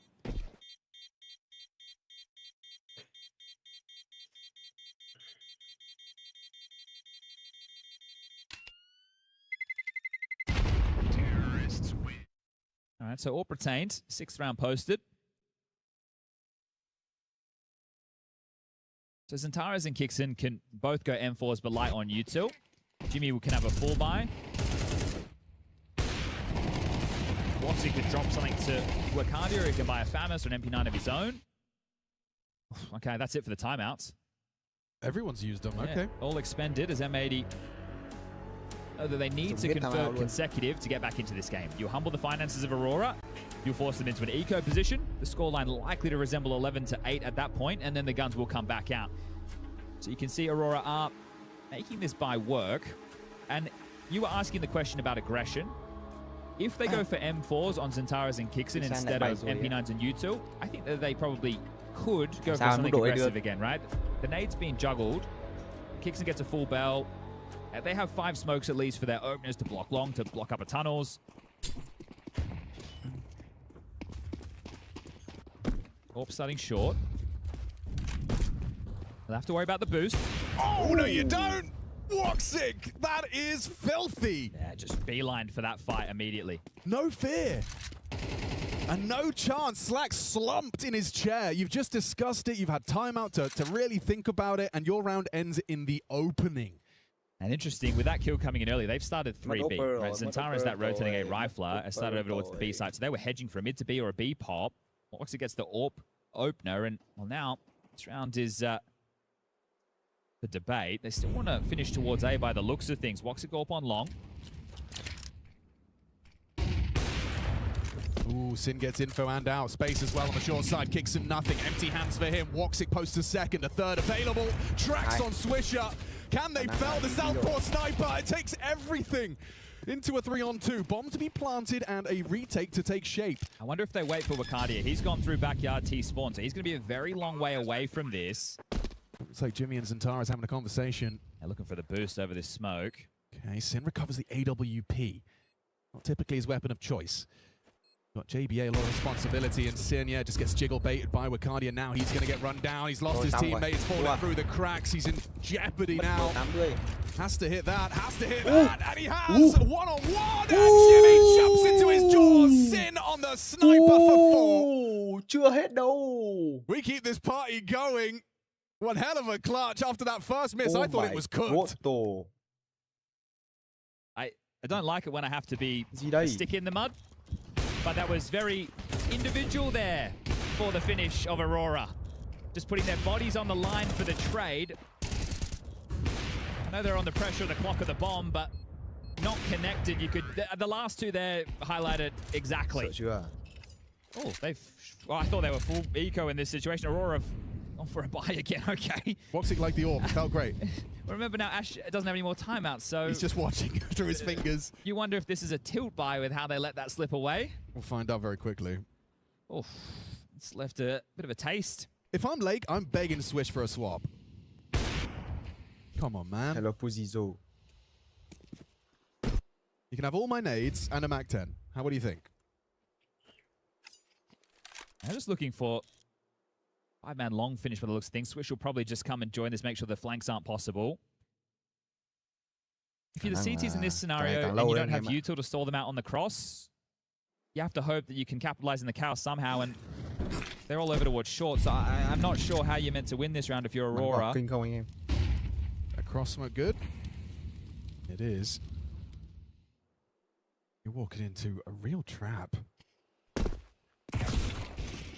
Good headshot. The boost works out. Santara's able to track a second. JBA did not know where he needed to be putting his bullets. 3v3 đây rồi Zinfast sẽ bắt được vị trí Wizard. Anh ta yếu lắm rồi. Wizard nào, Wizard tính rồi.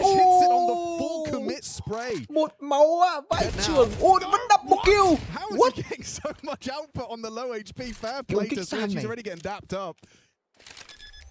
Đúng rồi, này trận thứ 2 rồi bạn ơi. Aurora 10-80 rồi. Alright. Ace from Zantara is not out of the realms of possibility. Has to fight backwards now with the flame at his feet. Maybe that's enough. Yeah, save it. Alright, I really thought we might have seen an eco come out of them in that round, but wanted to go for the shove.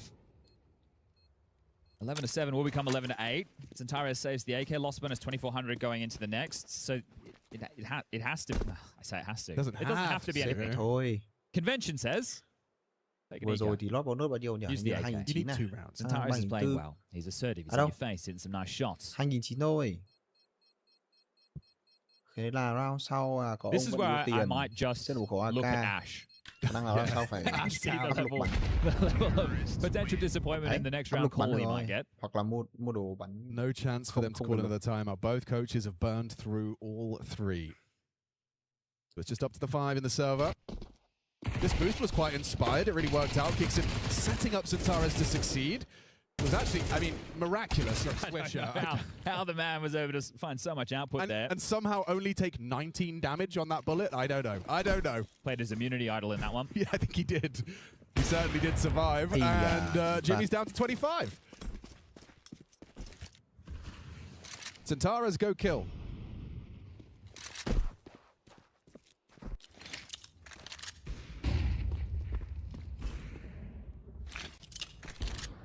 He fights against JBA towards lower tunnels, who just has a Mac 10. Now that AK is noted, you would think at this point you want to start accelerating elsewhere to take some space. Now, again, you don't know it's these light pistols, but you can make a safe assumption. So they can hurry things up a little bit. Use their firepower and utility advantage. Trying to get there in time, but here comes the execute. Thể thao lên 9 nhỉ? Con số 9 là một con số đẹp. Dạ, round sau mới có tiền. Bạn nghe được sự hợp lý ở đây chưa? That was a priority target. Vâng. Everything else will fall into place nicely for a 9th. Ship. Those Mac 10s, those deliberate Mac 10s, proving very useful. Lake's been finding a lot of impact. I like the choice of Lake there as well, though. He noted that I'm just going to kill this guy. Let's not give them the opportunity to... If you're too scared, this is what I'm talking about with the anti-eco balance. There needs to be a level of aggression coming out. You can't give too much respect. It's not. You're not just aiming for the objective, right? You know that you have to take these duels when necessary. So M80, a 2-round gap now, as they are building up a little bit of speed in the second half. Where you ask yourself, if they manage to get the conversions off the back of the pistol, how much closer to that magic number of 13 could they be already? Sure, true. A recovered half regardless in that first. And looks like there might be a recovered half here in the second as well. So full buy for Aurora. Woxic has his orb. There's only one kit. One kit. It's like he wants to jump suicide. So just going to look for a tag on the cross, not having the boost early. His rival Orpa might peek on that HE explosion. He did go for that crouch peek, closed door. Do they just go for a B pop? Yeah, they are. This is going to be a much earlier timing. They've been doing a lot of defaults, so B pop coming. It's only Jimmy here, but he is playing anti. One hell of an anchor. Woxy can break the door smoke as well. Jimmy, what have you got, lad? A lot of work to do in the first. An easy pick. Nice from Swish on the trade. Đẹp chết vị trí Swisher. Boom. Ui, 10 máu mày. Heavy nade onto Swish's face. This round should be impossible to retake. Just look at how much utility M80 have. He's going through. He wants to deny that plant. Gets him off it. Awkward now. Lake on the trade. Đổi được kìa.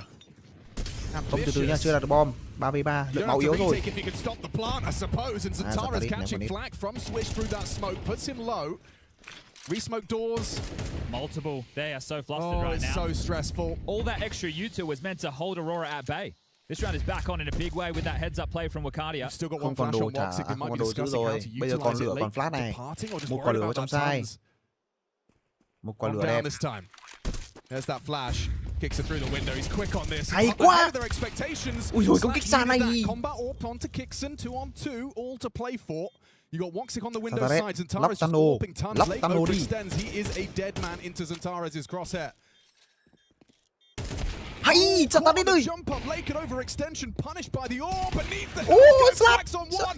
Pistol would have done it. Đây rồi, Zantara đến đây. USP from Zantara's, and he pulls it off with a second to spare. Còn đi tách đấy tí nữa chưa. Some of these rounds, I'm having a tough time. Like Wakadia with that play, he hasn't had. Oh, it's down to the wire as well. He didn't want to mess about finding a kit because there was a kit, and that is right down to the wire. A bit of a roller coaster around that one, I think. It was. It really was. Of course, it was unconfirmed damage. Swish's random smoke spam. He didn't know he had Zantara's within a single bullet. Jimmy gets his, right? But at this point, they're in the site. It's a first timing. They haven't feigned a default. They haven't used util short. They haven't tried to get map control elsewhere, which means you have smokes, you have mollies, you have HEs, you have flashes, but you didn't have the doors covered.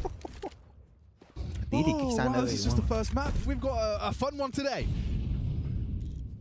Look at Woxic on the wall. He's not even worried about top swing. He just knows that they're going to be doing that after the smoke. There's a flow chart to M80. Pulls back as the smoke arrives.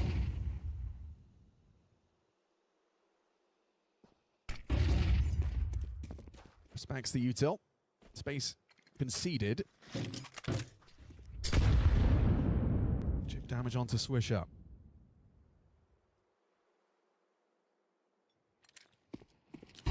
Re-aggress for Zantara as they're setting him up to succeed. Swings on the flash and isolates a freebie. Swisher completely booked. An opening kill in pursuit of that magic number. You've got the advantage now. You're M80. Ai mà cho 9-13 là con số đẹp nha. 9-13 là một con số đẹp. And find a finish. Game sau là cho 3-12, 3-13 thì là xong. Hiểu chưa ạ?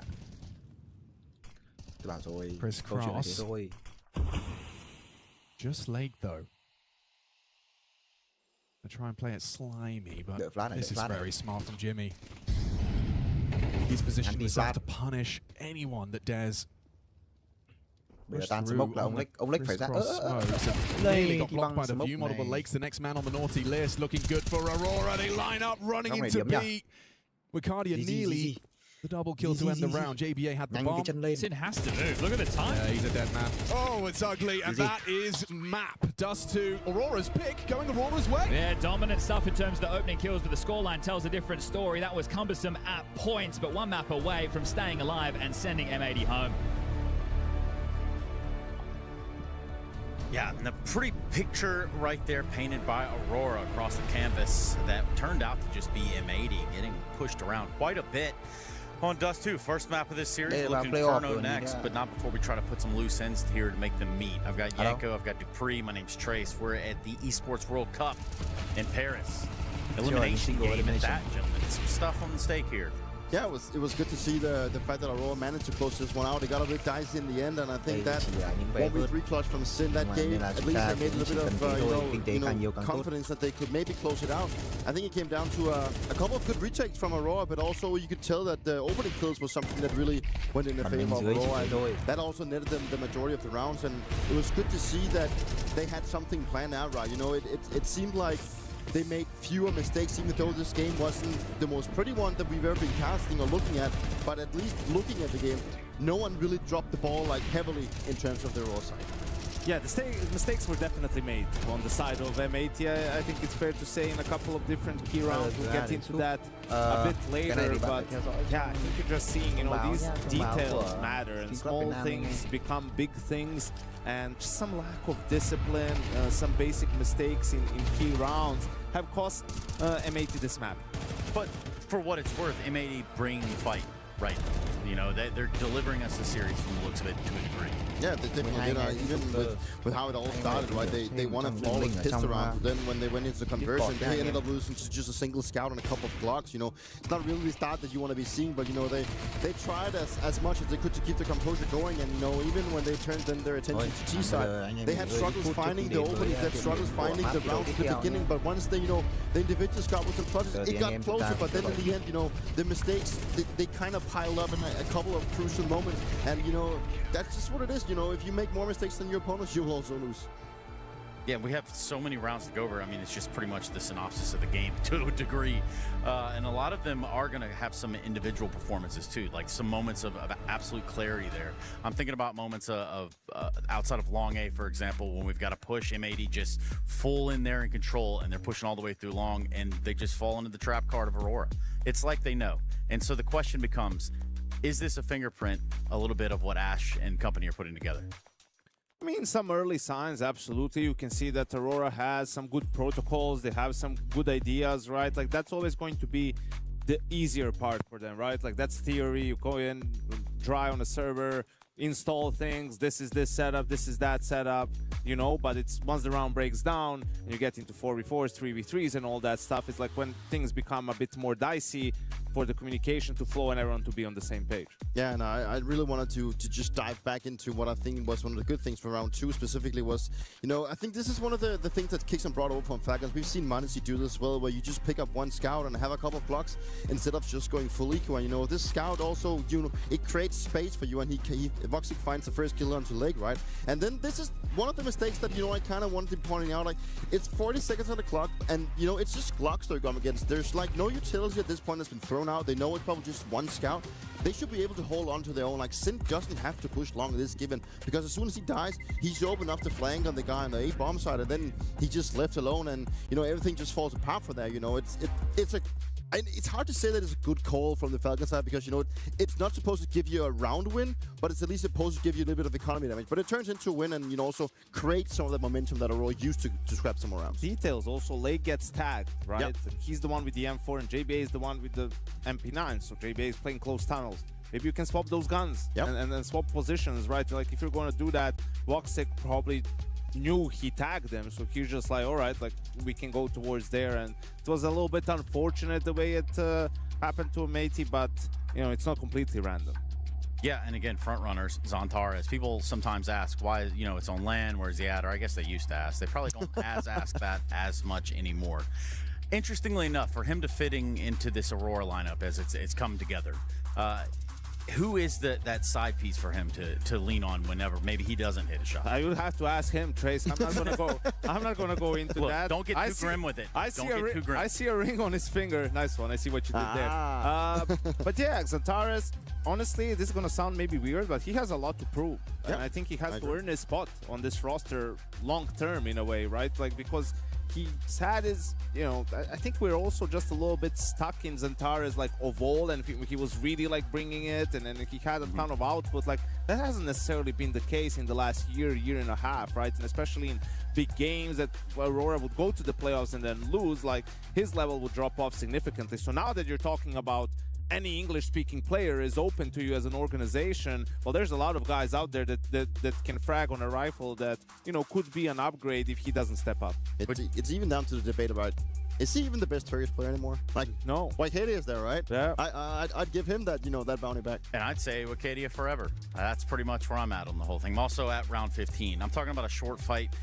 Swish with the long control, but Slacks misses a smoke and it all falls apart. Yeah, it's the first gun round, right? And M80 won the first pistol, lost the eco, lost the second pistol. So it's really important. They get the trade here. They understand the setup, right? That's going to activate Swisher on long, knowing no one's there. All right, they're rotating over. It's a 4v4 situation. They're going to be able to find Kickstand on side. This is a tough spot for Aurora because they don't have short control or long. So now they're kind of stuck, and slacks with the smoke, it's not going to cover everything. And you know, it's another detail in this round, right? Now they cannot cross. They're trying to figure it out. They're bringing over JBA from short, but this is really what enables Aurora to come back into the round. Boxy gets a kill and a headshot. Vicadia gets the second, and then him and Jimmy are able to close it out in a 2v1 against a low HP sack. So this is going to be a recurring theme in this analysis, right? Where it's just like, you need to be hitting your smokes, as simple as that, right? Like, you basically have side control, you just need to cross over, plant the bomb, and it's an easy round, but one missed smoke and everything goes sideways. And to me, there's two things to this given round. One is the thing that we talked about, as you mentioned, Janko, like the protocols there for Falcons, right? In the beginning of the round. But as soon as they fall out of that setup and they have to figure out something on the fly, they need to read the situation mid-round. I mean, at this point, they needed to get cat control a little bit faster. The B players maybe need to push down mid to, you know, alleviate some of that pressure that's already put on them. But they didn't turn into M80, you know. When they have that much space, both long and short, they should be winning in it, right? Yeah, let's also push a little bit past that. Round 21, we talk about having the right protocols, but there's also a level of proactivity that has to happen. Listen, M8 is making a comeback. Maybe they can do it. It looks like a good call, right? I don't know about Kerrigan's KD, but that guy definitely has cultural impact, because that's what Vicadia goes for, right? Like the early sort of, he throws the smoke, asks for a flash, wants to kill the planner, and he does that, and it's really important because now it extends the round. The casters were talking about the utility, a lot of it gets wasted. Great job of swapping guns with Zantares and Flash. Can't believe he hits this flick with the op, right? That's a nasty shot. And at the very end, right, also able to get the kill on Slacks with the USP. Like, that was an absolutely huge retake because you can see their money. It's tapped out. Like, this is a huge risk. Them actually going for this round would have been much safer to just save and sort of go into the next one. But yeah, they did a great job. This is not easy to do. Like, all this coordination in the retake, first the fast play, then swapping guns, you know, doing all of that stuff. So that was a really good round for Aurora. If you're M80 in that situation, do you immediately go for the plant again? I think you should. I think it's the chaos, right? And it's always about, I used to say this to my team, if we get like B like this, don't be pulling out nades. Just have your guns out, right? Because because that's the easiest way to lose a round on B is to a fast retake, right? And this wasn't necessarily a fast retake, but it's this one kill that sort of made them nervous enough, and then people are double smoking, they're wasting all that utility that they actually had in store for themselves. Yeah, I just want to touch on Jimfed as well, because I think, you know, he's an interesting prospect when it comes to this Aurora team, you know, and sure, maybe well, at least coming into the game and throughout the majority of it, he was putting up the numbers. He was just overtaken by Voxic and Santaris in the end, but he's an important piece. He's also the most experienced with his time in Mouse, but also I think it's interesting to see in also Ash's world, like, what can he do to bring Jimmy back to where he was when he joined inside of Mouse. So, you know, that's a prospect that I'm very excited to see. And what can Aurora do with a CT-sided start on Inferno? That'll be the question, but we'll get our answer after this. We go to a quick break so that we can come back and get things right back off where we started here. It is an elimination game. We are at the Esports World Cup, and it's live. Let me tell you what, down here in Paris, that's where you should be. We'll be right back after this.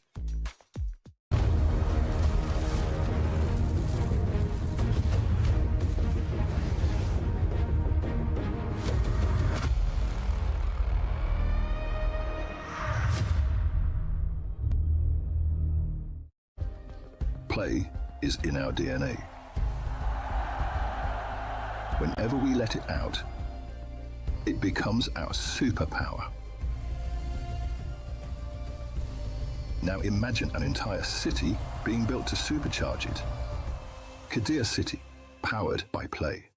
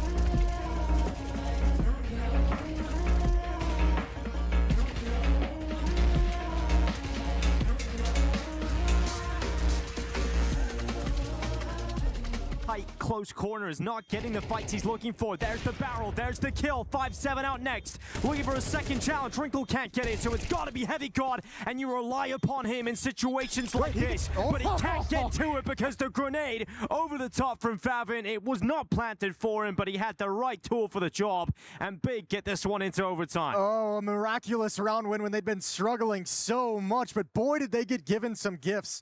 The Hunter push, fine, it's the tactic you called, but the Nerds getting pulled into the red room play, walking into the AWP of Wrinkle. Or excuse me, of Grix. Big has just sat here on the map waiting for the response, and the fact they almost fought back. They almost. But it's Favin, who else? The man who's been having incredible impact for Big in both maps in the series thus far. Big survived the total collapse. They stay in the game.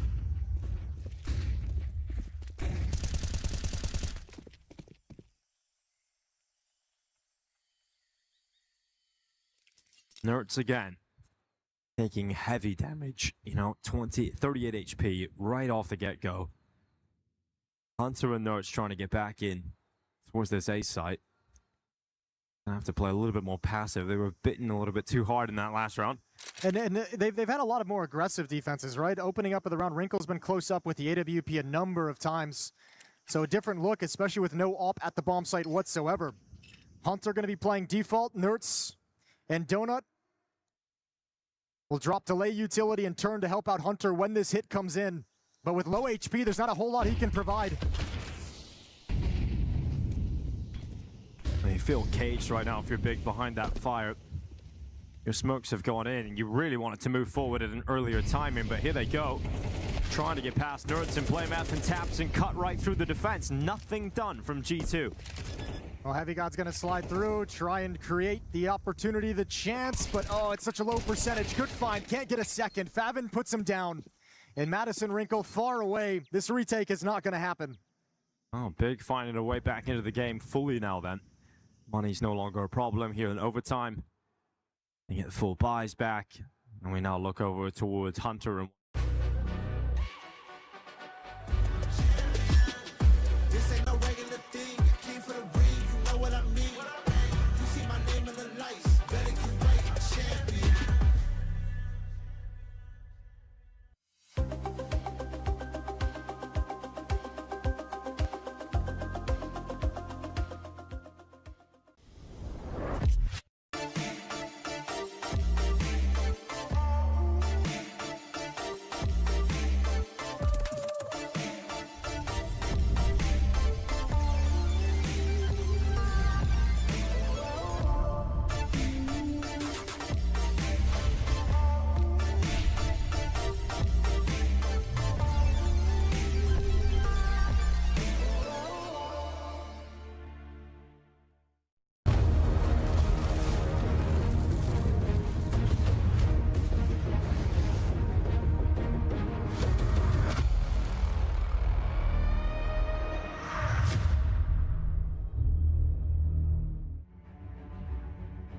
Welcome back, the Esports World Cup for 2026. We're in Group A, lower bracket, and one of these teams is going home. Aurora managing to pick up their map pick. Chúng ta cũng quay trở lại với Aurora và M80. He watches a lot of Counter-Strike, loves Counter-Strike. Didn't necessarily love what he was seeing at all times on Dust 2. What would you describe that first map as? Messy. Okay. I think my expectation for these teams is that, though, right? I think I'm just thinking, perfect Counter-Strike. Yes. That's what we want to see, but that's not what you're going to get all the time. And the most exciting Counter-Strike is not perfect Counter-Strike. That's true. We're getting an entertaining map. Let's hope it's a series, as grand finalists last year, Aurora, lost to the Mongols. Yeah. I'm sure that they would love to get anywhere near that this time round. Gone international, trying to piece things together. This is a LAN event, so the first time we're really seeing them put their toe into Season 2 of 2026. And the ambitions for an organization like this is to be one of the best teams in the world. I think Xantares, he was fantastic on Dust 2 there, wasn't he? He was a monster in the opening. He was very aggressive, constantly pushing forward and making things jarring for M80. I think Woxic as well stood out to me. Just the way he can insert himself on the CT side to just find impact. He's swinging out. I mean, he's catching players boosted and suicide, going for the widest of swings as an AWP player. Let's see what happens on Inferno. This is M80's turf. Ash, of course, you can see another new face behind them, not just the players in the ranks as well. New coaching change as well, no more Faber.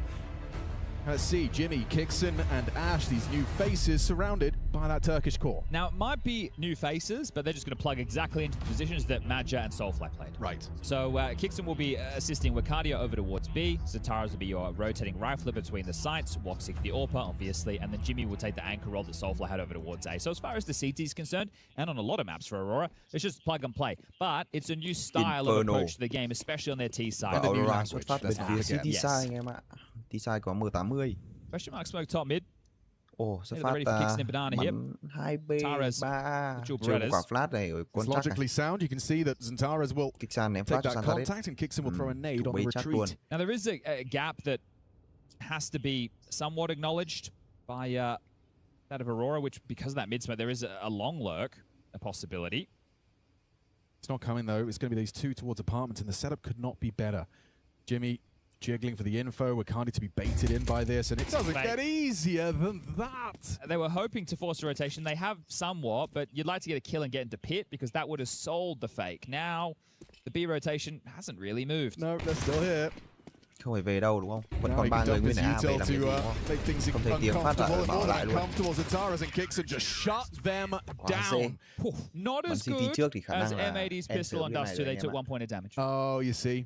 So, yeah, they've got him there. Well, maybe M80 can have something just as good in the second round. Of the unfortunately, if this was a Cache, a Mirage, an Ancient, I might... Well, maybe I'll take Ancient back. But... with a Scout, maybe. Nice, but this time round, it's just going to be the full Eek. The fullest of Eeks. Let's see if they want to be aggressive on Inferno as well on some of these anti-Ecos or anti-force by rounds. Aurora.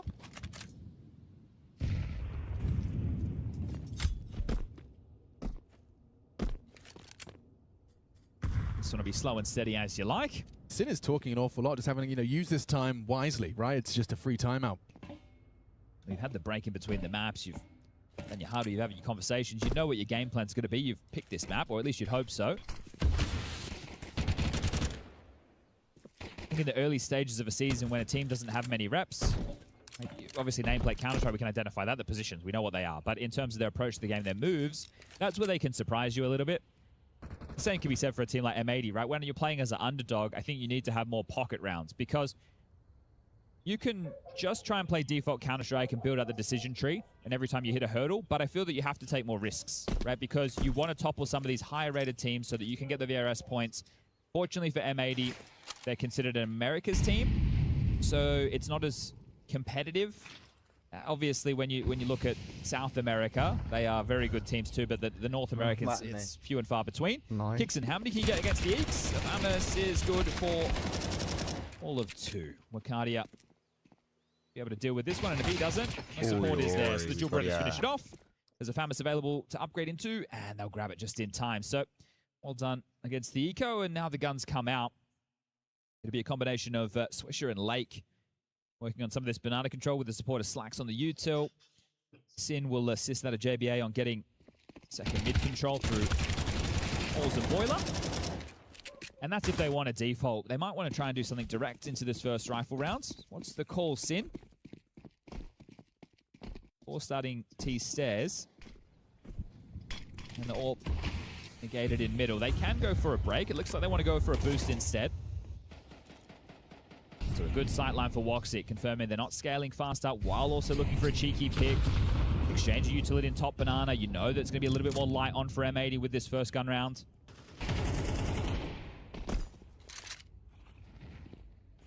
So giving them the banana control. Taking some apartments control. They want to fight this. They're ready to swing. Wants the tell, wants to go. Looking to go dry. Bắt buộc là phải giữ kín. BO2 hôm nay. M80 cũng hay phết. Họ cử 2 người sang để gọi là bắt thông tin fake. MP9 at this range. JBA takes the head-to-head duel, unable to find the headshot he needed. They can't even react into B ice. The bomb's down T stairs. They weren't expecting that type of move at all. It's really uncomfortable now. Leg's going to try and get a timing through the smoke. Looks like Wakadi's just going to catch. Yep. Oh, it's just too easy. For your first gun round, you can see head in hands for Captain Sin. Didn't anticipate A for B. Sorry, 4A. A, 4A. And B. And B, the fact of the matter is that they were going aggressive. They were bringing the fight to you. Well, let's get all the way to S for a sour round. There's 1 kill in 3 rounds, and that was on the eco. So nothing on the pistol, nothing with the AKs out. They have to save. Oh, and after the dust 2 you just had, this is going to be the, I mean, just momentum killer. Yeah. You got nothing in the tank right now. You're just feeling like, wow, nice try, boys. Yeah. For a lot of teams, I think M80 can join that group, but it's tough when you're going to hear me lump them in with, say, a K27 or 100 Thieves based on the VRS stuff for the major. But when you are an underdog team coming to an event like this, first event for a couple of teams coming out of the break, especially when you bring the LAN conversation into things, this is where you hope to capitalize and get some cheeky wins that'll give you a bit of a VRS injection. To get eliminated in what will be last place if we forget about the open qualifier would not be the way you were hoping your journey to go.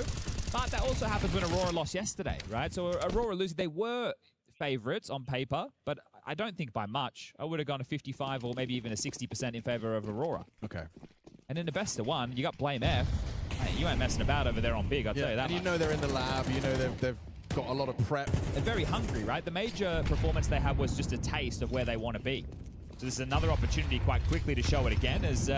Look at him go. Wicardia, just a self-flash swing. Swish will punish. That's important. Now Panic stations.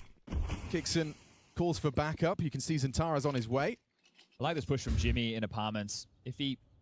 I was going to say, continues to press the issue. He could cut them off for a rotation back towards A, and that would free up Woxic. But here's they're the just going. It's a really good call. No one's home. Kixon behind the smoke. Bomb can go planted. They'll clear and be diligent about all those nooks and crannies. The incendiary and the smoke break, though. Tốt. Ôi, nhưng mà phá smoke rồi. Ông Sàn vẫn bỏ qua mà. Ông Sàn vẫn bỏ qua quả đấy mà. Alo. Mission accomplished. And the first T round for M80. Ai mà bỏ qua quả đấy? Convincingly so, as casual as it can get, really. You take down the 2 players on B. That's a nice round to win when it was just saved guns and some light upgrades around it. So that is going to, again, stem the bleeding for M80 in the early stages. Definitely not the most riveting game in terms of frag exchanges so far. Because we all love Inferno, right? Save Simulator. Everyone's favorite map. Does offer the bangers, right? That's the thing. Once you get to like 10-10 on the 3rd map. Can we start there, though? Okay. Guys, let's handshake. Yeah. We'll just start at 10-10. 10-10. Nobody saves. And everyone's got a bit of money. Give you all that 7 grand. Yeah, okay. Loss bonus, everyone can have 2,400. We'll go from there. And we do it all 3rd person over the shoulder cam. And we put jerseys on the models in the server. Yeah, everyone has their own jersey. And then we kind of name the teams based off the city they're from. I like that, yeah. It's never been done before. No, that's really cool. Yeah.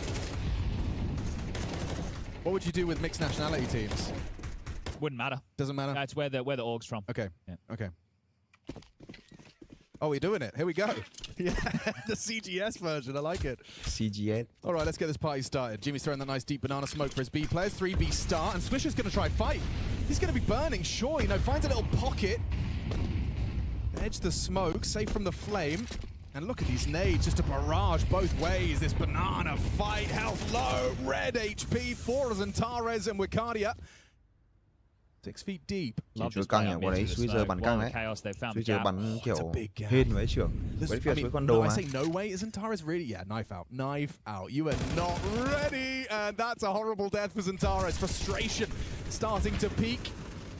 And just kicks in alone. They know he's alive. They know he's around here somewhere. And they've got plenty of time to hunt him down. Partners up, JBA and Sin.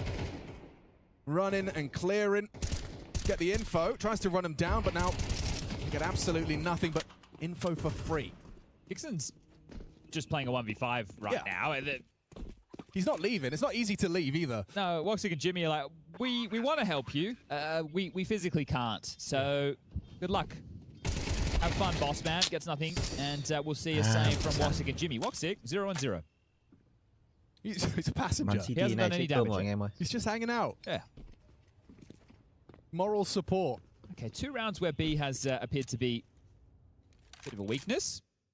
But that was well maneuvered by M80. Went out the fight on Banana. Immediately premeditated. Walk straight through that top mid question mark smoke. Find the gap. Super cool. Turn it into a quick mid to B. And away you go, 3-2. Where did all that health go? I guess it was just, the spray combined with all that barrage of utility.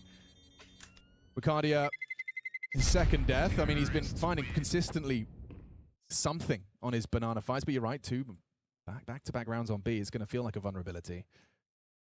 And that is, yeah, Ash pulling the emergency meeting button. So Zantares has 8k and Woxic has 5.3, Jimmy has 8.7. There's no jeopardy of not having guns for everybody. The drops are available, the rebuys are there. What is the adjustment that he's looking for there? First rifle round where they gambled 4 top mid and found the timing as the U2 is being thrown for the mid control was great. Both these forays with Banana, whether it's aggressive or not, has quite costly. They want to start the AWP towards B to get Woxic in the game. He doesn't have one of the better B spawns, so likely to see him start over towards A. You could go for an option where get the halls control early to at least isolate a fight, get you early info.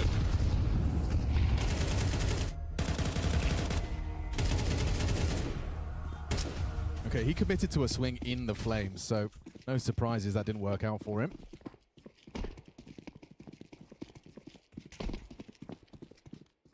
Bây giờ thì cử đang bắn 3B. This time, Swish not getting stuck in on the first timing. 3B đầu game để trả đồ ra chuối. Oh, JBA is on something though. This is a bit of a gap right now if he keeps on waltzing, and he is. So quick. Oh, Jimmy's sixth sense. The hairs on the back of his neck just started to stand on end. He gets his gun out and gets the crosshair on the money just in time. Frustrating one for JBA. He really did have a golden opportunity and caught the timing there. Jimmy's just pivoted at the last second. Swish playing with fire. Smoke exchange from the B anchor with Cardia. And, oh, he's tagged him. Get away from that nade, Sin. You might be catching that one. Yeah, bowled over by Woxic. Bowled over. Bad to worse. Another smoke walk. Go on, Swish. Gonna go into CT smoke here. Yep. Okay. I like Avenue, it. he can wrap coffins. And there's a back turned on Zantares. Knife out again. Can't believe what he's just seen. A jump scare for Zantares. You still got to find 2 on the site. Kicks and Cardia alive. They play Counter-Strike Tates. There are bodies here. Swisher knows he's being loud, trying to draw attention with Cardia new box. Kixon hiding out back at the site with Cardia with empty hands. That's a good find from Slags. It's just Kixon hiding out of FAMAS unloading. Not too easy for him to find a multi. Both through Banana. This might not be expected. They're going to cut noise. They've got util, so this one's going to be tight. Big move from Swish to go back towards Ruins. He's actually given them some space. If he was stuck on site, this would have been a tough round. Now, real chance to take this and tie this up 3-3. Yeah, playing off of Lake. Just intermittent checks of the pool headshot angle. Woxic to line up some util, no one home. Oh, it is first box. He didn't throw new box, he threw first box. Makes it really uncomfortable. 100-0 for Lake. Swish has got this. Super winnable. Super winnable. The plant's there for him. He's just lined it up. He's ready to unload. Woxic a little off angle. Oh my God, right under his nose and just in time. Denies on the B site. I liked what I was seeing from Swish in that round. Some really good moves, especially when they had lost those opening exchanges, walking through the smoke, catching Zantares. The way that they handled that felt like it was an M80 round. You love this though, right? You got a second mid player spamming through halls. So right, they're not assuming that the space has been taken so quick, but when you die like that, that's a monitor punch moment, and that just looks so ugly for Lake, doesn't it? I thought as much as you did that, of course, it was going to be a new box molly coming out, but Woxic with a key piece of utility as part of that retake. 4-2 Aurora, a 2-round gap. Yeah, fair play. Fair play.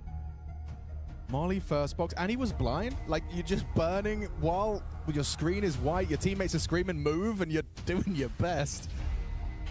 Whew, rough death. Big round. Even just feeling like the time was so light, you feel like you've lined up for the defuse. Of course, there is, you know, a little bit of give either side of that bomb. Those cables can feel a little long. 2-4, all to play for. Yeah. Slacks is AWP going to go searching. Plenty of weapons in play here. Neither team compromised financially, so full gunny. Woxic, overstaying his welcome there. Nearly did a Lake. What is this from a card? Is this not the most ballsy position to adopt? He hears them lining up nades, and yeah, he will snatch one through the smoke. He's cheeky with it. An opening kill provided. Advantage of Aurora, you wouldn't. He would. He's getting flashed in for another double dip. Lake will punish. Jaber down on that mid activation during the B chaos. You can see Jaber's intention is to always try and profit from the B fight and skirmish. They were aggressive on both sides of the map, right? That's not necessarily what you would expect. The fact that he's died over towards window room, right? They're playing top mid control and for banana control at the same time. You kind of feel like you have an opportunity to play more aggressive towards A, right? They're maybe not playing brackets or they're just jiggling. As Xantares will take down Slacks, and now a 2v4. I do like the fact that they are playing with confidence, because I would say, player for player, Aurora's skill would outfrag M80, right? And they're playing with a bit of that pizzazz. Jimmy's just so locked in, so dialed in, aware of all the possibilities. Real safe pair of hands on Inferno pit side.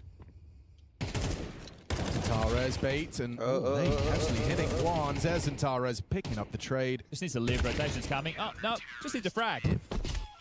All right, yeah, I guess he's worried about, the potential spam. Aurora's A site, that's terrifying when you've got Xantares just taking intermittent random walks out mid and taking fights mid-round. This isn't to have a dig at Soulfly by any stretch, but previously, before he joined Aurora, he was not an anchor player. He was considered a star player. So he picked up the anchor roles on the CT side, which was obviously new to him. And it's not that players can't make those adjustments, especially green players, but Jimmy's a natural anchor. Yeah. He played that in Mouse, right? So for him, as long as, right, he's been continuing to play Counter-Strike, he's good. Just plug him in. Definitely a valuable asset to the squad. And this time, Wakardi's aggression's rewarded once more. At least a one and done. Swish trades from the grave. Spread of the Flame does the job. And now, what, 4-on-4 with the rotation of Xantares, always on the move. Alongside Jimmy over towards the Balk. Smoke. Don't know if that smoke was supposed to go long. Yeah, well, if it's a short smoke, it's got a gap, so... he's flubbed that.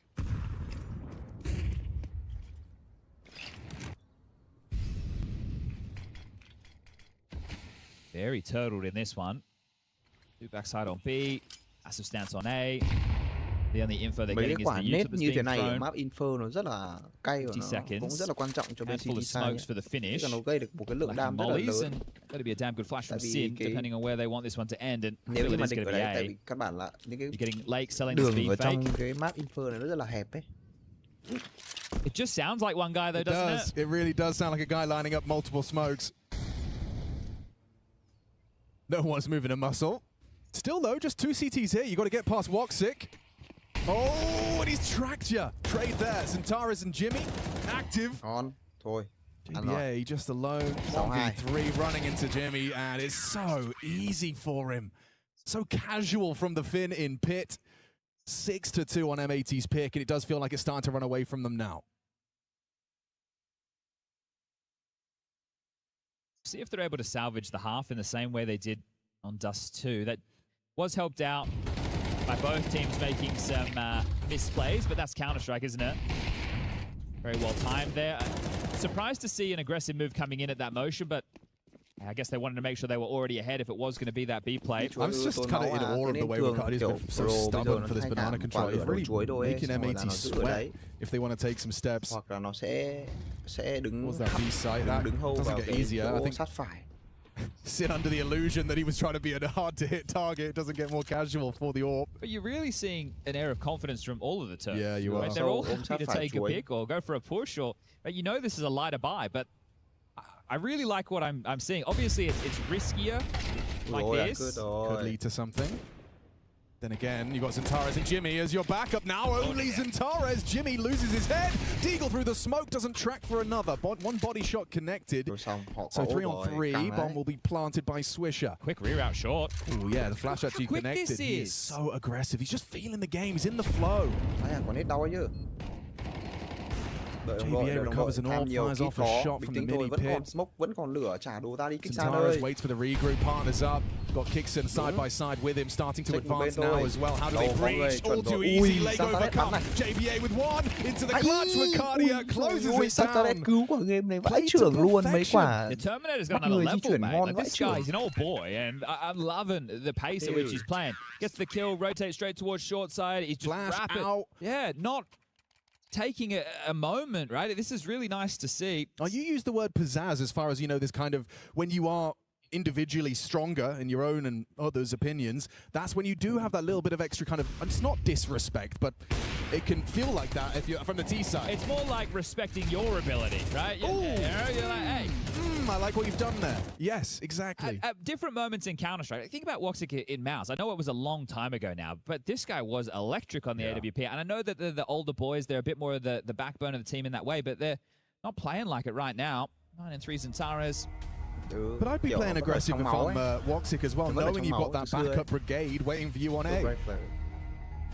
And they could have tried to put a leash on Woxic's picks by getting Slacks the AWP, but looks like going into this next rifle round, they're still operating with 5 AKs. And your 2 rounds were on the B side. Yes. Your 2 rounds were on that other side of the map. So where do you think they'll go and knock again? Half or smoke out the gates. Is there a boost over this? No, just some nades to deal with the pathing, and well, they'll allow those to fall by the wayside. Double mollies, 1 mouth, 1 sandbag. So good nade. Quả nade tạm được đi. Dolphins up 2 with that one over the other side of the fence. That's more where that came from.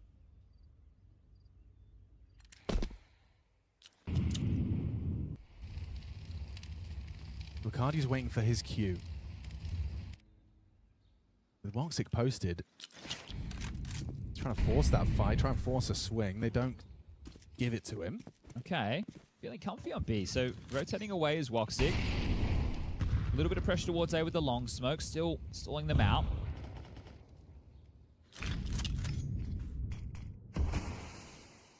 Blocked, and into the smoke goes Lake and Swish. They're just going to go through it.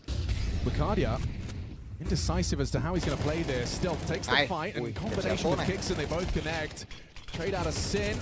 He should be a dead man, somehow alive at the back of the site. Ricardia lives.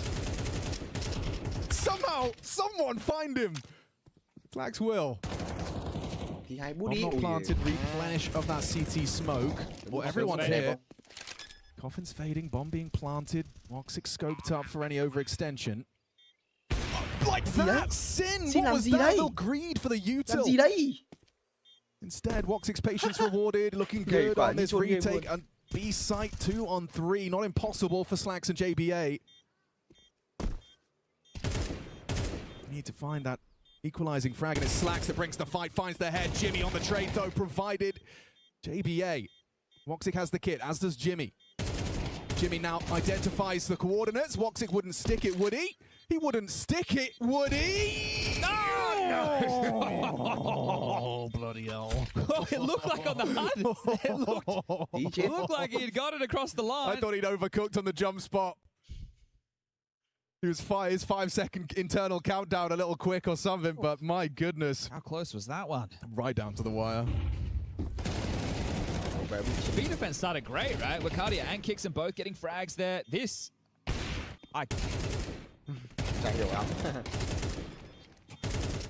It's the kind of shit I'm doing. Yeah, you can't be doing that. Oh, there's the boost you were discussing around after. And it's cost them an opening kill. Làm cái gì đây? Make it 2. Ôi, Swish sang and lên Lake côn in cái gì combination đây? of that 1-2 punch. Côn lôi nhau ra đây cũng bút cái gì đây? Woxic's audible scope, that's surely a flank Ném for một smoke ra đây GBA. đi, chửi nhau rồi. He wouldn't. Okay, now surely a boiler player finishes the job. No, Sin will get it done on his own. I guess he's worried about Jimmy being poor inside during fair. this, but... I mean, the round has kind of been given to M80 by virtue of these opening battles. They have 5 on the plate right now. This one, considering the rotation we're seeing right now, you would assume is confirmed for 4. The final round of play, they're only going to get 1900 lost. So we have to see, does JBA on this A lurk take away any more of these rifles? You can see the line he's adopted here over towards Moto. Tara's aware of this possibility. Jimmy as well. So that's alleviated a little bit of pressure, but they will just waltz into B now, plant the bomb, and they can definitely throw another body or 2 if they'd like M80 at trying to remove some of these weapons. Rồi, đừng có mất khẩu ốp. Sin's coming to have a look. He might be able to make up for that mare in the last round. I know they won it still, but it just looked a little bit out of place. Late coming over to hunt as well from B's and Library already. Zentares staying aggressive, wanting to be the one to dictate the fights on his terms. It was certainly going to be dead now. That information should be enough to secure this frag.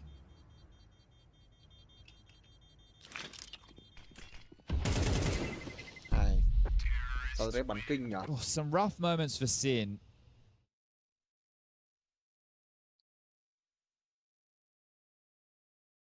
Can play the in-game leader card at any time. Yeah, get it out. It's like the victim card. You can play the in-game leader card at any time, and no one can say anything. Yeah, and usually, it's completely justifiable because they're making the calls. Well, and in-game leaders have got to throw the nades, but when you don't necessarily need to be throwing the nades at all times. Yeah, especially while you're hunting. You could probably put them away. You could probably. Technical pause. Interesting. So they can't chat right now, everybody. So if you're wondering why the mouths aren't moving, while we get this sorted, you can see it's Kixon in the middle there, getting a little bit of support.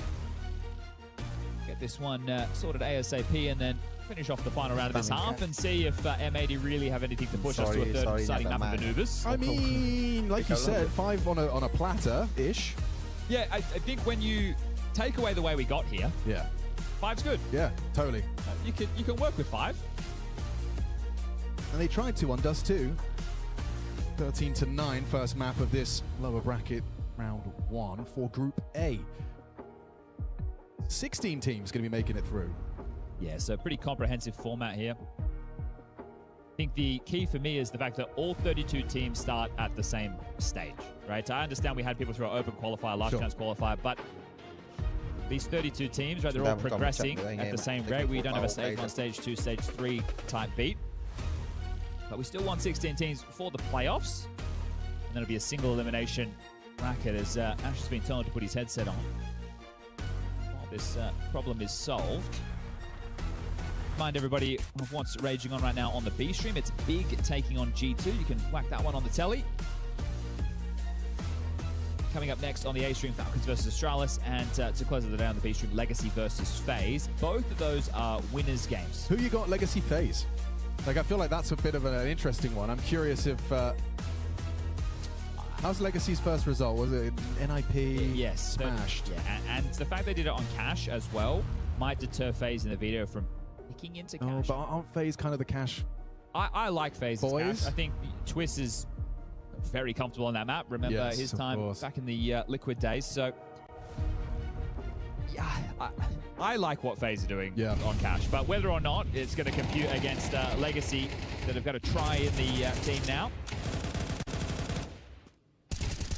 I want to have FaZe as the favorite there because they've returned to the top 10 of the VRS. Ooh, wait, hold on. That's not live. It's an NL. Let me see if I can read what's going on here. Guess the monitor is still giving him some trouble. Was it the monitor? I think so. Or maybe it was sound. I just saw a cable at the back of the monitor being fiddled with. And I also see a rather strained DisplayPort cable right here. I know we have like a special HUD that MC set up for us here, but my, not HUD, excuse me, console, but mine at home is doing this too. We just spams commands.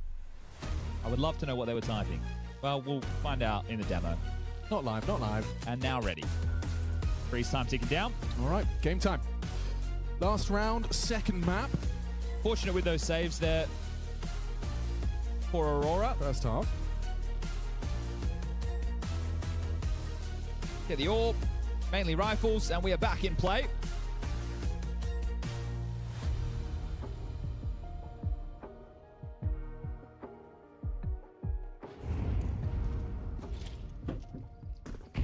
Để rồi anh em ơi, quay lại rồi anh em ơi.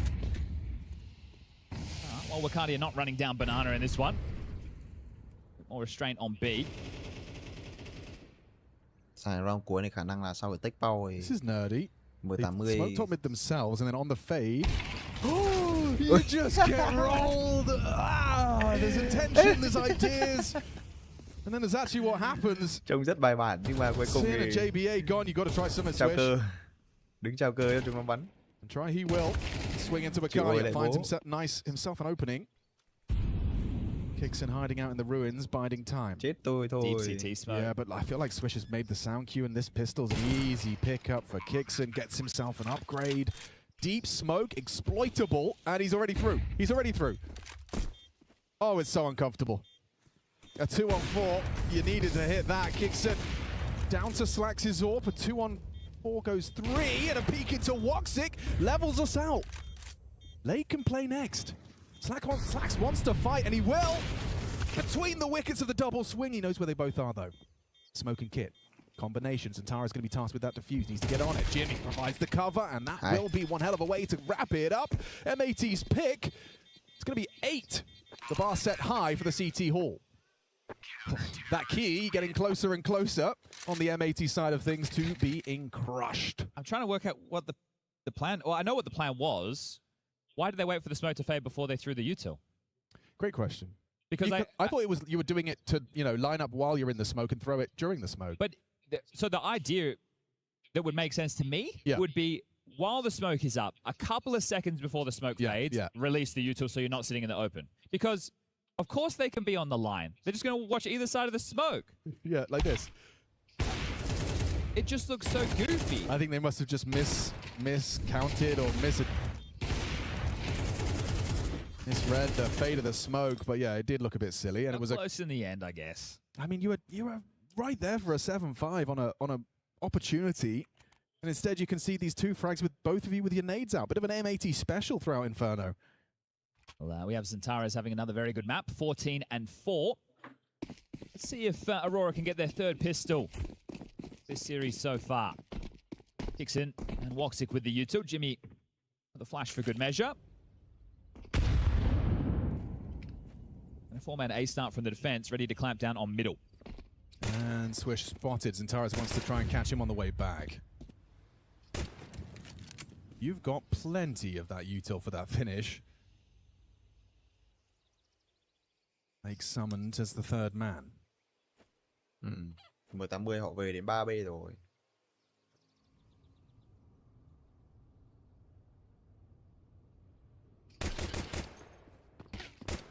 Applying some pressure is Jim. Hay quá.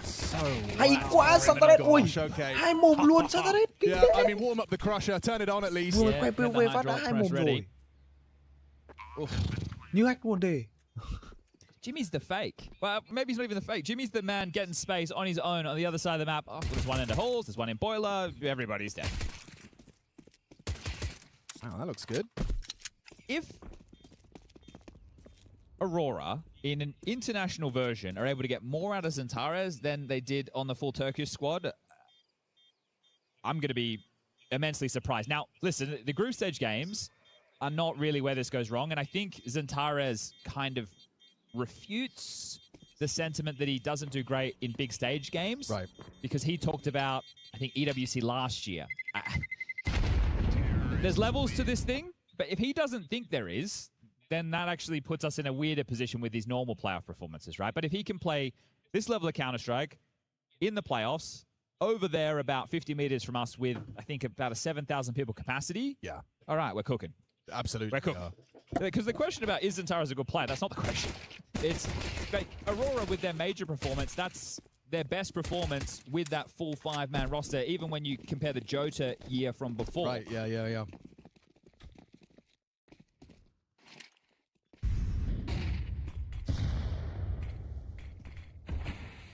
You win a force fight here, M80. I'm sure it's going to positively affect Zentares as well when you are as talented individually as a player like Zentares. When you're surrounded by names that you probably, and I'm putting words in his mouth, but you probably have more respect for the likes of a Jim Pat in Pit. You know, you feel like you kind of you've got more pieces around you that you feel like you can get similar output than yourself. I think them playing a different style, less attack heavy, more map control, more decision tree, it also gives him a bit more freedom of choice. Sure, and you do give him that. They're going into the stack here on A. Bản này còn ngon, DX là ngon này, 10-80 Lake's đi going to rồi. be anti and then swing on this MP9 on the timing. Let the guys on short go first. Zentares is down after the wall. It's too easy for Arcadia. Thấy chưa, tôi bảo quả tay bé là Slack's bell rung, still tracks Woxic's head, but all for naught. Swish, the late arrival, and Kixon giving him absolutely nothing. On that low HP, Arcadia will peek on out and remove Swish's head, and so impending doom for M80's time here in Paris. This is definitely more like it from Aurora. Yesterday there was some clear frustrations and disappointments with how they conducted themselves in the server. That's why the best of one. And if you get off to a bad start, you have a couple of bad rounds, it's going to hurt a whole lot more. You don't get an extra map or two to recover. Today, Dust 2 got a little bit wonky. But Inferno's looking like a clinic. Wonky. Be hopper. Without too much time to, integrate. Already looking pretty polished. Here we go. Back 10 Farm Fest. How many are you getting? Everyone leaves with one. They've been dominating in the opening kill department. And obviously, they have been playing in your face. Dust 2, in 22 rounds of play, it was 16-6 in opening kills. Right now, we're looking at 12-3 in opening kills. Gosh, yeah, I mean, scoreline reflects that. Swish was the only man who has been able to deliver them anything in that department. Jabe has been hemorrhaging, opening frag 0 and 5.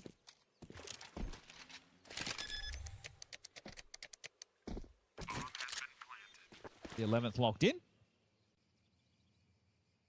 This must be one of the best moments if you're an Aurora staff member just sitting in the front row there. Oh, yeah. We got a big lead. We got a map in our pocket. We're dominating them. This is a casual day. Everything's working well. Zentaris is happy. He's fragging up a storm. Quite the opposite, I imagine, for M80, who I feel this one has slipped through the fingertips. Well, not even the fingertips. Hi. Oh, this has slipped out of their grasp completely. You kind of feel powerless when you get to this stage in a game. Dust 2, you kind of had your moments. Obviously, there's plenty that you can reflect on in review as to where it went wrong. I think you looked a whole lot more threatening on Dust 2, which is saying something considering you chose to take it in Inferno, and Aurora's Inferno's got levels to it. Their CT side was very convincing. I think their A-holds in particular stood out to me. Slacks on the AWP. Now, if anything was going to start for M80, it kind of has to be right here, right now. Shout out to Fat Boy Slim one time. Well, we need to praise Aurora like we should. Here we go.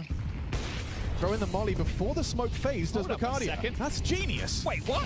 Oh, what a quick flick from Slacks in combination with Sin's swing. Quick equalize from Woxic and Mercadia. Yeah, you got to get some frags in the pit, man. This is it. A quiet Inferno so far for him. You've got to peek into Zentaris. Oh, and nails it with a double headshot. Mercadia last seen long. Makes it clear he's on his way. M4 versus Galil. And no bomb on Mercadia's back. It's loose on under the control of Lake. A bit of damage. JBA's playing it safe, playing for the team. Hard to see a world where Mercadia gets anything going here. Hoping for an overextension, but JBA's giving him nothing. Take his hands off the mouse and keyboard at this point. Wait for Lake to call for help.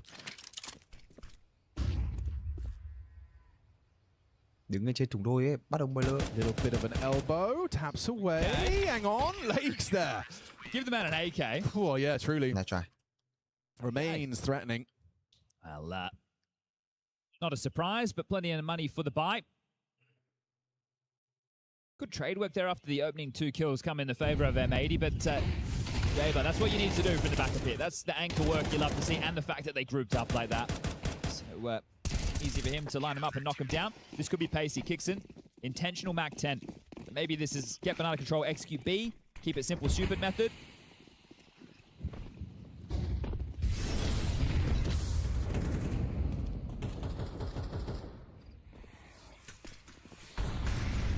Ahead of this. Yeah, overlord Zentaris. He's just undone. Crushing him. Absolutely crushing him. What a map he's having. Another map, 21 and 6. Yeah, he might even have more here. He might even leave with another. Woxic will steal it from him, takes Sin out of the round.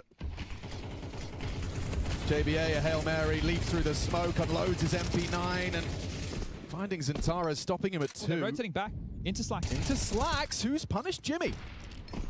Suddenly a 2v2 emerges. They're still going to be desperate now because Slacks has gone anywhere. Zentaris bắn He's cho actually thế just rồi. immediately gone into this B rotation. Mercadia and Woxic aren't to know that. Chán nhỉ. Back to 8, just in time. Catches Bacardi ahead of the swing. Winnable for get the bomb down now, at least. Maybe pit side, he has a good pitcher. So the question is it going to be a push down banana to come up short, or are they going to regroup together? We can see both coming in from long. He's going to play towards it. Well, they're going to slip short side. So much room for Does he him go now. around the world? Tucks in a moto. Asking a lot. It's still not comfortable for the two of them here. Look at their health. It just feels like it could be so easily clumped together. They're going to assume he's pit or apps. Of course they are. Clearing sight. Nothing to report. Woxic catches them both with their backs turned. He's played it Woxic, to oh my perfection. god! Waving goodbye to M80. That has got to be it. I can't believe he's planned a default and xử lý played in moto. Yeah, of course. He's like, okay, no, he's just setting himself up for an unwinnable clutch. Yeah, never mind. They're never going to consider that in a million years. Aurora đấy anh em. And just one more round now. But yeah, what a performance this has been from Centaurus across this series. Reflecting on his first map of play. 23 kills, 13 deaths, and he's doing it again here on Inferno, and this one looking like a bit of a drubbing. Woxic, we know he enjoys the spotlight, so his boys up nice and pretty to close this one down.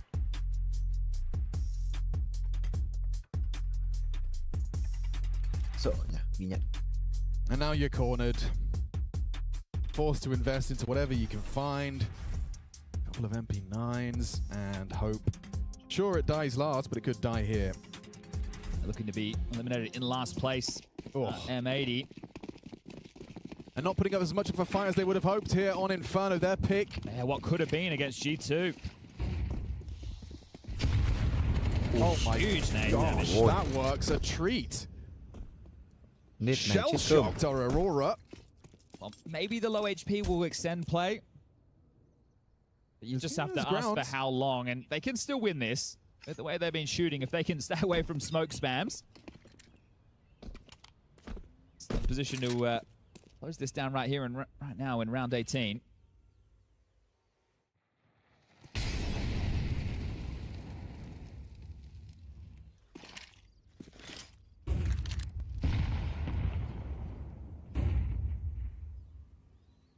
Posturing for banana control. And working on top mid space, so long smoke, porch molly, staging area, and they are heading towards the correct site, the under fortified. There's two players here, Slacks and JBA. Rotation's coming, I think it might be too late. They need to convert off this damage from the HEs. We need the multi-kill. JBA burned out, still stands his ground, does find damage. Slacks can convert upon a pivot into the fight. He can't find the frag. Sin can.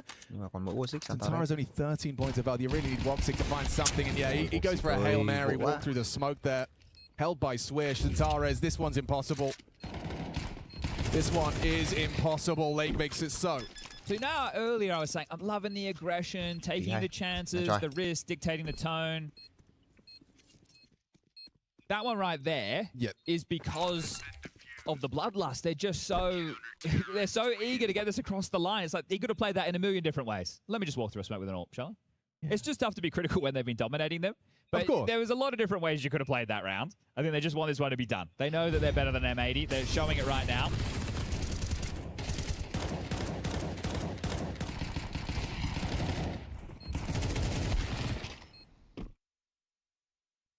They will give them an opportunity to start working back into the game. It's going to be fragile. Two Glocks complemented by a Deagle and two Tech 9s. No utility to make magic happen. JBA is playing a dangerous game. Okay, just gets away. Whew.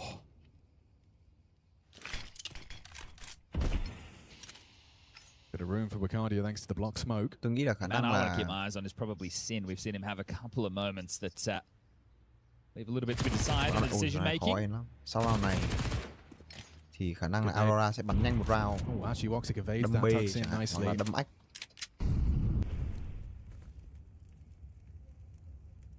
You'd be hard pressed to get a bomb plant out a round like this. Yeah.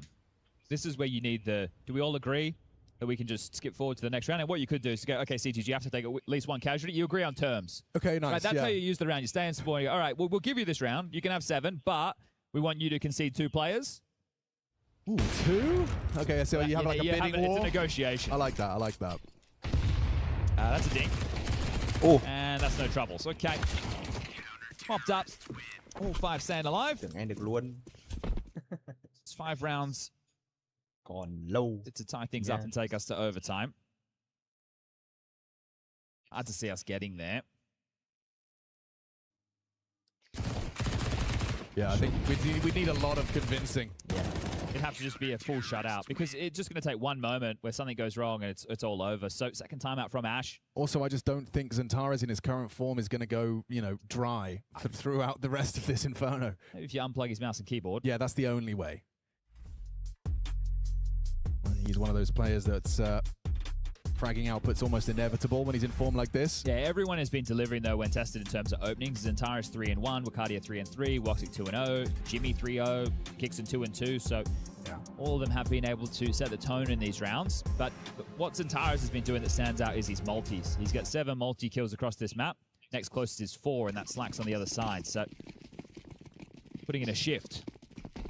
Turkish Terminator. Let's see, is it all over here off the back of the Ash timeout? Restarting B for the defense. They're going for a boost that's going to enable full deep banana control.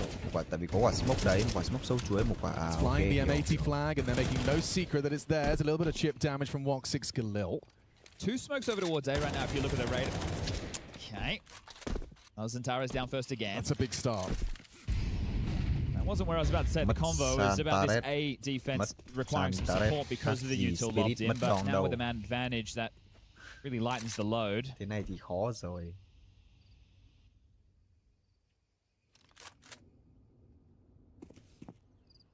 The setup right now is reflecting that concern I was talking about because otherwise in this scenario, I feel you should just be playing 2-3. Sure.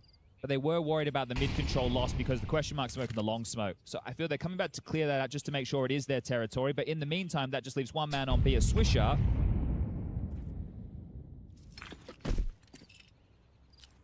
From downtown. Trying to sell it. Mid-swing coming. Okay, Sin's going to swing straight into Woxic. Nails the shot, spots the bomb. Into Jimmy. Advantage M80 still, but with 30 seconds, can Aurora really try and rectify? They see the bomb still there. 20 seconds, Picked time against them. They are running in towards the unguarded site. It's just Swish. 1 man versus 3. If he goes down, that bomb gets planted. No smoke for CT. This is going to be tricky. How do you get across? Chucked it to Kixon. Rugby just throw. In time. Can you get him off it? Oh, Slacks chips in. And Jimmy provides the cover necessary while blind. Good from Lake. Good luck, Kixon. Làm cái đeo thì được. This one feels like a certainty now. Nade puts him low, and JBA secures. Okay, a couple of steps in the right direction, but still a mountain to climb. Something like that one. It was an awkward round as well. With that bomb spilling out off that Sin pick, it's like everybody kind of sold out, didn't know how to react immediately. And it was a little bit tricky there from Aurora with those smokes from downtown to fake out the B plate. The 4-round gap, going to be another one of these partials. Loss bonus 2,900, so you can invest a little bit more this time around Aurora. Plenty of options for them in this one. They throw that top mid question mark smoke again. They might want to try and pounce through it, turn it into an A piece.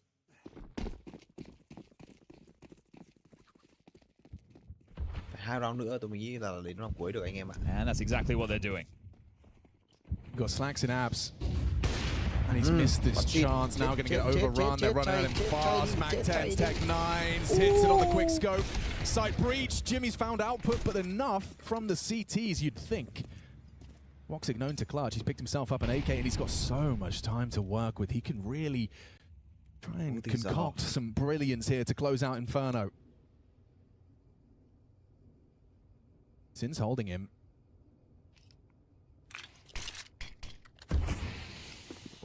Straight to his demise. Ooh. Sin doesn't track it. Swisher. Hello? The back turn should be able to pick this one up. He has no info, has no idea, and caught from the flank. Thank goodness Swisher can clutch. Sin's just like us for real, guys. For real, for real. You, me, Own a Pixel, everybody at home. That's Lên đến 9 thôi anh em. Oh, that would have been one of them that would have kept him up at night. That to be eliminated from the tournament. Yeah, no. Especially with some of the other moments he's had so far as well. It's been a rough Inferno. I feel like I'm bullying him, but yeah, I mean, it's just the pressure is palpable. Well, run boost for late to go for some more aggressive banana control. Didn't get it too just sending it. He doesn't want to be the last man standing. Hey boys, I don't want to be in the clutch. Please. Họ đẩy middle Sin, đẩy mid luôn mà. Damage off this. Look at this push from Sin. Yeah, serious. Oh, the pathing is ridiculous. Entrenched. He spotted it, did he? Wait, did he? I don't think so. Sin spot. Thành Sin phát thấy rồi, Sin phát thấy rồi. He'd be acknowledging it. Okay. Yeah, I thought he was like a little... Sin knows what's up. He knows that the second mid player is rotating towards banana. Right now, Lake needs to rotate. You also need to get a move on if you're JBA. You need to start blocking on B if you switch. Oh, it's perfect. Into the incendiary, into the orb. Slacks finds one. Can't hit the next. He overextends and Zantares will punish. Vừa hay, vừa hên. Lake has the vision. Hay lại còn hên. Swisher pathing through that smoke. 2 on the pool. Sin applying the pressure from banana. It's good onto Jimmy. Hay quá Zantares ơi. Zantares on the reload. Should be a dead man caught with the nade trade from Wicardia. Turns out he is last. Oh, he is. It all comes on to Sin, or they're going home in last place here at EWC. Smoking a kit and an orb bullet in the Kevlar. Aurora knock him out. M80 nice try, Aurora, a monster performance from Zantares across 2 maps, but they have crushed a key. They are sending these boys packing, and that's the Aurora you want to see day in, day out.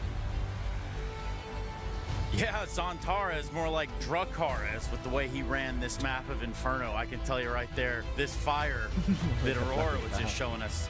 I don't know. I guess I hate to see it go down this way, this fashion for M80, but at the same time, for Aurora, it seems like the building blocks are in the right places. Yeah, they played some good Counter-Strike, right? And I think we prefaced it before the match, right? Regardless of how little time they had together and all the changes that were made, you still have to win a game like this, right? You still have to be able to take down M80. I think looking at the game also from the first map, you know, they get close to closing out the maps, then they let up a couple of rounds slip in their grasp, but then, you know, they had to find the momentum once to close it out. I think they did on both maps, but I mean, turning my attention to M80, I mean, the whole story for me is just like as we came in with the pregame saying that, you know, it's just, they're just not good enough when they turn their attention to international opposition, and it's on themselves. Like, it's happened multiple times on both maps that they throw away situations and rounds, and even the last round we just watched, you know, Sin has every single piece of information early on in the round, and they still manage to throw it away by not doing things correctly. So, I mean, it's back to the drawing board, and I'm curious to see where things are headed by maybe moving forward. Yeah, it's tough. They're hindered, you know, by the lack of talent in the North American region. They're not an org that has a big budget where they can draw maybe some international talent. So outside of really going down into the academy teams and tier 3 of the European scene, right, to replace your European pieces because you don't want to lose that North American core. Sure. It's hard to see what else they can do because it is the individuals, it is the situational Counter-Strike where they're lacking. How many clutches did you see them lose on B? Yeah. You know, B on Inferno, right? Like those are rounds that you can't always rely on having advantages and winning rounds with advantages. Like sometimes you need to win a 2v3 on B bomb site. Like, and we see teams do it time and time again. Players step up, and it just isn't the case for M80 consistent enough. And just as well, just playing the situation correctly, right? You know, there's just been too many of the situations where you'd be like, hands in your head thinking, why are you doing this? Like, you don't have to do this, you know, and that just annoys me, right? You know, and watching the game with like analytic glasses, you know, you always can be a little harsh on players when they make mistakes, right? But some of the mistakes are a little bit unforgiving, and they get carried away with whatever they're doing, and someone, at least the coach, should just be like thinking, hey, you should be not doing this. Well, yeah, I agree. There's also, you know, there's a point in time and a place to really do those things for the coach too. So I mean, there's a lot of reading a room and a lot of situational awareness that has to be had in game and out of game. Speaking of which, out of the game we go. Aurora have eliminated that of M80, which puts us up there with Freya and GymFat. Yes, indeed, it does, Trace. First of all, Jimmy, congratulations. Great turn of events, seeing as obviously the loss in the best of 1 yesterday, now a win in a best of 3. Just overall vibes of the team, how different did today feel? I mean, a little bit. Of course, yesterday I would say we were a little bit more nervous. It was the first LAN game for us, and it's the best of 1, so you make a small mistakes and it will cost the game almost, and it happened to us, and now today we were just more in a better mood, I would say. Not so nervous anymore. And we played the best of 3 today, so we also knew that it will be better for us because obviously we don't like best of 1, so nobody does. So the best of 3, it was in our favor as well, and yeah, we played our game and won. Let's go back to that dust too, because you had obviously a hot start, then M80 started catching up a little bit. I think if it wasn't for round 21 going in your favor where you managed to get that retake on B, obviously that was Xantares getting away with that one with such a last second defuse. You were spectating in that, but can you tell me some of the comms and how you guys kind of orchestrated that one together? I mean, obviously when you retake B, it's always really difficult, and we knew that. I mean, I think it was 2v1, it was Voxic and Xantares, and they were like 2v2 first, and they killed the one guy, and then the last guy was Xbox with the AWP. And then, like, we could have played it a little bit maybe better, like Voxic went first alone, and then we didn't get the trade instantly, but after that, Xantares got the trade, and we were like saying, like, go defuse because he don't have much time, but then after all, I think he made the 10-second defuse, if I remember correctly. And then, of course, it was a good moment because this round was really important for the economy. So it was really key that we won this round. And yeah, it was like everybody was just cheering, you know, hyping up. It was good. It was a pretty hype moment. I just want to get a second for some insight for yourself, because we heard from Ash in an interview yesterday. He wants you to be less support, more star player. How do you feel about that? How does one even do that? I mean, it's yeah, Ash said it in the interview. I mean, obviously, I'm back from the vacation from Mouse. Like, I was on the bench for 3 months or close to 3 months, like from the vacation. And now I'm finally back. And with Aurora now, like, we've been trying to build up a system where I'm like really comfortable again. Not exactly sure how to put it into words, like with a star or a super, but you know, like the thing is, it's a lot of similar roles in Mouse. But after all, like the playstyle is a bit different than how we used to play in Mouse, and of course we have like everybody's different players. We have a new IGL, new coach, so we still have to find our footing in a way. But so far, like with the little time we had, we've been playing super well in my opinion. Of course, like sometimes it's really shaky because still there is some mistakes happening, which are like part of the process in a way. Like we are a new team, you know, but as long as like we can make those mistakes disappear in a way and we get our footing, and individually of course I've been looking better now. It's been feeling really good to play. I hope I can keep it up as well, and then as a team when we can get really consistent, I think it will be really good for us, you know. Speaking of looks outside the server, this one's for you, Janko. Can you confirm what's happened to your hair, Jimmy? Looks great. Yeah, I heard you asked if I got a perm, but yes, I did get a perm. It's on the back, like just a couple of weeks ago, and yeah, you were wondering that, so there you go. Okay, the news you needed to know, Janko. That's Aurora and Jimmy looking great both in and outside the server. Yeah, I'm super happy that we got to the bottom of that, Janko. Thank you. 100%. Looking great, Jimmy. You know, the new jersey, the new hair. You know, Cole always used to say, look good, feel good, play good. So he played well today. Yeah, he absolutely has. And you're right. And maybe we put the perm comment or whatever, that we'll put that aside. But yes, he looks jovial. He looks refreshed, looks rebooted for this Aurora project. Yeah, it's a player that, you know, I wouldn't say he lost his identity in Mouse, you know, but he was definitely put on in some tough positions, and maybe also just fell a bad, you know, whenever you as a player fall into position and you start playing like too passive, maybe think too much about what you're doing, you also lose that edge that maybe once got you into the team, right? So it's you know, it's good to see that he's at least being helped a little bit to work towards those kind of play style and also positions that he was so good in. Yeah, I think just he wasn't the same player ever since Spink joined the lineup, right? And it's not that necessarily Spink stole all his spots. He didn't. Some of them, but it's just, you know, you bring in a more passive player for a guy who was more aggressive before. Like, it's just someone has to get out of their shell. And I think Jimmy in this lineup will have the ability to do what he's best at. And I think that's why hopefully we'll see some of that 2024 Jimmy with Aurora. Yeah, some of that ability to flourish yet again, which is, it's always, that's the funnest part about this Aurora project. We're going to load up round 12 from this matchup that we just saw. And obviously, when you think about what Aurora's done here, they've done the right things the most. It's exactly the situation that I talked about before. Like, they put themselves in really bad things, you know, like Slacks here puts himself with the smoke, actually almost dies kicks in here. And then I like what he's doing here, trying to find another pick. But this is where, like, he gets carried away. Like, at this point, you could just literally go back coffin. You could just, like, hold an angle. I don't know. Your teammate Lake, he's not even spotted. At this point, you know, he just sells his teammate and throws the situation away. And he just gets carried away, and this was just one of the situations where I feel like M80 just overplays, like overstays his visiting time instead of just playing the situation correctly, and he just throws those away, and it happened way too many times. This can all be explained by one simple thing, like they get away with it in these NA qualifiers, yes, exactly. Right? And in a majority of the games that they play nowadays, right, they can go for these plays and they will work. They won't get punished. After getting the 2 kills, he'll get the 3rd and, you know, beat the hero and win the round. And that's the problem with M80, that you see too much of players trying to win rounds by themselves instead of looking at where their teammates are and winning the round as a team, right? Like sometimes just realizing, oh, okay, I got this kill, it's great, but now I need to chill. They'll be focused on me. Now my teammate can make a play, or now I can maybe bait for my teammate. Maybe I can ask my teammate for a piece of utility that he has, right? Yes. And it's just such a clear symptom of playing lower tier opposition. Yeah, and for M80, yes, this was the very end of the road for them here at the Esports World Cup, so we're going to get a couple words of them on their way out. Yes, sadly, M80 are eliminated here in Paris. Steph, thank you so much for taking the time to join me. I know it's not easy in these situations. A lot to digest. Want to go back to Dust 2 because obviously you guys started to get a little bit of momentum in your favor. What happened? I think we're just plagued by the individual mistakes again. We win pistol. It was our first pistol win of the tournament, and then we get fully Glock the next round. So it's like, I don't know. It seems like our macro and our game plan is pretty good most of the time, but it's just like we have to step up, not making individual mistakes when it matters.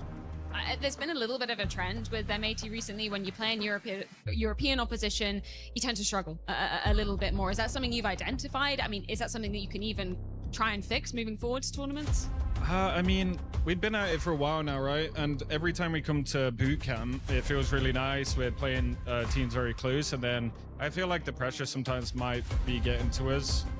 It's something that's like intangible and hard to work on, but we try our best, and it's just on to the next tournament and be as good as we can. Speaking of that, you were just taking a look at your calendar. The tournaments are stacked for M80 moving forward. When you have that many events, you're obviously chasing those VRS points as well. Where does that leave your expectations in terms of some of the finishes of those events? Yeah, I mean, we're talking about like not going to as many big events and then going to the smaller ones and playing like the tier 2 European guys and getting some wins under our belt. I think that would be super important with confidence, because if we spend any time in NA, it's basically impossible to improve. So it's just being in Europe as much as you can and go from there. Steph, as always, gutted to see you guys go. That is the end of the line for M80 here in Paris.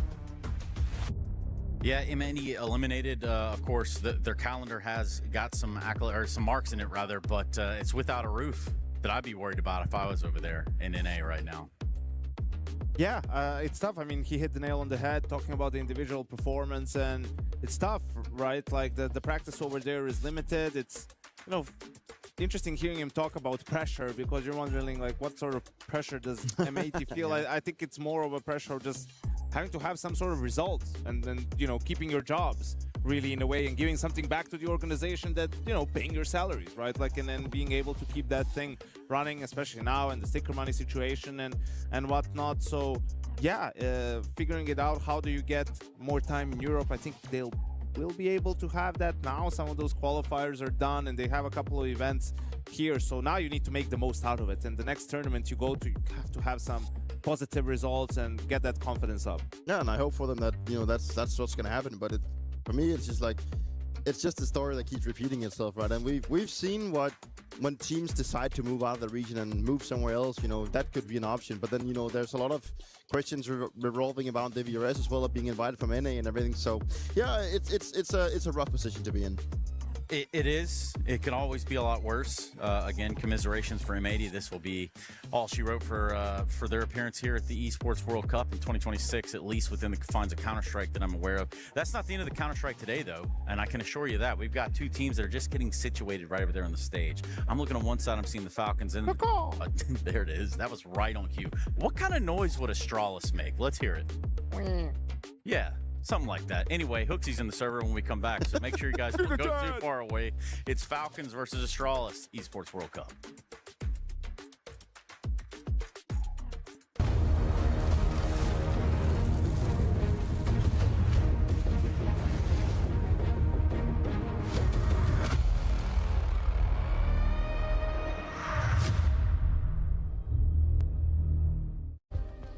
Play is in our DNA. Whenever we let it out, it becomes our superpower. Now imagine an entire city being built to supercharge it. Kadir City, powered by play.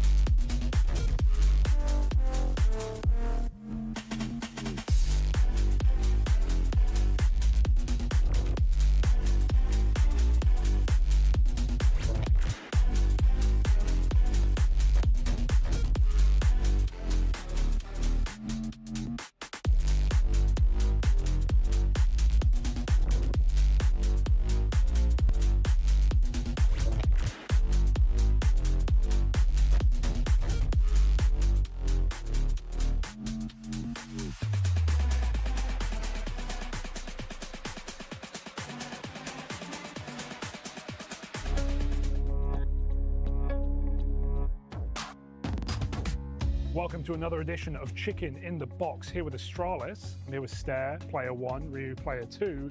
Stair coming in very confident to this one. He's obviously going to get to look inside his box and discern whether there is no chicken. Ryu, you want the chicken. That's the goal. Yep. You've got to get it out of his hands, or maybe you already have it.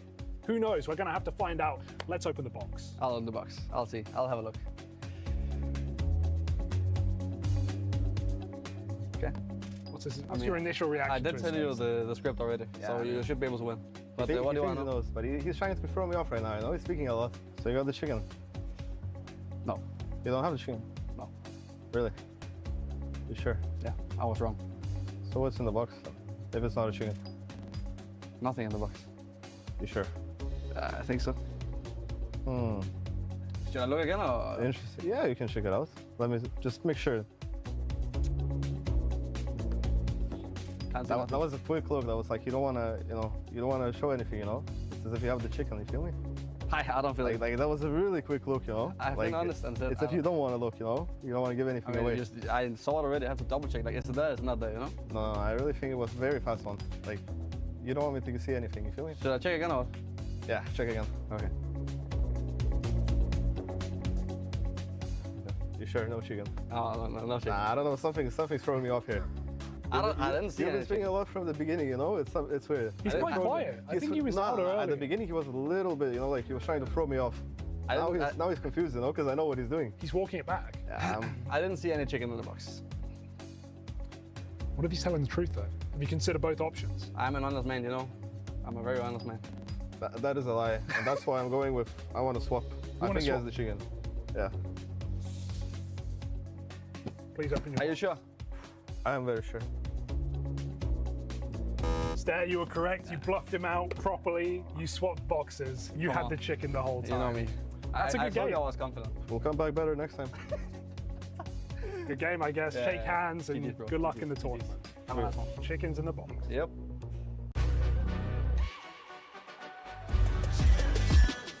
This ain't no regular thing. I came for the ring, you know what I mean. You see my name in the lights. Better get right, I'm champion.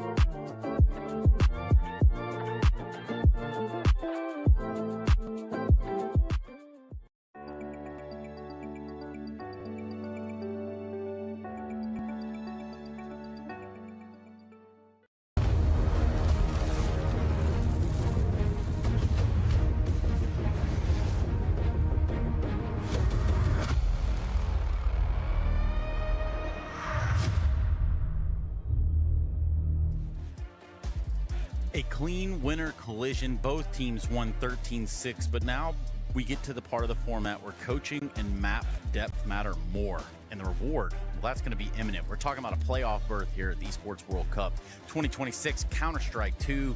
Keys are getting crushed.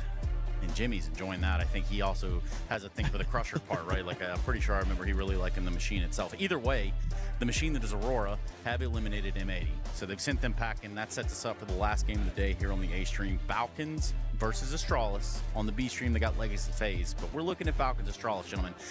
And for right reasons. You know, I've got a former Astralis sort of dude over here. I've got also like Falcons. Yeah, oh, my bad. I'm sorry, man. I didn't mean to. Just saying. There you go.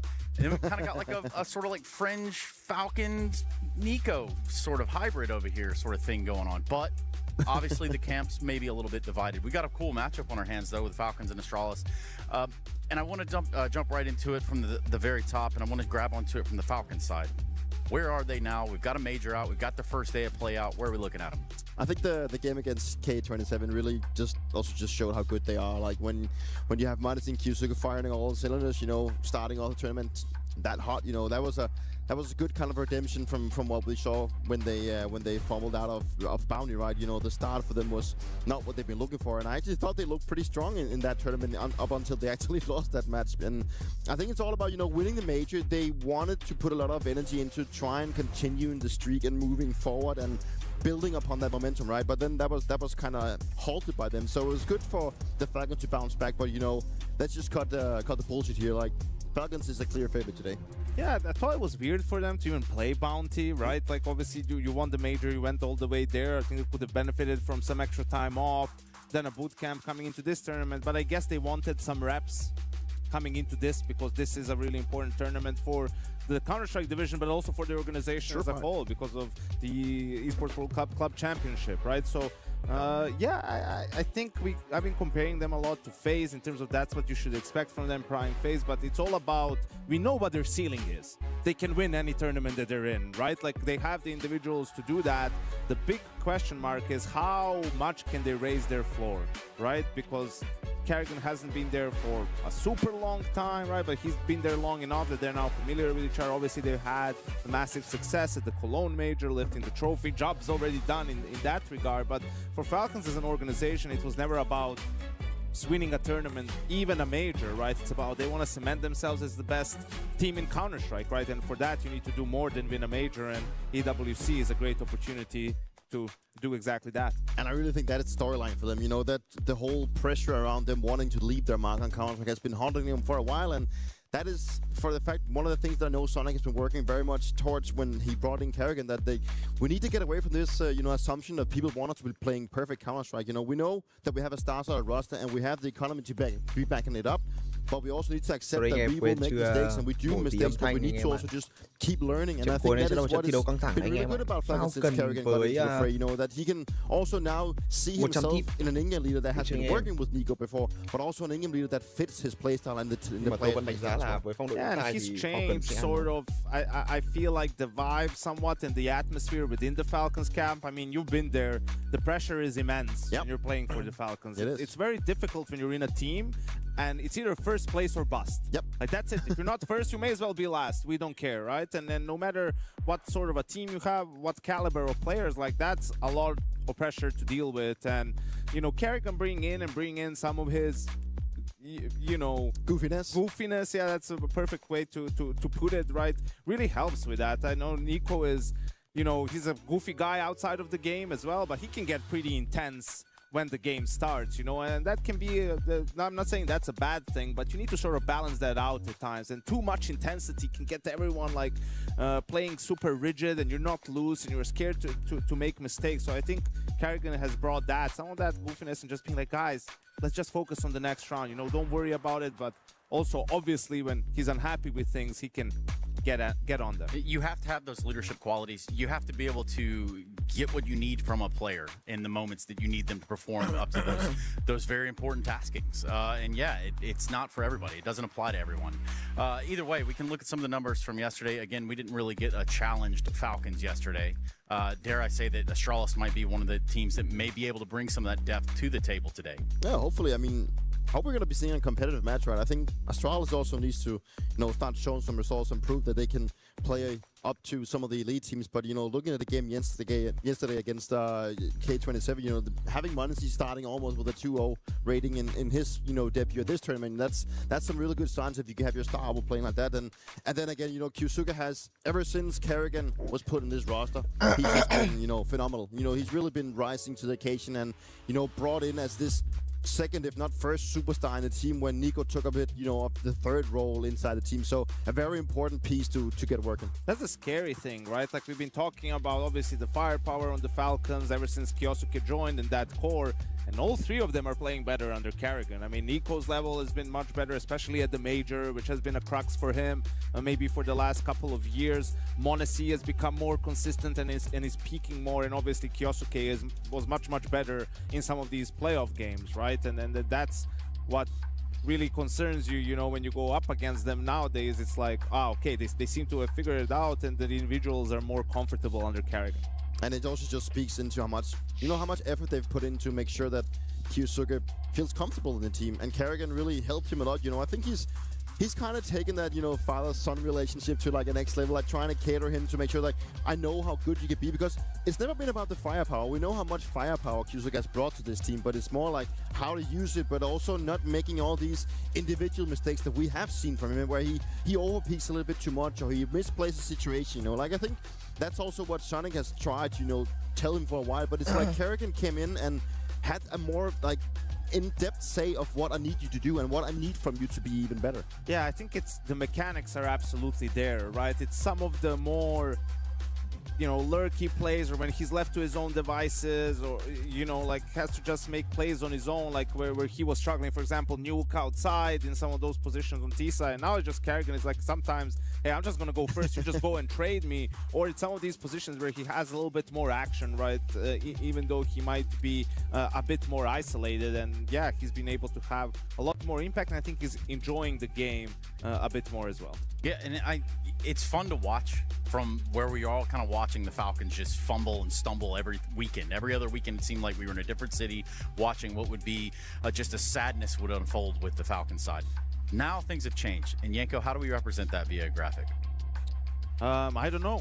I don't know what graphic you have in store, Trace, but I think, okay, these guys.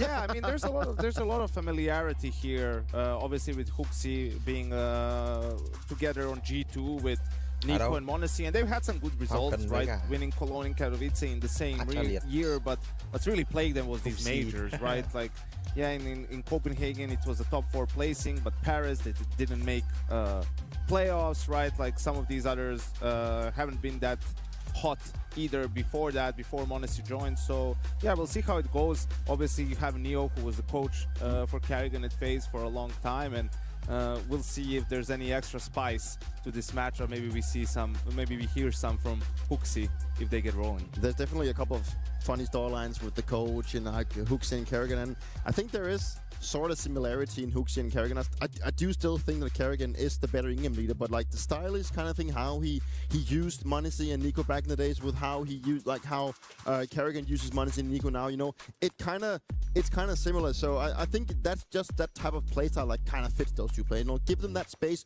which they can work with, but also having a guy that understands enough is enough. Yeah, enough is enough, and that's why we get the opportunity now to hear from Astralis. It's about that time, so let's hear what they got. We got Astralis taking on Falcons in our final game of the day, and I've got Fuzi to give me a few words ahead of it. I do just want to start by recapping your best of one yesterday against MIBR, 13-6. Does the scoreline accurately depict what happened in that game? I mean, yeah, I think so. On the T side, it was very back and forth. I think it was a very close game, and then when we got to our CD side, we kind of ran away with it. So yeah, it felt like in the beginning at least, it felt way closer, you know, but yeah. Managed to close it out pretty cleanly. I just want to get your thoughts on Astralis' current VRS ranking. I believe is number 17. Do you think that's fair for your squad at the moment? I mean, considering our results, I think it's fair, but I think we are playing at a higher level than that. And I think we showed that yesterday as well. But I think the VRS ranking is always going to be a bit inaccurate. I think we were top 3 in the world at some point last season, and we were saying the same thing then, you know, we are not top 3 in the world, and I mean, it goes the same way now, I think as well, so yeah. Locking horns obviously with Falcons today. We were just talking about it. I don't believe you played against Nico and m0NESY since they were back in G2 all the way back in 2022, which is pretty wild, and they've probably grown a lot since then. What's your current take on them as a duo and Falcons as a whole? Yeah, I mean, they're very good, of course. That's why they are in Falcons, and that's why they won the major as well, you know. They're all good players, and yeah, it's always fun to play with them. Do you regard them as the favorites of this tournament? Of this tournament? Yeah, probably, but I think Vitality are also up there. Gotta be either one of them, at least. What do you think is the current biggest strength of this version of Astralis? What do you think you're going to be able to give to Falcons today? It's a good question. I think we can all pop off, like all 5 players. Even Huxi has some very nice games sometimes, you know. So yeah, I think when we all play to our potential, we have a very high ceiling. But yeah, our weakness is also that sometimes our floor is maybe a bit too low. Well, yesterday, yourself and Ryu, you were both looking great. Let's see if that can translate into the game versus Falcons today. Well, let me just throw the question to you guys. I'll just start with you, Dupree. Do you feel inspired by Fuzi? Yeah. In what ways? In the way that Astralis needs to feel when they go in the server today. Yeah, they definitely need to be, you know, on point if they need to be beating the Falcons. That's for sure. I mean, like it's still for me a team that is still trying to figure things out and still working around this whole new iteration of being an international. And there's a couple of players in that I think really deserve mentioning. Star being the one. He's obviously a Dane, so I have to mention him, right? Of course. Couldn't help yourself. But the fact that, you know, he's had a rock solid year, let's just be honest, and I think he's definitely the player to be looking out for. I think the whole swap in roles has really paid off for him. Also, the fact that now he's get to be more of a playmaker, have a bigger voice, but also have more responsibility, that has really paid off for him. And also putting Yap in more supportive and more anchoring roles has also given him a little bit more of his natural prowess. So I think it's a team that is still working in finding their groove. And also now the fact that Neo is coming in, I think there was a lot of tension between Roga and Huxi whenever you heard like in-game snippets. So I hope that Neo can help elevate this Astralis team with also his experience in phase, with maybe a little bit more of a loose play style that he can bring in and cohese together with the likes of Huxi. Yeah, it was an interesting approach from Astralis during the off-season, right? They made no changes to the players, but they changed things behind the scenes, bringing in Neo, bringing in Zireth as a performance coach who was with Navi for a couple of years, right? Part of the team during their 2024 run as well. Earlier, you know, towards the end of last year, they brought Mighty Max as an assistant coach, you know, a guy who was on Endpoint, and Endpoint was developing a lot of talent and young players at the time. So you feel like they have good structure behind the team now. Fuzi was the one that a lot of people were pointing fingers at. Like, he had a rough couple of months. His best tournament was at Pro League, where they had their deepest run as well when it comes to Tier 1 events. So I think they are willing to give the players a little bit more time, but you have to start seeing some improvement. Trận tiếp theo này là Falcon với Astralis nha anh em ơi. If you're a guy like Neo, Falcon với you Astralis, played the đây là game, trận tiếp theo you've luôn. got the accolades there, you've gone the coaching route, you've done the things with FaZe. Là trận này anh em. You're starting over with cuối trong Astralis. buổi tối ngày hôm nay luôn. How does it look? How does it feel? How's it played out? I think it's, I don't want to say completely different, because Huxi is also a pretty vocal IGL and has this way of that he wants to do things, but you know, Kerrigan is the next level of that. And whenever you have an in-game leader like that as a coach, what you end up doing, like for example for me with Fallen, is, you know, you're just giving him the tools and you're helping him with his vision. Obviously, if you see things that could be a little bit better that you can improve, of course you're going to go and do that, but you're not going to tell Fallen how he's going to call the game. Same way with Kerrigan, to some extent with Huxi. So here it's more about sort of instilling some discipline, probably, right, working with some of these younger players, with a guy like Ryu, working with Fuzi to try to help build some of his confidence up, maybe give him more plays, give him more options on the map, where you can find some more consistency from him. I hope it's a little bit of a better mix and match when it comes to their playstyles. As with the, I feel like Roga and you know, Neo, they strike me as sort of the same type of coach when it comes to like being good at, you know, catering to the players, listening to the players, and trying to solve issues, right? Maybe it's not always like the tactical thing that they're best at, but I hope that Neo can come in and saying, okay, I worked with Kerrigan for a long time, and this is how we work in FaZe, and that can help how Huxi wants to call, because Roga has never really, in my eyes, been a guy that has been working on let's just play completely random and free, and then we'll see what happens. Where the structure, I don't know what he was doing. I love it. Say it. I'm not sure what he was doing, really. That's a great question. It was also so weird to see him on a team with Huxi when a season ago he was saying during the we didn't even consider Huxi, and now he's his coach. I know. How does that work? Like it was just so wild to me, and they have to step up. Otherwise, this guy is gone. Next season, yeah, he's somewhere else. Someone is picking him up. I mean, he's too good to be stuck on this team, right? And it was maybe somewhat surprising that he wasn't already picked up by maybe a Navi, I don't know, maybe a FaZe, right? Like during this off season, but it feels like at the end of the year, surely someone will come knocking. Definitely, I think it's a valid point, because you know he's been rock solid throughout the year, and it's definitely. Even like through the tough times they've been going through, he's just been putting up the numbers, right? And there's been some tough times. There has been some tough times, but he's putting up the numbers, you know. And if you have a player that is capable of doing that, you know, that he can put all the issues, you know, around him besides it and still perform, that's a pretty good trait. Well, let's talk about vetoes, guys. We got there. We finally arrived at the part where we tell you which best of 3 maps we're going to have. So the first one's going to be Ancient. Falcons pick CT. Yeah, I think that's 2 probably for the side of Falcons. I don't think there's any surprises in these picks. Astralis, you know, banning Anubis as their perma-ban, obviously one of the maps that Falcons like, but that's 2 being open. It's a map on which Astralis has struggled Nothing, you know, out of the ordinary there. And as a decider between Inferno and Mirage, Falcons are going to go for Mirage. I think this was 100% what both teams really expected. So no curveballs in this one. Yeah, there was a couple of gaps that could be utilized, and the fact that Astralis go with Ancient kind of also just proves they smacked. I believe it was Mouse. They smacked 13-6 at Bounty. So you know, it's a map they come with a little bit of confidence, and I think they need all that confidence moving into this one. EWC play match pick'ems. That's where I'm asking you guys to get involved. We're going to get involved over here, and by that I mean we're going to go sit down so we get the game started. Since you guys asked so nicely in that chat, we're going to do it just for you.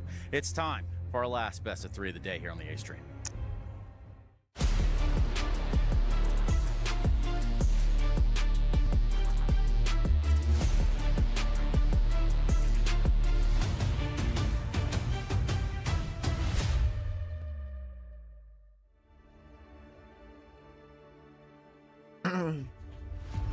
We got Falcons and Astralis set up to do battle. Coming into this one as favorites, I would assume Falcons, and for Astralis, looking at this roster who are on somewhat of a rise to power. You know, it's a slow and steady rise, but they've certainly been, you know, forged into a team that I don't think are going to get walked over today. Oh, okay. I don't think they're going to get walked over today. Okay, all right.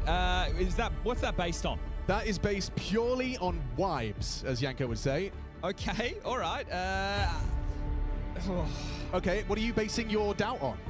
That Falcons are the reigning major champions. They have Monacy, they have Kioske, they have Nico. All right, you're making some good points, but I could do that too. That's very surface level. But you see, with Astralis, they've got Ryu, got Yabi, Hooksy, Fozy. If Fozy can play well, I think we have a potential for at least one competitive map. He just, for me, has to be one of the win conditions alongside a Stare. Sure. I think that Yabi, Stare, and Fozy, that's the engine room. Yeah. But obviously the brain trust is Hooksy. Ryu... Yeah, what happened? I just think in some of these anchor positions you can get exploited, so we'll have to keep our eyes on this man. But I'm not mistaken in thinking that Ryu, you know, there's a reason he's in that jersey. He was showing significant promise initially, right? Like a kind of a bit of a breakout individual. You're talking about the Monty days, I imagine. Yeah, look, it's tough when you're having to put in some of these roles, right, where I need you to deliver 2 kills and you only get us 1, right? We're kind of splitting hairs at that point. But then you look at, you know, players that are in those positions, you know, Heavy God does get 2, and a Dick.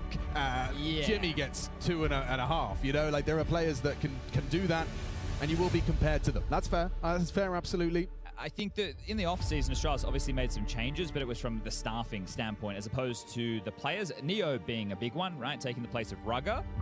I think seeing Neo in the Astralis jersey, it caught me off guard. He's in our hotel. I saw him in the gym, and I was going to go, but, oh, you know, how's the... I was like, oh, hold on a second. He hasn't been in phase for a while. It took a while for me to wrap my head around that, but this is, well, one of the greatest 1.6 players of all time alongside a Forest. CSGO major winner. Under the Golden 5, the Virtus Plow, and trying to make his name as a coach. I don't think his time on phase, you can't just wipe it away and say he did nothing, but I think when you're there as the coach and with somebody like Carrigan, it's a bit harder for you to get your flowers. Think about Sid on Furia as an example like that with Fallen. So when we turn to Neo in the next chapter of his coaching career, let's see if this Astralis can be the punchy underdogs required today, because this is a match for the playoffs. A-main start. Yosuke could take that Molotov out of Ryu's grasp real quick. Hooksy's dumping util, but they've got the early A-main warning system. Nico spotting red and fighting. That's the bomb spotted, wrapping it through the donut side, but Monacy with full control A-main. Oh, it's going to be horrible. Needs help. Yabi gets 1 and done. Kioske fighting in the head, and Nico puts him to bed. All right, well, that was dominant. Mr. Producer, man, give us Carrigan's fire right there. He was extremely animated after the pistol round victory. Obviously, Falcons have a target on their back. This is the reigning major champions. This is a team who the community would love to see fail. They want to be able to attest their major result as a fluke. And I think Falcons want to prove the Counter-Strike world that is not the case whatsoever. It's an Eco, it's a Flash, it's Glocks, and it's a main. Nico immediately responding to this. I wouldn't be surprised if some of the celebration from Carrigan was by virtue of the extra organizational pressure. Club Championship, obviously extra cash available at EWC, and Falcons currently in second place. Easy play. It's AGAL at top right. AGAL, Falcons, and I'll be honest, there's 50 points between them. But I'll tell you this much, I've never heard of AGAL before, because I'm a Counter-Strike guy, but the fact that they're at the top of this without a Counter-Strike team, maybe it'll be a bit out of their hands. I think that the main teams in conversation for me, we could have some madness unfold where, let's say, Falcons in other games do poorly, Vitality do well, we get a grand final like Vitality versus Falcons on the Sunday, and that decides it all. That would really be one way to just multi-million-dollar Counter-Strike round. That would be crazy. Or into the first gunny, double mollies mid. They really want this control, and it goes both ways. Cave smoke, red smoke, standard opening, and no early biff. They are giving them the mid space. There's a donut smoke in play as well. On the break. 4 smokes invested into this opening gambit. They want to turn this into an A split. Honestly, think so too. Immediately pivots over there. Yeah, needs to pick up donut for Nico. Về A không đây. Tôi nghĩ là đánh A split rồi. Cả một người ca rotate là vị trí của Jabi. Till Nico will play with just the incendiary. Định lùi về à? Đánh cái main sao? So dust settle, smokes fade. You've invested 4. What are you left with? You've got a red room presence. Yes, which is not being acknowledged right now. They're not to know that, but Falcons are taking a bit of a gamble right now in a big way. They're going to press down the B lane for information. 50 seconds on the clock. Nico starts to par the way. So B's for info, but action will be on the A site. And they are relinquishing a lot of control. Bây giờ A lùi thế này thì chắc chắn là họ vào A dễ rồi. Perfectly placed as they've called B lane clear. So right now, com seems to be flowing quite well for Falcons. Của các đội tuyển pro ấy nhé. Họ chỉ đẩy một bên thôi. Đẩy một bên thì bên còn lại sẽ phải lùi. It's crazy. He just goes for that range with an MP7, but into stare. Nico bắn tốt. Nico's M4 farming up a couple, triple kill. What the Fosie's gone. It's textbook. It's comfortable. Wow. First gun round and just the 1 casualty. Nico is 8-1. Yeah, and only 2 kills so far in the 3 rounds of play. Tech pause, so we'll see which side this one's having the problem with. Looks like the Astralis side. So we'll get things fixed ASAP. Have 1 game left on the A stream, 1 game left on the B stream. It's Legacy versus FaZe down the other end, and both of these are progression matches to the playoffs. Remember, 16-team single elimination bracket starting next week. That's why the best of ones. Yesterday, we only had what I would call 1 real glaring upset. That's the Spirit loss to GG How. But also, if there was a couple more, as long as it was only 2 of the 4 favorites per group who got upset, you could still make it out in the wash or the lower bracket. Doesn't mean I like best of ones. It just meant it didn't hurt as much as it could have. With a round of 16, 4 teams of each group. Yeah, the problem is if we had a lot of upsets, then we could have, some of the top dogs won their group. Some of the top dogs came through as the lower seeds of their groups. Chances for them to lock on in the early stages. So that's where the problems do arise, but I am getting well and truly ahead of myself. We're just locking those teams in, we're crushing those keys, and we're getting things fixed for Mr. Stare. Now, why are we here? Who picked up the wins, or rather, who did they beat to pick up the wins? K27 for Falcons, Astralis, MRBR, same result for both of them. Yeah, casual. So it's going to be a first test. I was going to say for both of them. We'll see if it's going to remain this comfortable for Falcons. I thought we might get the Inferno pick out of Astralis because I believe that was the map that they played yesterday against MIBR and showed some proficiency there. Mất tiếng, khả năng mất tiếng. Audio related for Stare as well. And it hasn't been mentioned, but Zonic, of course, formerly of Astralis fame, now sitting on the opposite side of the stage. That's fair. There's a few links in the server today, right? Obviously, we have Hooksy, who used to be the in-game leader at G2 with Monacy and Nico. You've got Tesses and Yabi now on opposite sides of the server. Oh, God, there is so many of those links. Yeah, you got Yabi and Hooksy's. You said of playing Legacy, and Neo obviously is just used to coaching there. It's all happening. It's everything at the same time. We like to keep you guys entertained. We've got 2 weeks of Counter-Strike ahead of us. You wonder if teams are starting to respect Falcons Inferno a little bit more. Right? Presumably. They had some decent results on it back at the Major, right? In that final win over Furia. Sure, a loss to Vitality, but that was close, 13-11. So maybe it's something that's not too obvious in the veto for Neo and Hooksy. Đa phần là các player người ta hay có một cái tai nghe dây này. No, and some of these names, right? Your Vitalities, your Furias, your Auroras, they all ban Ancient. So, and those are teams who are in the top 10. So when you get deeper in tournaments, you don't seem to see it too much. Looks like we are good to get things back underway. How cool. Yabi's got a custom jersey because he likes a long sleeve. just quickly, I'm curious if Tessus' door smoke lands. He got blocked in spawn. I know. Oh, it's perfect. Okay. It is. All right, well, he made it work. Good stuff from Tessus there. Khả năng game này tương đối nhanh anh em ạ. Partial investment. Makes sense with the 3-man B site. You tried the pistol A, you tried the gunny A. Well, now they're going to come knock on the door of B. So Carrigan, Tessus, and m0NESY to lock that down. Chip damage connects, and Stair stretching his legs out elbow. Too easy for Carrigan. Nails his headshot. m0NESY will pick up onto the mid deagle. Well, the lockdown. Yeah, the tech might have been longer than some of these rounds so far. Obviously, not expecting a lot in a partial investment. It's max loss bonus going into the next, and they'll be bringing out the guns.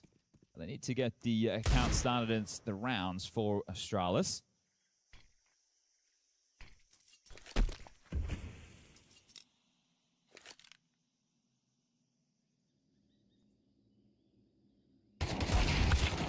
No. Another one bites the dust. Just Hooksy and Fozy to get past now. Could be that. There's just one man standing. That's Hooksy. That's Carrigan with a nice little 3K. The in-game lead attacks. He gets his Eeks. And they get their 4th round. Okay, well, we've got 3 players yet to get off the starting blocks for Astralis. That's Ryu, that's Hooksy, and that's Stair. Now, 2 of the names, I'm okay if they're a little bit at the back of the scoreboard, but Stair is a man who is integral to Astralis if they want to be competitive.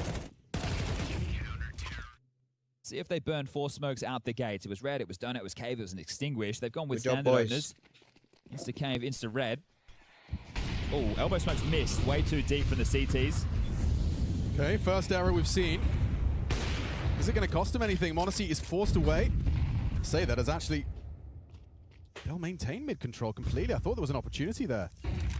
Boosted up his Fozy. Oh, when it works out, pays dividends. And look at the acceleration on this. He wants to post up on that speedway rotation. Smoke obscures vision. Carrigan overlooked completely. He's got another chance, but Fozy finds a second frag on the AWP.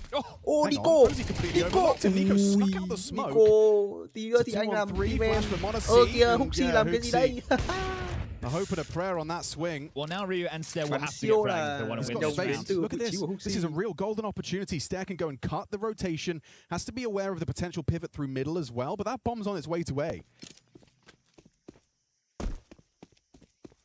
He has to be cognizant of both of them. It's actually quite uncomfortable for Stair. He's going to keep a ear to the wall in red. They're about to get all the information they need, Falcons, that they're in the wrong place. It's about how quickly can they get there, and can they deal with Stair. Paired up, looking to trade off of each other. Let's get m0NESY, make a move. They've got the kit. Stair's got the angle. Catches Kioske on the clear. Down goes m0NESY. Good trade from Ryu. He had to be there. And Fozy gets 2 big kills. I like the response of Carrigan to scuttle that smoke out and try and cause some chaos. It got them 2 kills. Right, Carrigan gets 1, Nico pushes through. They both try and capitalize as opposed to just losing long control in the site. So a decent response, but Fozy with a double is brilliant, right? The boost, there it is highlighted. In fact, he's able to deal with Carrigan, right? It kind of takes away a lot of that pressure and forces more desperate moves. So well handled in the 2v2. A nice round from Astralis. Let's see if they can double it up. Lurk smoke on B, not a cave smoke this time. So a different opener, ever so slightly. And the elbow smoke will land. Tessus has learned his lesson, won't be given the same kind of fight to the AWP.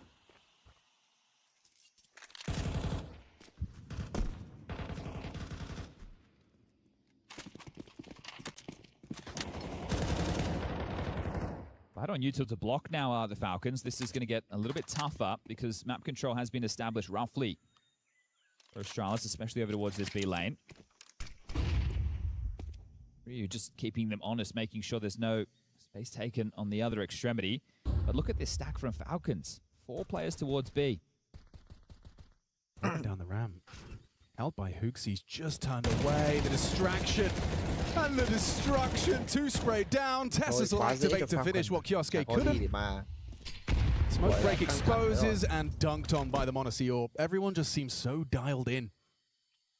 Gonna struggle to have any unforced errors out of the Falcons side. You're gonna have to play your A game, Astralis. Just the 1 round, then sent straight back to squalor. It's a 2,900 loss going into the next.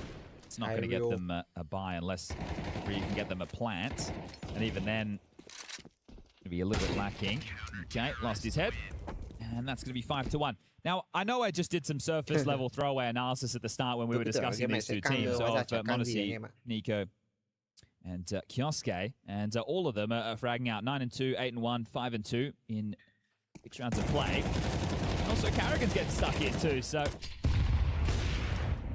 Counter-Strike early from the Falcons. They are one of the top dogs here alongside of Vitality and Spirit, and we're asking a lot of questions, right? Are Falcons able to do it again? It's an A-rush all out. Okay. It's going to be wide open for them. So they're playing retake. They have a good amount of U2 because this is so early. And there's nothing for a second wave for Astralis. They will get the bomb down. Still unlikely to see them pick this one up. FaZe's provided a little something, and now, yeah, tried to overrun with the Tech 9. Nico gets a freebie. Oh, hang on.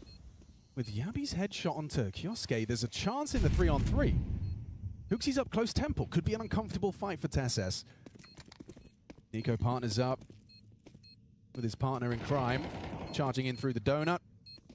And, oh, Yabi's Deagle doesn't find the necessary headshot. Real opportunity there, but now all for naught.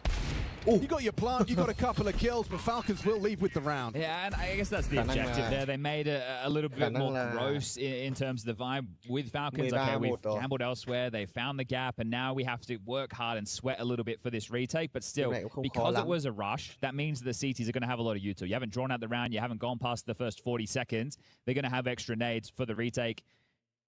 Wait out the smokes. They're in a comfortable position. There's no extra util for Astralis because that's just a bit of a light bite. Now we're back out with the guns. FaZe gets his AWP. Let's see if he goes for the tall box boost again. What type of spawn is he working with? He has a very good mid spawn, so he might even want to go for the m0NESY pick, right, where he tries to breach out middle, catch them as they're jumping down towards Donut. It's important to activate a player like FaZe in Astralis. Nice shooting, but a better retake. Oh, right, yeah, sure. And that'll be that. Wow, yeah. Yeah, it's easy. You're going to give him a signal. Honestly, he's going to take it. Let's see, FaZe. What's your plan? He's dropped his util. He wants to go for it. How do they facilitate him? 3 members of Falcons are on the other side. And he's managed to catch Kioske slipping. Knife out, trying to cross. Cubby. Nico versus Stairs, set up to succeed. A flashbang pulls us back into the 4-on-4. Full lane control for Carrigan. He's going to slip back through to lend a hand towards the solo Tessus. Who's just blocked top ramp. So that's going to keep busy for now. Oh, it looks like he's ready for the FaZe m0NESY head-to-head here on the fade. Ooh, FaZe prevails. Double kill from the Swedish sniper. This is pushing ramp now, or at least considering it. Ryu taking space over towards A. Pieces are moving everywhere. At the same time, Nico, an audible dismount. Tessus activating ramp. FaZe could have a third here if Tessus moves too quickly. Perfect. FaZe backs away. Tessus will shortly have a call that lane is clear. Nhưng mà tuy nhiên thì tôi thấy rằng là but the bomb's going to be heading towards an unguarded A site. Chưa cần lắm. Nico the closest to respond. Sang T-side tỏa sáng là đẹp. He's not to know, but surely cognizant of the possibility. Yeah, he has to be worried about a temple leak. Biết rồi. Goes now. He's going to try and get a timing on the walk through the smoke here. Ahead of the flashbang, Hooksy planting, sneaks on out, edges through, no announcement of his presence. Yabi spotted as well, but ooh, AKVM4, his former teammate, takes him down into a 2-on-4. Good luck, have fun. Nico, though, undetected. This is crazy. This is insane. Sees one temple, doesn't engage. Info flows for Carrigan, but FaZe's aware. A third, and Carrigan falls regardless of the shadow of the info. Okay, nice round. So all FaZe there, right? He goes for the mid pick, is aggressive, he deals with m0NESY Heaven. Nico has a gap to make that round interesting, catches him as well, so very good round from the Swede. I think you might be onto something as far as a win condition. I just think, right, think about who's going to get you entry kills on Astralis. Visser and FaZe. Exactly, so has to be contributing in that early. He's got a good spawn again. Does he want to try it again? He does. Off to the races once more. This time a much different looking defensive mid. It's just Kioske solo. Yeah, right. You haven't had to smoke Donut. You can actually just take this space. This is very comfortable for Astralis. Double A main setup. Interesting approach. There's the Donut smoke, just forcing a relocation. Kioske back to red to housekeep for the potential.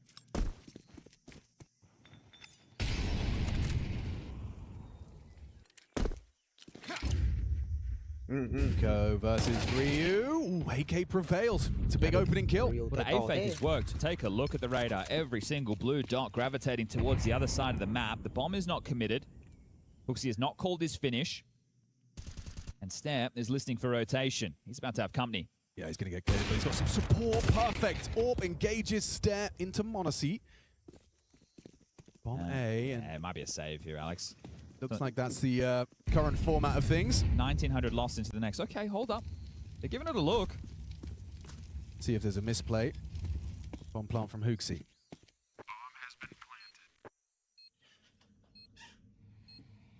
Rosie looks like he's guaranteed to find something if they were to swing.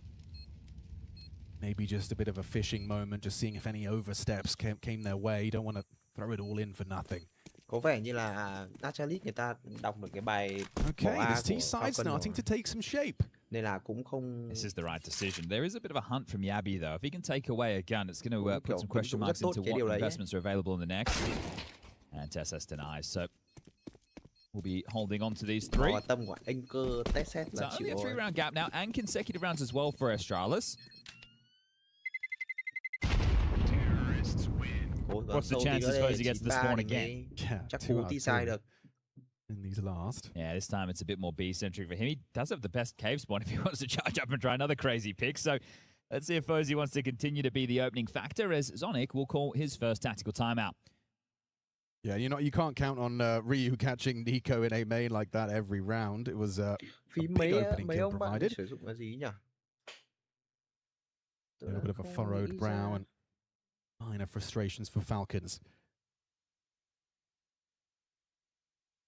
Those saves, though, they will be equipped. It's util, nothing to question their approach. So how do they choose to open? Fozy's got a red smoke lined up. I think we'll see him going for the pick in the opening exchange. We are back underway.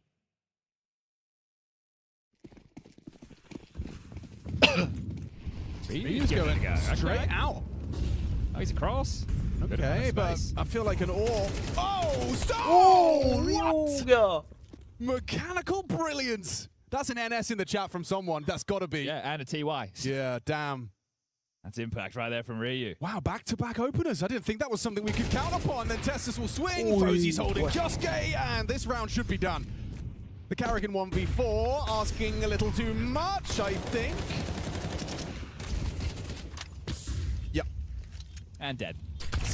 Scary. Wow. Wow, Ryu, do it again. Yeah, give us that one in slow motion, please. Yeah, run that back.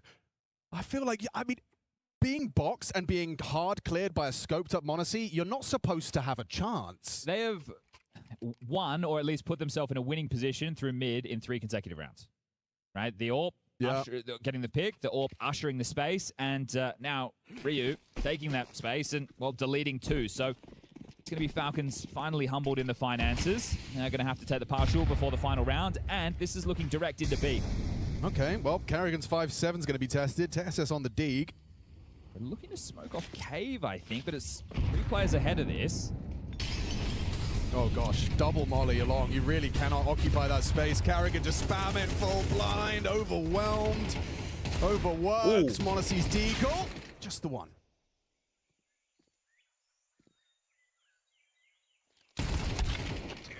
Nice little change to the rhythm there. Mid, B pop, bludgeoned to death with utility. Now before the half ends, can Falcons take the 7-5 lead, or have Astralis brought this back to a 6-6 scoreline? 4 on the trot. If they get the 5th, that's a huge amount of momentum going into the break. And I say break, it's only 30 seconds. So it's going to be a little bit more of a kick to Falcons, knowing that they've just let 5 straight rounds slip. And they've been pretty dominant. It's only been a total of 6 kills in 4 rounds. They haven't been close. Nico starts mid with Kioske. Carrigan loud, stampeding, audible to Yabi. They used so many flashes to try and fight for mid. They didn't win it out, but nobody has mid. So the CT's without vision, the T's without confirmation, and the rotation has been called back towards B. Block smoke donut. We'll have to keep one man. Busy towards red. It's pretty barren on B. Yeah, this is one of the hardest situations to find yourself in on Ancient when you're so passive. You don't have the info. At least you know the AWP now. Boosted up yet again. That just tells you there was 2 lane. Spam damage. It's got Carrigan's name on it. Oh, that's perfect. The combo, the rain combo, I think they're calling that one. Now you got to worry about mid completely. So mid to donut, red to CT, red to B, and you're split 2-2. This is miserable for Falcons. It needs to be a multi from a couple of these individuals to give them a chance. Yeah, otherwise this half has gone from Nico clear cái bên này, thông tin nhiều này về mà stack B đấy. Nico cắt rotate từ elbow đấy. He's nearly got another one. He does double warbang kills. Ryu gets a freebie. Nico had to do something. Activates main into the crosshair. We're looking at a 6-6 half hit. We certainly are now. He's beheaded the AWP. Some nice shooting from Ryu in this patch of rounds. Yeah, and serious. Ryu put the cherry on top. So all tied up. Okay. A game. You were right. You can list the names. Yeah. Yeah. Okay. It's worked on both ways of the server. This is nice to see. Thought we were coming in for a bit of a drubbing. Now, Hooksy on the T side, 1 kill. That's all right. He was micromanaged. He's the puppet master. On the CT side, you can't get away with 1 frag, right? So he is going to have to be delivering. Just a quick 30 seconds to take a breath, and then we get things back underway. Already seeing the buy starting to take shape for Falcons. We have smoke double flash on Carrigan, smoke Molotov on Tesses. Likely to be Kevlar for the other 3. Catch some of this spam in the replay. That comes way too easy, doesn't it? Beautiful work from Stair. He'll have to see his opponent, but take him out of the picture. Oof, I thought Kiyasuke was leaving spawn there without buying armor, but pipped in last second. And they look like they're going to be executing into this one. 3 stack, dual Berettas, smoke flash. Furious. Smoke flash is in the right place on B. And the dual Berettas as well.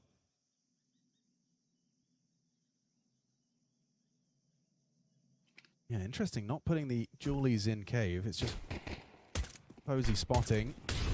He's gone for a triple dip. Falls back, concedes cave. Monacy through the flames. Ryu blind and executed. Lovely pathing. The flash from Carrigan just set him up to succeed there. Hay rồi. I mean, you look at it from Astralis' POV, there was not a single chance. Nó lục tốt nha. Nó lục vào đấy vào sai ok Ryu đấy. completely flashed. Test smoke vào nhịp. Vào đấy phải đúng nhịp cơ không là cũng đi. Difficult to see a way back in. Cái timing quả đấy. Stair and Hooksy partner up and Monacy deadly. Does get one before Yabi finds him. Yabi another on the USP. Hang on a second. Shape it up nicely. These USPs just executing Falcons. Insta-deleted. There's Nico's Julies. Hooksy, no time for this. And no bullets either. Nico will convert it, but yeah, impactful onto the B site there. A couple of nice ones on the way back in from Yabi, but insufficient. It's both pistols now in favor of Falcons. CT side 4 spy. That's my expectation. Let's see if it's a reality. I am surprised they did just leave Ryu there. I understand it was a solid execute, but it looked like they were playing like an anti-plant setup, right? The reason you play inside is you don't want to. You just want to win the round there and then. Yeah. But, getting the output on the Berettas, Nico definitely could. Also, just got a lot of admiration for the pathing of Monacy, sometimes coming out of cave on those pistols. That cubby can be so deadly, but the perfect flash and his immediate pathing towards that safe wall, safe from any of those long, short angles. So timeout right now from Astralis to discuss. So Hooksy, I mean, Neo jump in. Now, Neo might have taken this on his own volition, but Fozy did buy in util and then sell back. They're just going to take the eco with a couple of flashes to work with. All right. So we'll see if they can make it costly at all. 3 SMGs, 2 AK-47s, and again, a heavy presence towards B. They're going to smoke off Heaven and Cave. And the plan is, all right, well, we'll just flat out donut and see if we can fight the middle. But sector clear, B execute in the air. And now damage, because the Astralis will be buying into the next round. So they should just set up and see if the USPs can take away a gun or two. And try not to concede too many kills to the SMGs.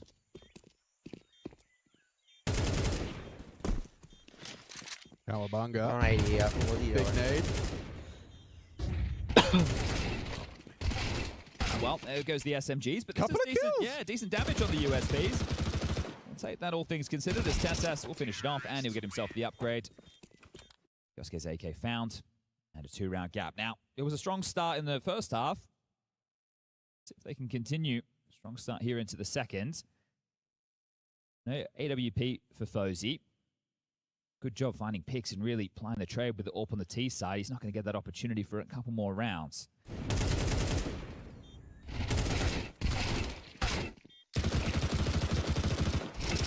They've gone Donut and Red Smoke for middle, so they are going to want to fight for this. At least make it feel like they are. TeSeS is out with the Mac-10. Look at him go. Did take a lick of the flame, so audible to stare. He's in the Donut Smoke, so he might catch a timing. Flash is coming in. He's got stare running at him. He's got support though. Gabby providing that support. Stare onto a USP. They hold their nerve. Into the A site though. Big box occupied. Good trade from Temple. That's what you want from Ryu. Down to Nico. Disadvantage for the Falcons, but not impossible to get out of this. Need to hit the pause for a moment. The util is good, so they've hit the brakes. They've faked it. Oh, honestly, scalps Hooksy in this one. 2v2 now. Did they know both done it? They have different rifles, right? It's an A1S and an A4, so there's a chance both of them spammed. Or is he trying to cut them off at the pass? This is so outrageous. You're not going to expect this, or you are if you're Monacy. His clears have been sublime. But you were spotted. They're rotating into stair. He's already here. On-ramp power position. Monacy, how aware are you? Yeah, caught with the bomb in his hands. You got 40 seconds. It's Nico versus Stair. He assumes Nico must have been rather close and walks to his demise. Nico's awareness already paused. He's at a map right now, 18 and 8. You wonder, once he got that major under his belt, if he's now unburdened by that and we get a different level to Nico. But putting in a shift right now. I mean, I've heard it from multiple major champs. Most recently, I think I remember hearing it from Dom, but it was the hunger that comes for the second. As soon as you win the first, you're like, I'd like to do that again. 2 would be nice. Can we have another one? Well, that is the hot start in the second half. Off of good attempt there from Stair. They hear the 5-7s chomping away, the snapping turtle. Keep them at range.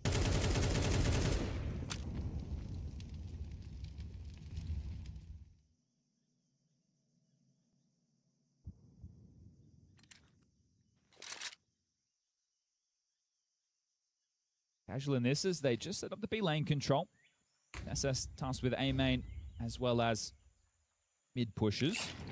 They're flashing to allow him to clear close, make sure CTs don't have any room to work with. Slow and steady as they're very procedural on this. Only into cave stage 1. Harrigan will take the space. The setup, as we can see on the radar from the CTs, is ready to pounce through red. They're not set up to use Hooksy's flash, at least not for the red fight, but as they start to rotate... Oh, I think that's a missed smoke towards long. Yeah, that has not landed as desired. Okay. 40 seconds. Do you send Carrigan in to investigate? Cave flash on the way. Sao Falcon vào muộn đấy nhỉ? Khả năng là do quả súng Carrigan was anti, so was Kioske. Ôi toác rồi, Back trời on the ơi. 5-7, but yeah, goes swinging into his Toác demise. rồi. And looks like they'll just rotate the bomb over towards A as a pack. So as long as they trade out, there's not any issues. Getting a little bit clunky with the util, but at least they're still trying to play for each other. What do you got for us, Yabi? You got a nade in your face. Yeah, that one hurts. Falcon tụi mày phải bổ quả cân duet thì mới ăn kịp.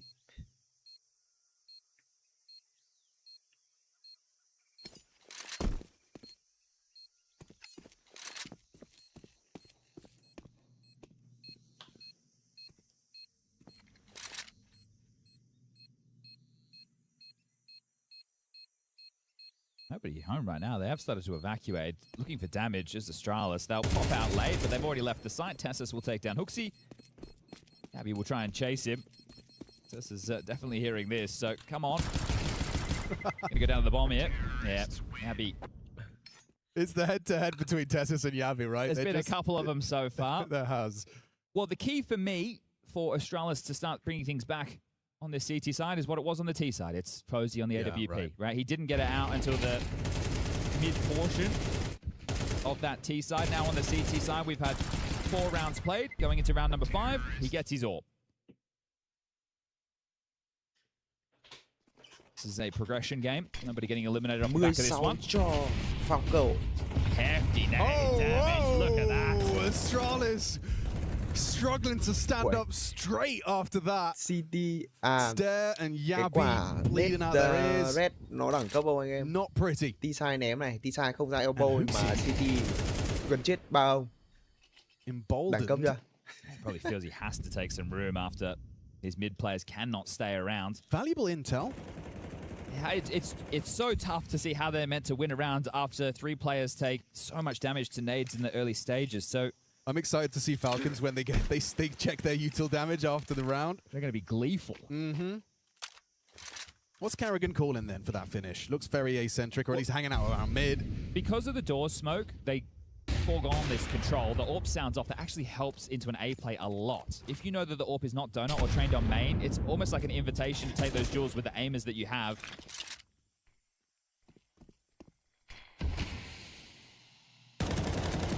It's going to feel very tense for Yabi and Ryu. Less than 100 health between the two of them. I mean, this nade damage still lingers.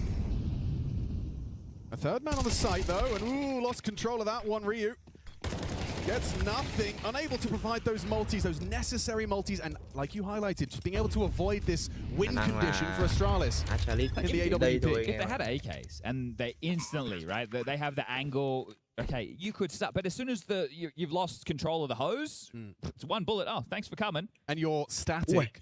Crouched down, a nice little one bang from the Kalash. So we'll get to see this util damage come through in a sec, but right now, Yosuke has 180 at the top. Tessa's at 91, so we'll see whose nades did the most, but it looked bloody brilliant, didn't it?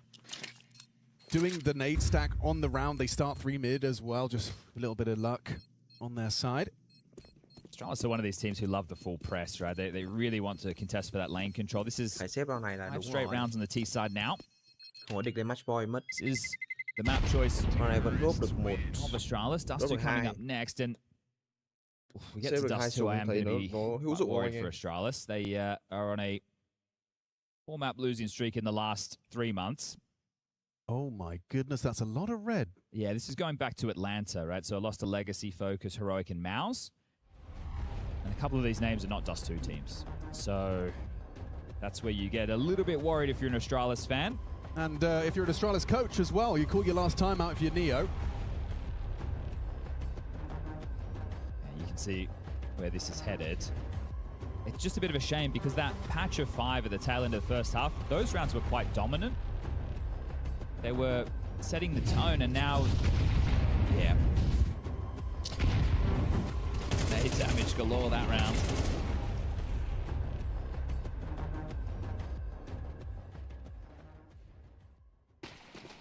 Will this remain casual?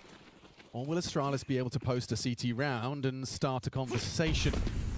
And nobody playing aggressive in this time, right? They have block short. That nearly. Come on.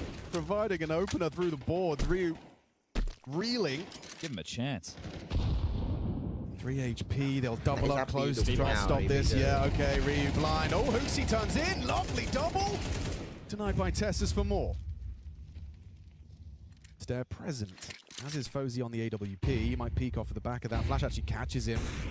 And Monacy catches his emergence. Oh, bell rung, AK better. Just an MP9 going to walk into Carrigan. One tap? In a way. In a way. In a way. In a way. Can't argue with that. Look how much fun they're having. How dare they? Nico, 19 and 9, Monacy 17 and 7. Yeah. That might explain the smiles. Everything seems to be working right now. That is a horrible way to start the round if you're Ryu. How dare they? All right, well. Could very well be the final round of first map in this one. Falcons have come to play here at EWC. In main again. Yabi made the same play last round with an MP9. He knows he has a bit more company. Like it. Tessa's hard clear this. I do like the head-to-head duel. Let's see who gets the better of them this time. Yabi again. Tessa's frustrated. Well, their minigame has been rather entertaining. I honestly, I do think Yabi's won the minigame. I can't wait to see the stats after to see the head-to-head, like how many times those two dueled. By my count, what are you giving us? It's at least 5. I think it's 3-1 that I remember to Yabi. All right. Well, through the smoke, Hooksy gets one traded. They're into B. He was the only man there. We can start to pack this one up. Or Fozy, so ambitious. It still results in a stair trade, though. And they have the man advantage with the bomb down. So as these smokes will start to fade, there's a chance Astralis can put themselves in a position. But again, Nico 20-9, Monacy 17-7. These are the heaviest hitters to win a 2v3 to win the map.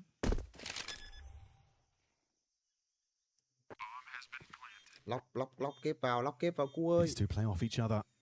All 3 through cave. Rồi clear lại cái B-Ram sớm đi, quay lại kê lại ra, quay lại sai đi cua ơi. Ui dồi ôi! He's in good form, but he has to get all 3. And one tap from Yabi. Nico, look for the transfer there onto the pillar. Both of them grouped up, gets the information, confirms one of their presence. Gonna call the bluff on that one completely. Gets caught with a nade out. Ryu will double swing. Oh, my. Aim looking a little bit rocky for Astralis there, wasn't it? The fact that Nico had a chance. The hang time on that where he's just gonna showing them. It's like show and tell. Yeah. Like, this is my grenade. I got it from home. How do you like it? It was $300. I got it in Spawn. Okay.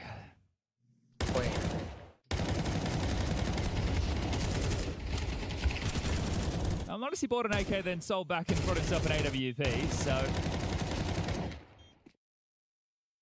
plenty of cash for this one.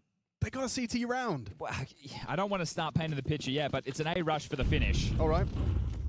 A So Carrigan-esque for sure. Audible to the donut player. Yabi barking for rotations.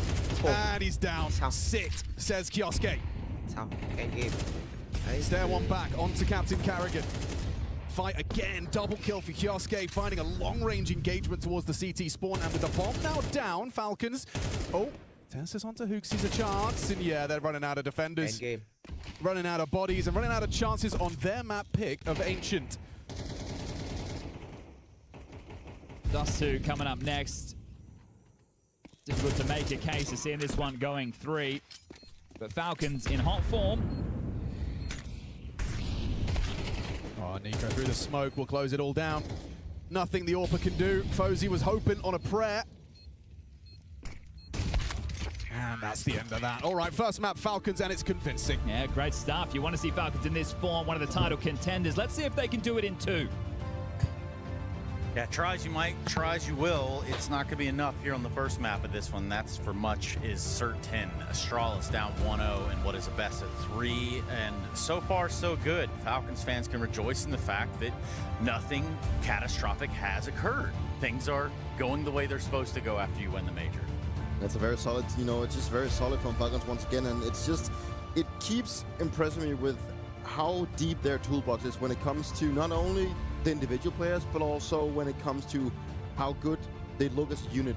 And it just shows time and time again. I think it shows obviously with how they take space and how they take control with each other, but it's also whenever they end up in clutches, whether it's Kyosuke or Tessus, but also just whenever you see Monacy and Nico together in the clutch situation, they just take their time, They're so aware of the majority of the situations that can happen towards them, and they just play things at a higher level. And it's just a thing of beauty watching. It's just incredible to see how Falcons have evolved throughout the last couple of months since Carrigan joined with how perfect they play most of the situations. And today, not much of a sweat was broken here with against the Astralis. Yeah, it would be fair to say that there for the first part of that first half, Falcons had lived rent-free in Astralis' head.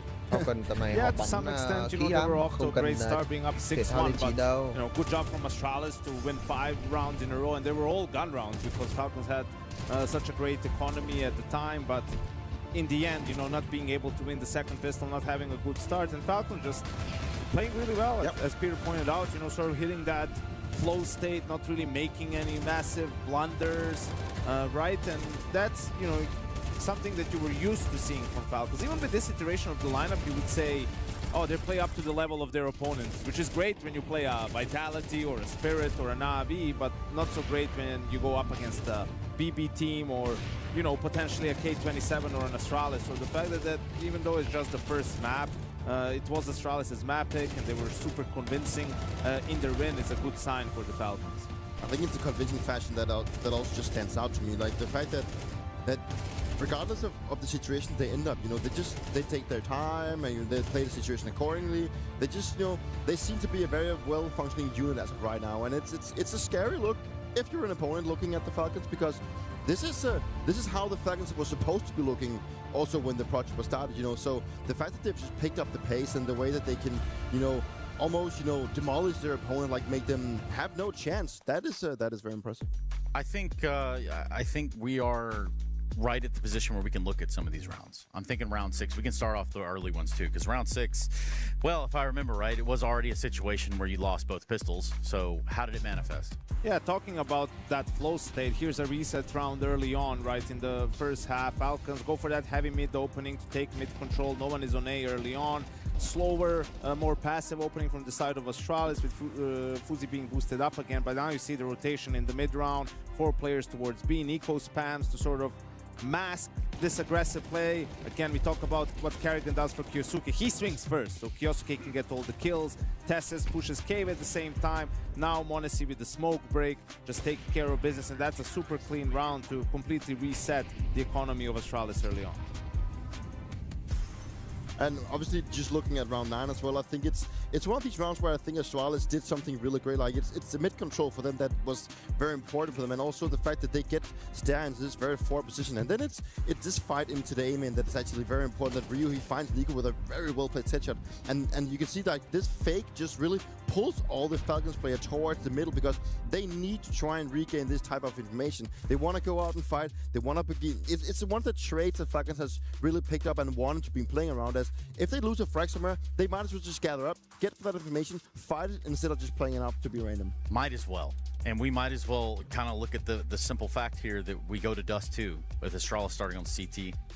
Is there some saving grace in that? They're not out of it yet. Yeah, okay, that's real. That's real. And similar with Falcons, Ancient was probably one of their weaker maps, and they put in obviously a lot of work on it during the break, right? And that's something that maybe Astralis couldn't necessarily prepare for well. Now, on the flip side, Dust 2 is a weaker map for Astralis, so that's always something you're going to focus in your off time, during practice, right? How do you improve your weaker maps? And maybe they have something in store that could catch Falcons off guard. I think it's gonna be very difficult, right? I think Dust 2 was that map, and it's still the map for Falcons when Kerrigan was brought in. You know, he just have a solid idea how to play it, and he's just shown that ever since. And it's also a map where Nico just gets a lot of freedom, wants to be able running around, and then if you pair that up with the aggressiveness of Kyosuke, but also m0NESY, you know, you just, no matter where you're gonna turn your attention, you're gonna be having a tough time. One thing that could, you know, beat Falcons is hubris, right? If you get ahead of yourself and, you know, you think the game is already over, that's usually when you can get surprised. And they definitely aren't at a level in which they can, you know, think that way or take anything for granted. So now it's about maintaining discipline and sort of finishing the job here on Dust 2. But what are the odds exactly if I say Astralis come out swinging a little bit harder than they did in this first map? Because I'm thinking that's a world we live in. Now, is it going to be enough to keep pace and compete with the Falcons in the long run of the entirety of the map? I don't know about that. It feels like the gap is too big, right? It would have to be one of those underdog stories where you win both pistols, right? Some reset, a clutch early on, right? But it just feels like Falcons are too good at the moment. Yeah, and I think that's a good place for us to kind of pause what we got going on so that we can go to a break. We can come back. We can jump right back into Falcons Astralis, B-Stream's Legacy phase, but that's not what you want to watch, is it? You want to watch over here and see if the Falcons can close this out in 2. And just like you, so do we. We'll be right back after this.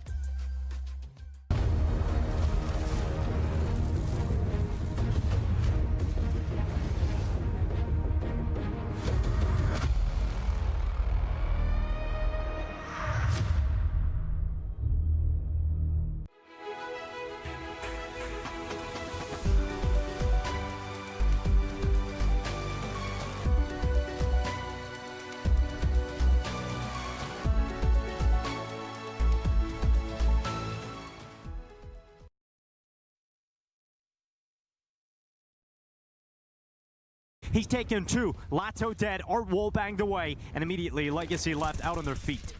As rounds are starting to end very, very quickly, emphatically, not even any success on the openings that you could be happy about for Legacy. Smoke fades, wrong time for Nissim, he goes down. And Frozen's even spotted one more towards the B bomb site. Yeah, Frozen going to go back in for a peek here. Bomb is going to be coming towards Frozen. He's nailed it. No problem whatsoever, and no chance here for Legacy. Getting absolutely shut down. One-sided today from FaZe. Very one-sided. Very impressively one-sided as well. Cleaner than I ever would have expected out of FaZe. Really, really cool to see. Legacy, still some work to do. They haven't even been able to mention in the first half, not even able to execute their game plan, it feels like. That's how strong FaZe has been.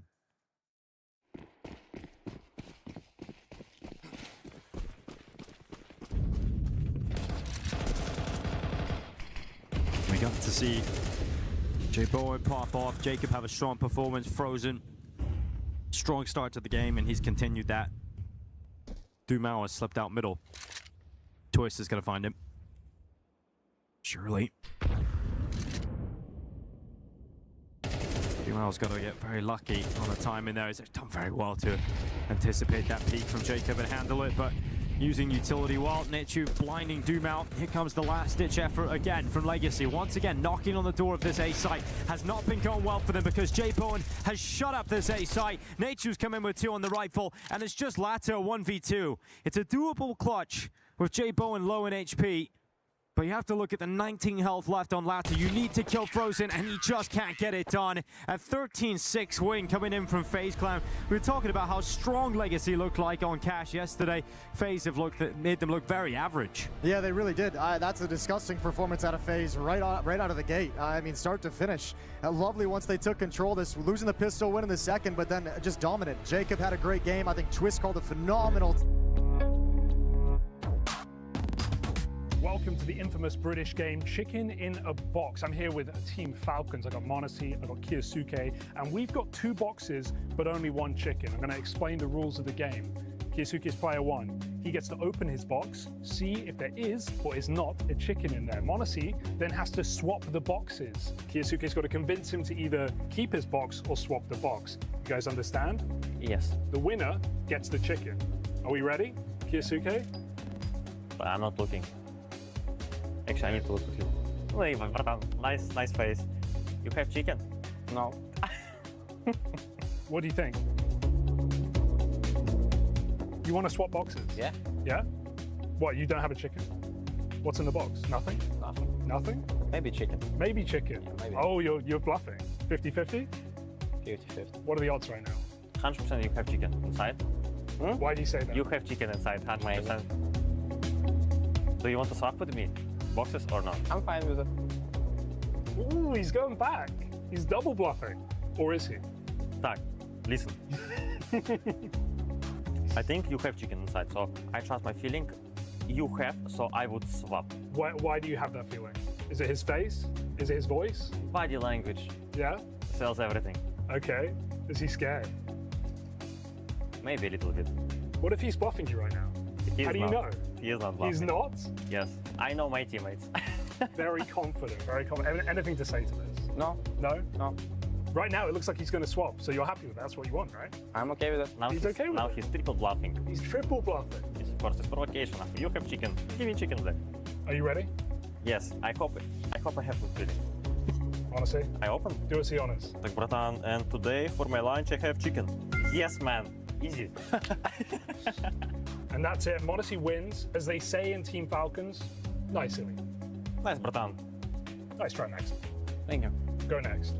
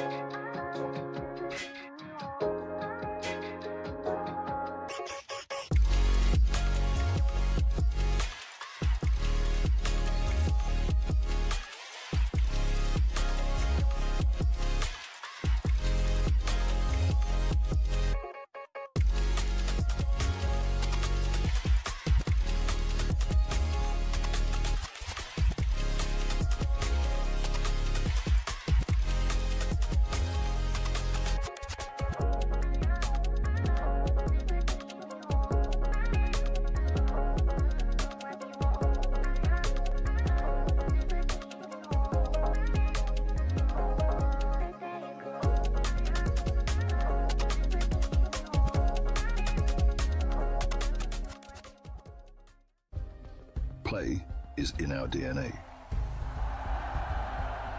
Whenever we let it out, it becomes our superpower. Now imagine an entire city being built to supercharge it. Kadir City, powered by play.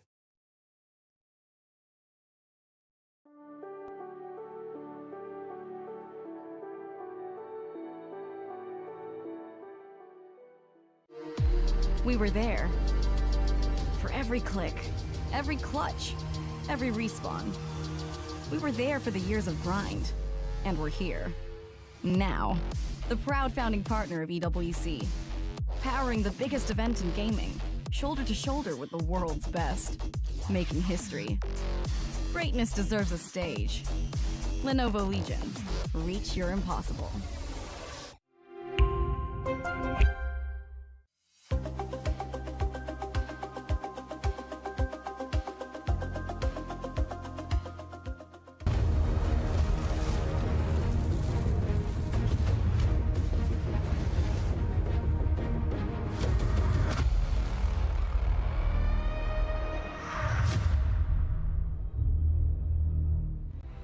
Well, well, well, what do we have here? We've got Falcons in very good form. Understandably so, of course, fresh off of the big win. Now up against Astralis for a spot in the playoffs. A little bit different here at EWC. 16 teams make it through to the round of 16. Single elimination playoffs. And spot for them, I say them, Falcons, if they can convert Dust 2. Yeah, it's looking likely now. Dust 2 coming up next. Their map choice, a map of the Major. They played 5 times. They won at 4 of the 5. But they lost it recently to 100 Thieves, but that was online, so we can just completely swipe that one away. We don't put a lot of stock in online Counter-Strike, especially at the start of a season. And since Karrigan has joined the roster, Dust 2 is their most played map at 18 times, the next closest being Mirage at 10. And of those 18, well, they've got a 72% win rate. So, and the fact that Monacy, Nico, and Kioske are all in good form to kick off map number 1, that bodes very well for Falcons coming into map number 2. Monacy and Kioske are the 2 highest rated players over those 18 maps. We'll see if they can be unleashed. We'll also have a bit of an in-game leader T-side kill count watch. Hooksy and Karrigan combined have 1 kill on the T-side so far in this series. Their job is to call the round, not to shoot the people. For those of you that weren't there, by the way, Chad Sponge Birchall, ex-in-game leader, if you'll believe it. I had plenty of times of botting out.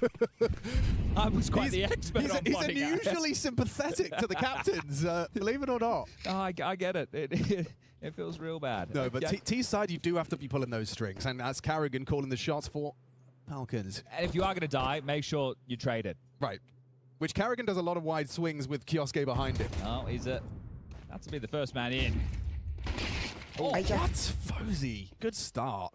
Breaks the neck of Monacy with those dual Berettas, and he's ready to stand and bang. And actually, Hooksy's found himself one onto Nico, no less, who's just had a great ancient to start us off.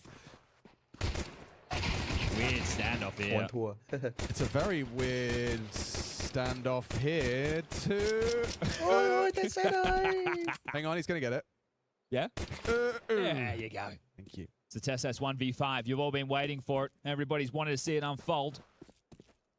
One of the greatest rounds of Counter-Strike that you haven't known's happened yet. Okay. 35. He needs to jump up short. He needs to pick up the bomb. They're running at him short. Oh, and Fozy's got a smoke. Oh. I know it was already looking pretty unlikely, but that really did seal the deal. Okay, well, Hooksy's got 3 kills on the CT side. Not going to go towards our tally, obviously. No. Oh, no, he didn't. It's only T side we're looking at for the tally. It's Fozy who got the 3 got the 3. One, yeah. My bad. And we'll see that first one. Look at this. 1 bullet. Brrrah! Speaking of first, that's their first pistol. Okay.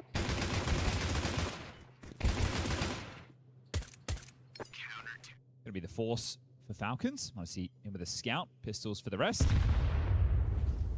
Yabi got another one on Tess's, by the way. I'm keeping track. Oh, I forgot. I'll check. Will ya? Yeah, I'll focus on that. You focus on this. Okay, well, it is a full investment. The Falcons not satisfied.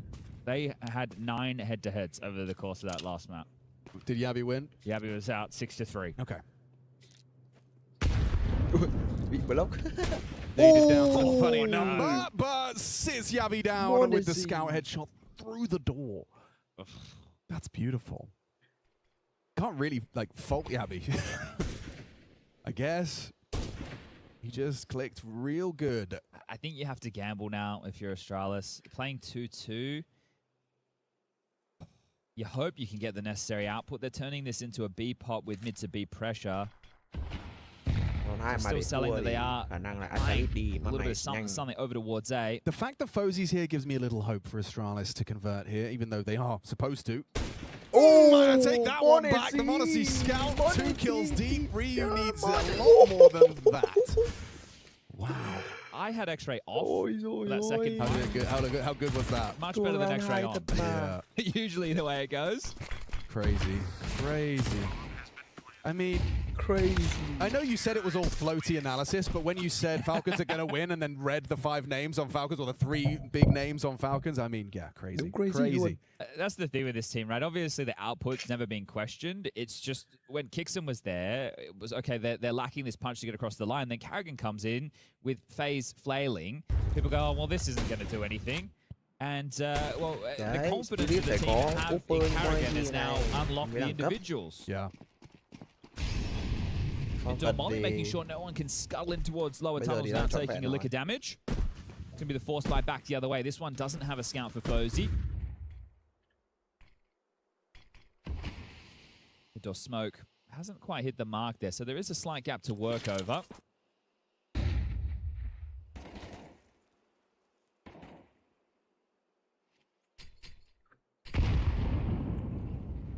For audio only listeners, 3-man long stack on this force. Fozy patrolling the mid doors, and Ryu tasked with bringing down B in case they were to come his way. But right now, Falcons congregating on Cat for an easy A ambush.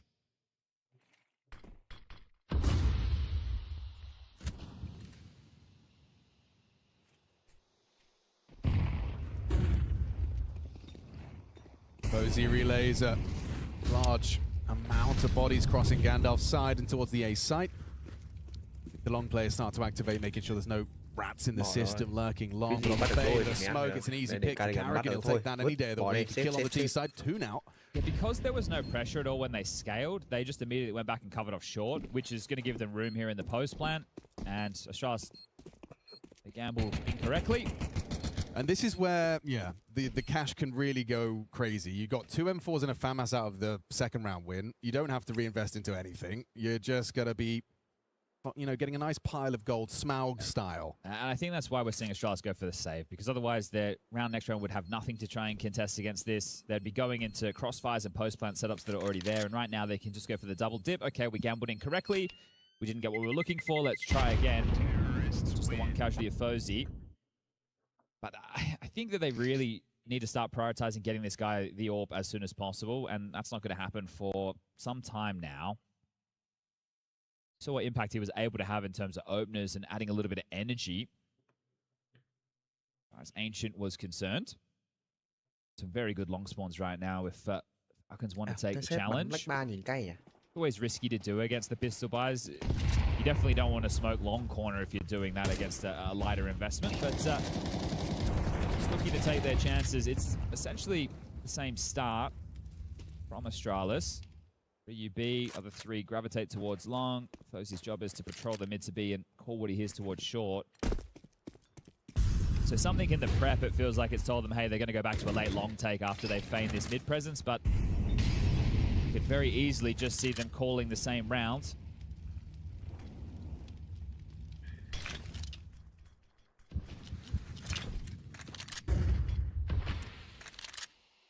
Looking almost exactly the same.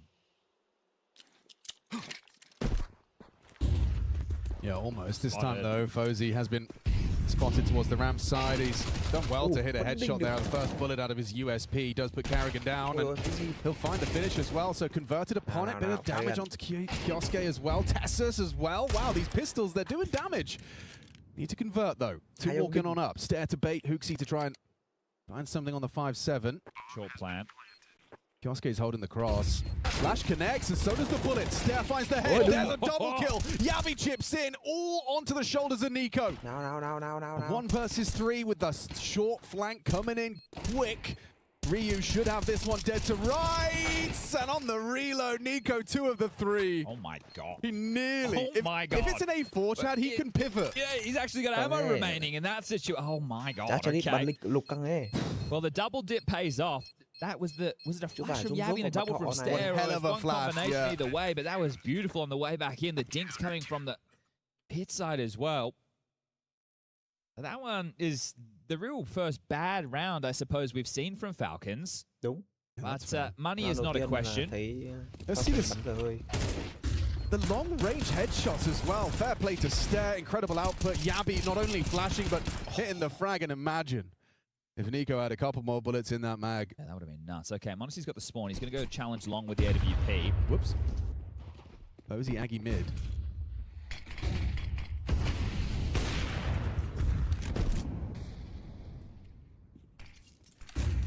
Oh, this is feeling a bit scary now for the AWP. There's support.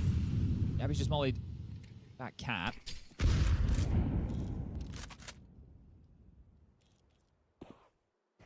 A molly into lower, and he is cooked. Instead, oh, he's had his head removed by Nico's AK. You can see a furrowed brow. Communication a mile a minute. That's the AWP dead. So at this point, as long as you can establish short control, you can just finish A with an execute. Oh, Hooksy loses his head on what was just a jiggle smoke defense. Yeah. Sharp shot from Tessus, the unsung hero. That's his archetype. Ryu's given up B. Nico could try and lurk in for this. And now waiting for a CT re-aggress, 50 seconds. The net wide. Got everything covered. Obviously with the mid doors, Nico upper tunnels. This long space, short control from Suke as he through, spots him out, gets information on one. Nico's going to take the B space. Still plenty of time to bring the bomb back, 30 seconds. But Monacy heads long, so no, not anymore. Oh, boys. Oh, boys. Hang on a second. We're getting maybe 2 rounds in a row. Hang on. Nico's flank is everything. Monacy onto Yabby, perfect. Yeah, they are going to go for the A commit. 20 seconds. They have to hurry this up. Ryu and Stair, both on the A site. An opportunity to disrupt. What is that? Ryu just goes jumping, trying to react. Gets caught by Tessus. Just Stair trying as hard as he might. 9 seconds on the clock, boys. Where's that bomb? Where's this clutch come from? It's just Stair, and he pulls it off with a USP! A shrug of his shoulders, quad kill total. Falcons fumble. That's a overcooking of the pooch, I think is the official terminology for that one, right? The pooch is boiled. Yeah. It's just a liquid now. This opener, Nico just rips off the head. Tessus does the same. The battle back from Stair. Another cross smoke that's leaving a lot to be desired. The clock against them. Nico's desperate. Realistically, in that situation, you know, he should wait for the ramp players to make contact, but thinking he'll just do it himself. And now we'll go 2 consecutive rounds, the 2 worst rounds that Falcons have played in this series so far. In back-to-back fashion. So now it's just about the mental, but a timeout taken, a conversation had, a chance to reset. Yeah, just 2 1v1s in back-to-back. You know that you've squandered a couple of these opportunities. What's going on with these cross smokes? It's the same kind of gap as well. Just missed thrown. Yeah, if people missed it, Aurora versus M80 a little bit earlier today. M80 sent packing. Aurora finding better form than they did day 1. Oh, Stairs doing the geeky. Yeah. Oh, never mind. Yeah, I thought he was doing the no cries. Yeah, just did the standard. Well, they've already won a round with very little. It was a force in round number 2 of the game. Honestly, Scout delivering. No Scout this time round. Honestly, with his hands off the mouse and keyboard. Until this one is going to be a slow crawl.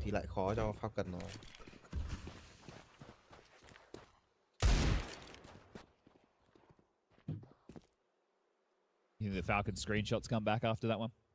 They could, actually. I feel like they should be buried with the major win. I think that's actually a very fair, yeah. And the fact that, you know, they looked incredibly good on the first map.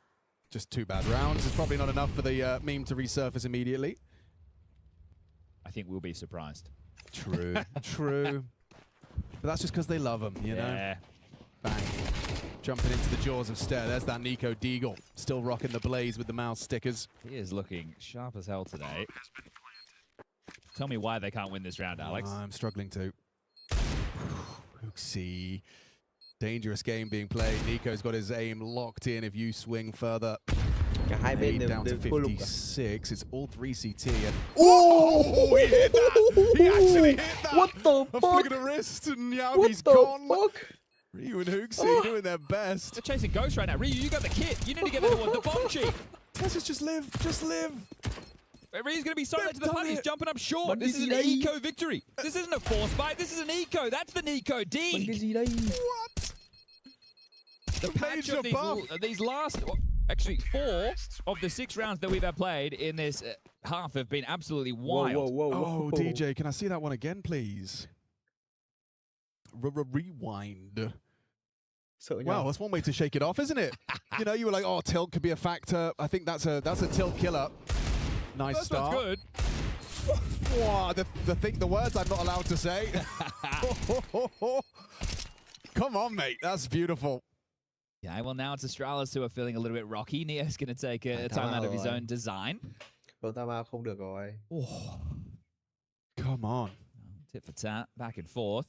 I'm so curious how many players, I can only name Tessus and Shiro that are on the black bar still. He is still a black bar enjoyer. Yes. Retro. Bit of a dying breed.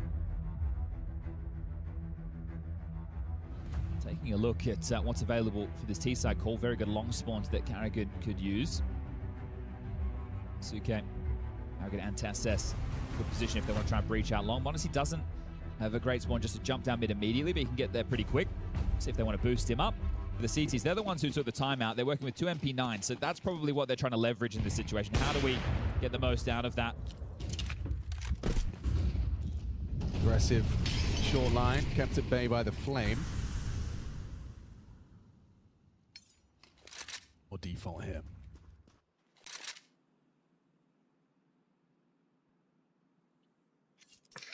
Nice not to see Hooksy try and press up closer towards the long doors just to lock it down because he only has an SMG. I suppose he wants to stay in motion because they have gone for a 3-man gamble of the B stack on this lighter investment. Well, I said lighter investment, lighter weaponry. It's a full investment, excuse me. A looks very fragile from what we can see, but the AWP is in a great position to deal with the bomb coming through the long doors. Crisscross mid smokes. B2B tầm mày hơi sai nhá. Mosey doesn't flinch. Người đấy, Charlie. He's on the line. Oh, it's a catastrophe! Hooksy just puts his skull in line with the Falcons, and Mosey a shake of the head there. God, we're having some fun on Dust 2. Ôi trời ơi, anh Hooksy ơi, đỡ lại cho địch kế. Hooksy's trying to laugh it off, and Fozy is just head in hands. He's in the right place, Chad. He is in the right place. He's in the right line, and Hooksy cerebellum interrupts. Chạy thế nhỉ? Okay, well. Oof. Oof, indeed. Oh, have we lost the flash? No, Isn't it crazy? That's the opening kill of the round. Oh, it is. So Fozy technically got an opener. Yeah, put that one in his column. Someone put him in a green jersey. Gosh. Right. That's a bummer. Ooh, okay, well... and now they've lost the flash. Like, it's just funny. Hooksy, sợ thật.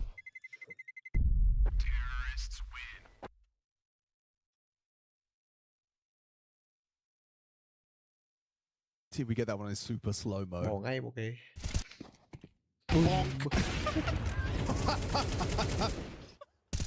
Chả hiểu là làm gì luôn.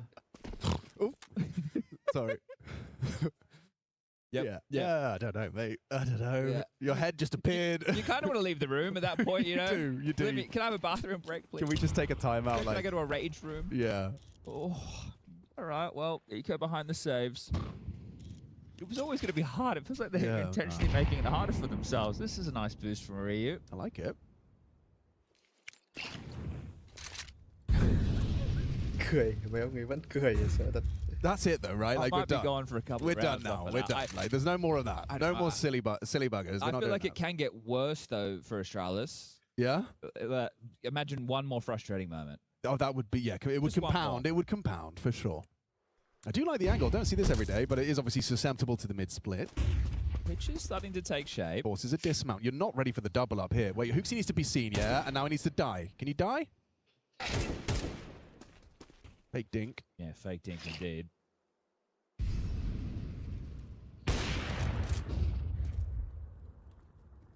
Well, an attempt there from Fozy to make some room, get some information. Walks out the long doors, goes down to m0NESY. Another opener to the tally. They're not in a rush here. No, remember the last time they had a 5v3? I do, yeah. Time became a bit of a factor, didn't it? So, are they able to avoid that same fate? Together, Falcon strong, up cap. Stare is deadly. Yosuke sent to bed, and the transfer into Carrigan's head is outrageous. Beautiful aim on display, and Nico can do it too. What a hell of a sequence out of both of them. They're going to dart to B quickly, 18 seconds. Going for a jump shot, they're going to get the bomb across. Nice from Yabi, there's no chance here. Yabi will close it down. There's more where this came from. Dust 2 injected into my veins. Nico's hitting shots, and that stair transfer is a thing of beauty. Yeah, this is pure entertainment right now with how these rounds are unfolding. Oh, wow. Whoever you think has the advantage is proving they don't. Opening kill. Stair, this was absolutely nutty. Another round of instant impact of triple kill. Making money with Yabi to shut things down. Okay. We go again. Deagle for Nico. Yes, please. AKs for 3. Or for m0NESY. And back into the full by Astralis. This looks like they try and go for a relatively early bit of B pressure, whether or not it's the follow through. If they do find what they're looking for, cứ tưởng là map này FALCONS dễ ăn đâu. So feigning the default map control. 4 upper tunnels. Arrogant to deal with the rotation. Is there a swing off this? No. Orb searching.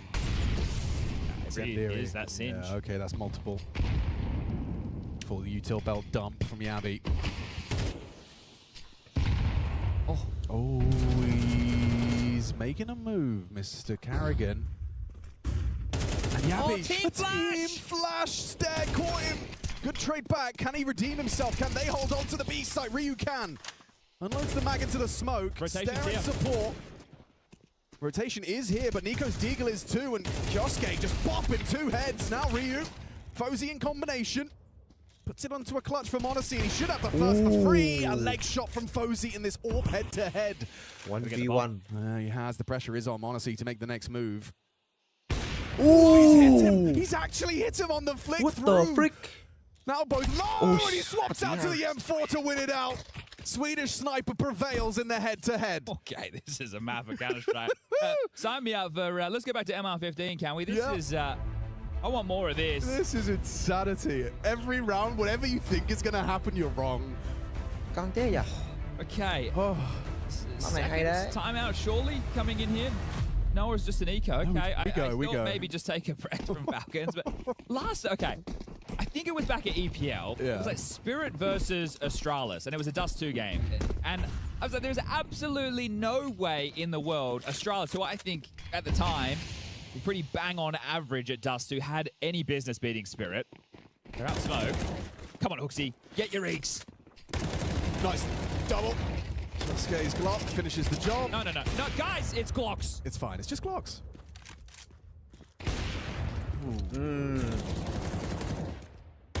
Can't be playing scared versus the starter pistol. And they won't. Yosuke was having a bit of a laugh there at the end of that one. So the fact that they've been able to get 2 kills is, well, I think the expectation of how stuff for Dust 2 is gone. But this is almost 6 rounds for Astralis on the CT side. It's a solid haul. It is a great haul. I mean, I'm just replaying some of the rounds we've witnessed in the first 10.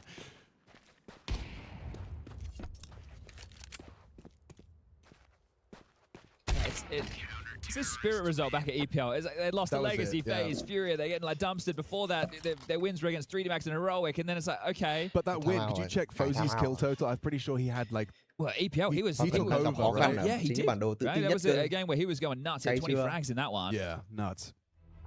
Bây giờ có súng rồi bắn cho cẩn thận này. Imagine if like, you play mid-teams on Dust 2 and you lose, but you play some of the absolute best Dust 2 teams in the world with a few, and you, oh yeah. Yes, that's what fair. We can hang out with these Spirit, Falcons. Those are the games we can win. Still, jovial attitude. Second time up from Zonic, coach of the Falcons. I just want to put numbers on this so it's not too harsh. 22 times Astralis have played Dust 2 this year. Yeah. They've won it 6. Right, so it's they're on a 4-map losing streak. Right. This isn't, well, maybe it's starting to get comfortable. They find themselves here, decent chunk. Okay, Falcons, pick yourself up, dust yourself off. Ready to pop out long. And he will. Kioske forging a path forward, claiming long for himself off the layered flashbangs. It looks like they're going to concede the space. So now you need some territory elsewhere. Do Ryu and Yabi want to partner up and take upper tunnels? Fozy brought down low, misses the shot there. Box. We don't have long, we don't have short. And you walk in the tunnel straight there, Mr. Nico. That could not have been a more free frag. Ryu not prepared for that to be held.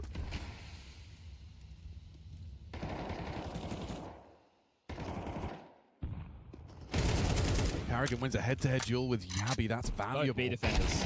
Okay, wow. Pre-fire from Step. A couple of extra bullets. Fully rotate. Nico should have this one.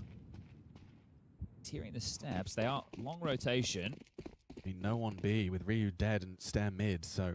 And Hooksy, I think he wants info on A as well. So at some point, there'll be a glance and maybe into that AWP. That's what Monacy is counting on.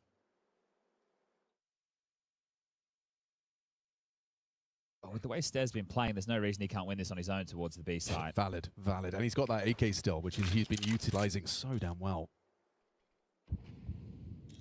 Hooksy doesn't budge, doesn't give Monacy that pick he wants, and oh, it has pulled Stare away just enough to waltz into the B side and get across the doors. He's not there. Should be free for Falcons now for 5.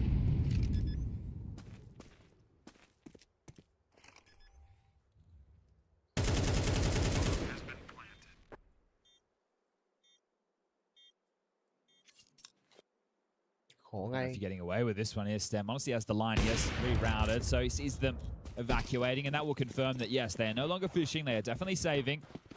Final round coming up next, then they get the 1400 loss, so a couple of players low on finances. This is the decision that could see them going into the full buy, unless Monacy wants to do something crazy. I think they can just hold the long territory. They don't need to press the issue. So Falcons will stop the streak of 3, the longest streak we've had this map so far. And they'll make it just a 1-round game. Terrorists win. Khoai đá.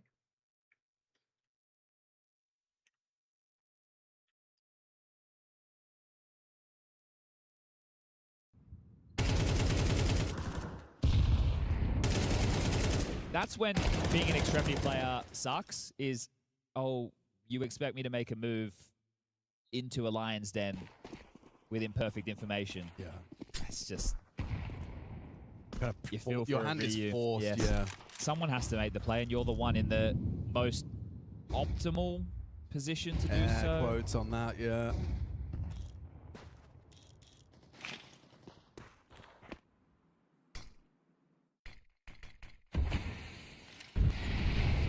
But considering the stats you brought to us about Dust 2 for Astralis, this 6 CT round haul... It's much more competitive than my expectation. Yeah. Looks like we're going to have Tessa setting up Kioske, take some short space. So CT's wanting to block the mid to B with that smoke. But we'll see if they want to channel more smokes into that. They still have a couple to work with. Câu chuyện nó cũng rất là khoai. Plenty of ways it can be thrown as Tại well. căn bản là mấy ông này đang Lurks move towards B from Nico. bắn rất giống We'll keep Ryu. cái default gọi là cơ bản None of Yabi interested. đất đai. CT bắn một ông giữ xa lo, một ông anti flash với cả một ông đứng ở short. Waterfall smoke enables Carrigan to go for like a CT drop, perhaps. Oh, you don't need to worry. Ahead of your expectation right there. This might pivot them back into A now. They know 2 B defenders, and, well, Carrigan's going to do it on his own. So Hooksy, long anchor, short should be open, and this should be 6. Yeah, forging a path into the side now. No rush. Wanna see? Actually, yeah, couldn't spot him. Nice use of the HE from Yabi to mask the swing. Results in the loss of the AWPer. Is this really a conversation? Really shouldn't be. Nico's got short on lock. Kyosuke's got CT. They're playing active. Tess is belt wrong somehow, somewhere. Hooksy from long. They know where he is. Just too many crossfires they have to break in this one, so Hooksy and Ryu will give it a crack. It's the last round of the half. They're just going to waltz on into what should be their demise. Hooksy gets one for the troubles, but Nico and Kisuke deal with it, and that'll be 6-6 all tied up. But quite an entertaining half. I think some people might say Clown Fiesta. I'd say entertainment, right? I know that we're having expectations in these rounds, but when that's subverted, that's where the entertainment spikes. Well, that's the thing about the circus, Chad. It is rather entertaining. Yeah. Wow, 6-6. Let's go. Astralis' Dust 2 up against the Tier 1 teams, and again, putting up a valid fight. It's just funny when you look at the last 4 opponents of the losses. Legacy, Focus, Heroic, Mouse. Yeah. All right, well, Mouse, yeah. They've only just started to, I don't want to say become a Dust 2 team, but look a little bit more comfortable out there. And then before that, your win is against Liquid. It's like, yeah, all right. And that's the ultimate and Shui Liquid too, so. Well, let's see if they can get it done into the Falcons. One map to the good, taking Ancient. See it top left of your screen, 13-7 victory on Astralis' pick. I mean, not forgetting as well, it was an Astralis pistol win in that first half. Big power. That is true, yeah. With the back and forth, I feel that kind of works out in the wash. Yeah, fair. I mean, considering, yeah, everything that happened in that half, I'm still thinking about Fozy just blowing Hooksy's brain off. So we had a tech, then they said ready. Then Ryu says keyboard disconnected. He says, I don't know. So I think we're ready. Okay. So they know. Look at this. CT side double nades. So these to break a smoke of an expectation, ready? Is there a strategy you think they're going to run? Are they going to be a stack because you've got a plan based off of the ante? I also don't think Ryu's going to buy a decoy for no reason. Can't think of the reason, but he's got one.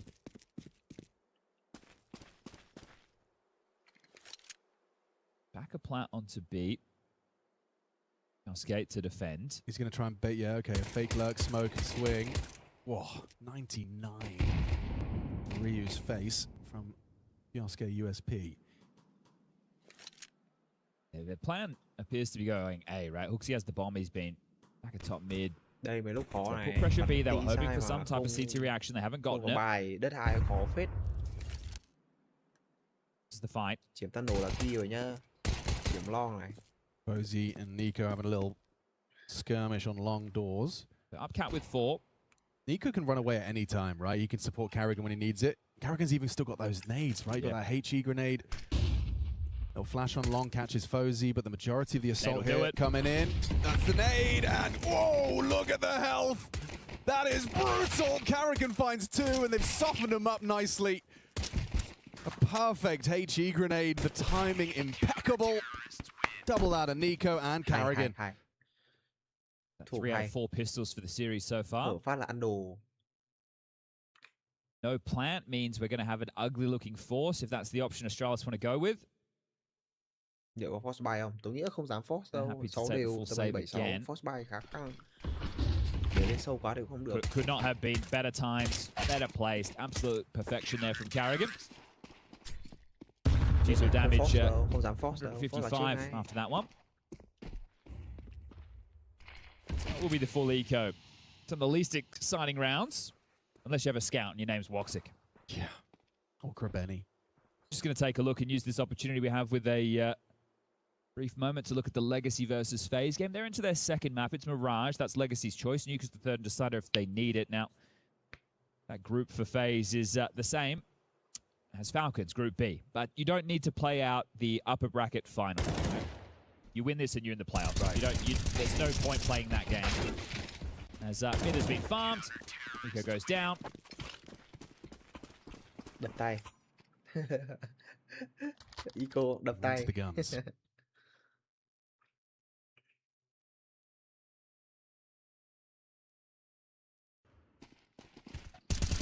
That didn't make us wait too long, did they? Well, if Astralis do end up losing this series, they'll drop to the lower bracket where they'll play the winner of BB Team and NIP. Xbox smoke and mid doors. So they don't want that to be perforated at all, but there's no Monacy AWP to worry about. Left the bomb in Suicide, which doesn't matter right now, but I don't think that's intentional. Oh gosh, Nico's in trouble. Oh, it's HooXi that struggled to profit off of that flash. Nico. He's back in his aim in this one. Why not with the series he's having? 11 bullets. Back dump through the smoke. So really playing for the short control, taking a look at the mini-map, right? That nobody home towards long. They want to pipe back in through short, and this might be well-timed if it's a mid to B. We're going to have a clamp down, a brawl in mid. And they're going to push through the short side. Hang on a second. HooXi goes looking. There's another one where that came from, though. And Carrigan just goes wide. It's the whole team doing the dance there.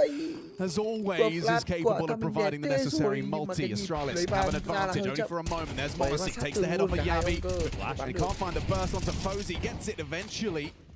And has support now. The supportive cast arrive and they find all the necessary frags. That's clean team play in defense of A from Falcons. Yeah, beautiful work, right? They were starting to clamp down on that possibility of the mid to B. It worked out for short as well. And then Monacy just standing his ground in the site there. Some steady shooting.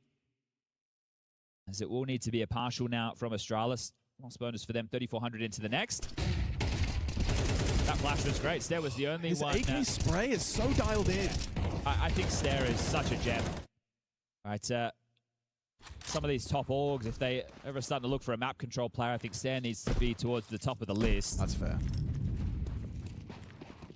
He's an incredibly talented gentleman.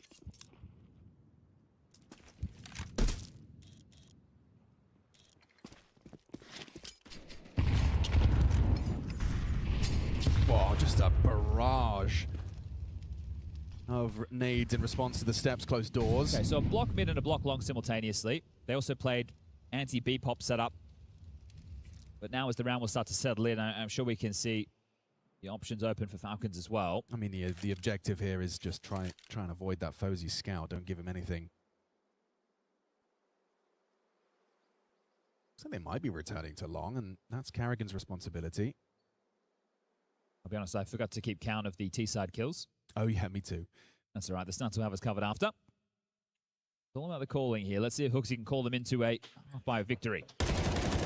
It's his. Be traded. Should be. Body shot would do it, yeah. Honestly, though, quick. Very quick. Trying to catch that player. Slipping out short was HooXi. Caught crab walking. 2 more to find. Long, one short. And, well, Long has made the incision. What is 2v2, well-timed on the clamp down. Ryu, though, has to find this instant headshot onto Kioske. You've got Yabi from behind, exposed and brought down by Tessus. Now into the clutch. Ryu, too deep. Needs to find himself another. Doesn't have the bomb and just jumps on up. Didn't anticipate Tessus to stick around. I think in that situation, if I can surprise him, get this kill, I don't have to worry about getting the bomb going for the plant. Because with the clock so low, Ryu's decision-making when there's only 10 seconds left is like, well, I have to plant, right? If I fake in this situation and I'm wrong and he allows me to get it down, well, then I may be running out of time here. So they make it very competitive on the partial buy, but they're running out of opportunities now as it's a 4-round gap. Fozy's up in the mix. Let's see if he can be a difference maker. HooXi with a long corner smoke. Everybody else towards the upper tunnel. So HooXi feigning that this is at least a bit of long presence. He's a curious smoke there towards long. They're going for this. Just straight into B. Tessus locked in. Oh, and his AK spray pretty damn good himself. He was one man on that bomb site. There was no support network close by, and yet Tessus has single-handedly cancelled the plans of Astralis. Bit of an over-rotation right now. Carrigan's flanked though. Ooh, and spotted by Fozy's orb lower tons. Bomb is T-spawn. Carrigan not to know that. It does mean this gets a bit treacherous for Yabi. He has to be slow. Nico so calm, ready to collect. Mantles up for this head-to-head versus HooXi. And HooXi's bested him this time. Yabi on to Carrigan. We got a 3-on-3. This 5v3 has been turned on its head back to an equal stead. And oh, it gets better. Yabi blows the head off of Kioske. Still need to pick up that bomb. It's Tessus and Monacy going to be hanging out double doors together. Surrounded, in fact, by opponents very close by. Fozy still lower tons on that AWP and caught looking the wrong way. Trade attempt, and they've lost him. Bomb top mid, HooXi to clutch, or this is Falcons on 11, and Monacy's got him. 5 kills between Tessus and Monacy, a recovery of the recovery. Recovered Yeah, that's the thing. Australians had to work so hard to make that even competitive, and then they just walk back into them. So losing track of one another in this. This is fantastic anchor work from Tessus. It's what you need to see. But I thought that they wouldn't. Or maybe when the long corner smoke missed by Hooksy and they have full info, that's why I guess they got, yeah, okay, well, they're shoving. But once they got denied entry, it was an escape path out. And just 2 rounds away, locking themselves in for the playoffs. And that's an awful lot of time off. Playoffs don't start until Wednesday next week. Go see the sites. Get a lot more time to prac. The bomb sites, I mean, when you're pracking. Okay. Done well there. Thank you. Well, even though this is an 11-6 scoreline, it has delivered more than an 11-6 scoreline. It has. The individuals on display hitting some absolute bangers.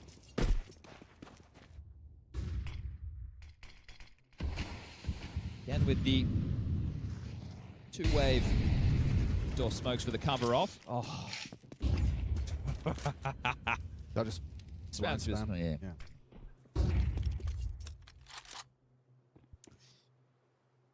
Disadvantage, hamstrung. You lost your Bianca. It's going to keep... Oh, sorry, your Bianca, your B-Lurker.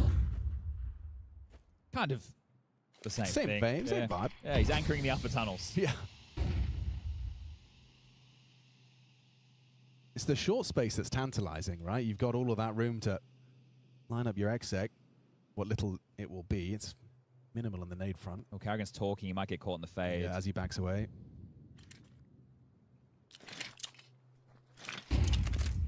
I can't believe he has just played bold-faced in front of a fading smoke.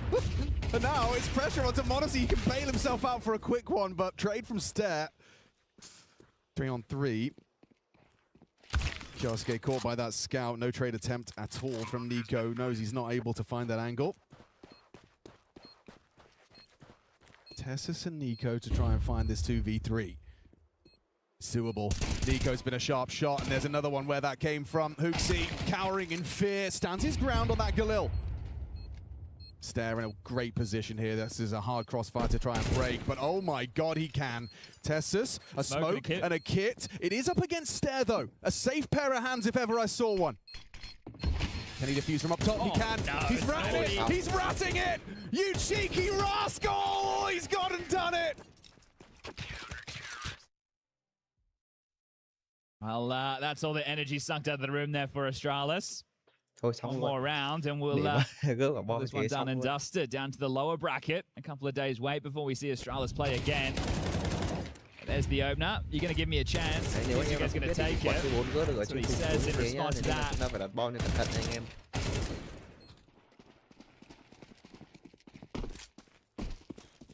It's a long go. Okay, we got some pace there. Nico's here. Damage connects onto 2 of them. We'll get back and to avoid the tracer from Hooksy's attempt. Watch Kitsuke right now. He's just been flashed through the mid doors. So, look, there could be an upper tunnels lurk, but at the moment, if he pushes up mid, he has the completely pinned towards long. The Falcons, whole squad. They're not to know that, right? They don't know that there's not a lurk as part of this, but they are actually hedging towards tunnels now to clear it out. Just depends on the timing of when you want to hit the go signal. So block deep for now, but starting to fade. They're boosting over for a sightline as well. Carrigan can reblock this, which would be well timed. Yabby's played through. Problems. Is he closer than the expectation? No way. He actually hit that. 50 HP on Yabby. Now just 2 points of health. Cowering and cleared by m0NESY. The dude is locked in. Quick swing. Carrigan gets 1 and done.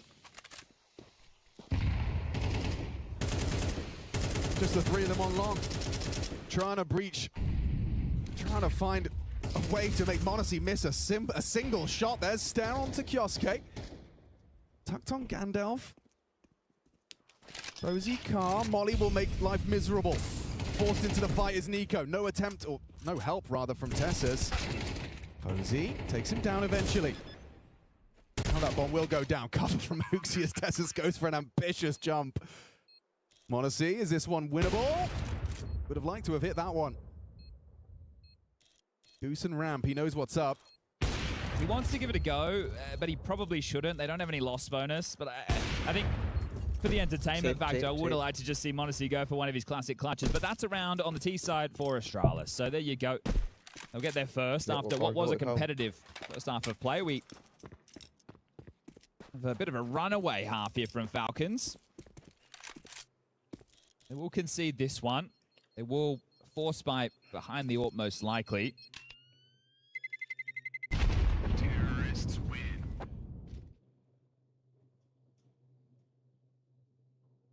Honestly, 50 short of being able to drop an M4.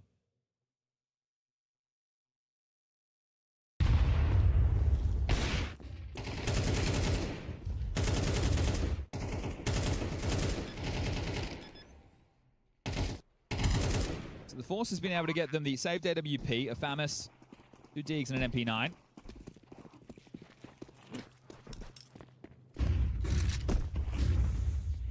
Có vẻ như Astralis họ cũng nhiệt hơn rồi đấy. Nhưng mà đến bây giờ thì khó rồi. Bây giờ thì Doesn't know about Bluebin. về lết rồi, làm sao bắn được nữa. I think Arrogant has unknowingly just given an avenue in. Surprisingly, they haven't picked up the bomb and brought more over to fortify long. To be a rude shock for Nico. Oh, my goodness. It's not the cleanest kill. In fact, not a kill at all. Nico gets away with a scrap of health. So lucky to be alive. Ryu, who got punished with the smoke on it. Physical spam in a previous round. Let's see if he walks in this m0NESY AWP trained and at the ready.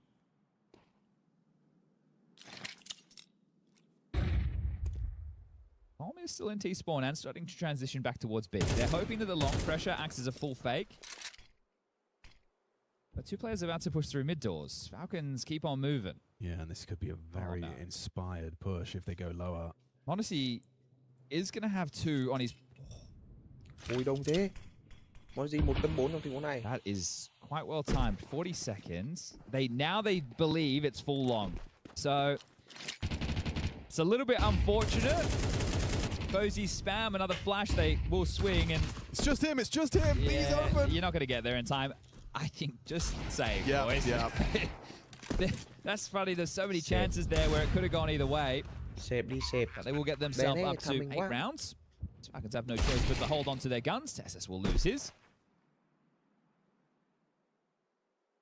It's a tough hunt as well, trying to break through those long doors. So I'm not sure Fozy's going to go too far to search this one out. Was looking like another cut and dry map here for the Falcons. I think it still will be, but if you reflect, it was a 13-6 over K27. 13-7 on map number 1. Now we're about to find ourselves at 12-8, so getting ever closer.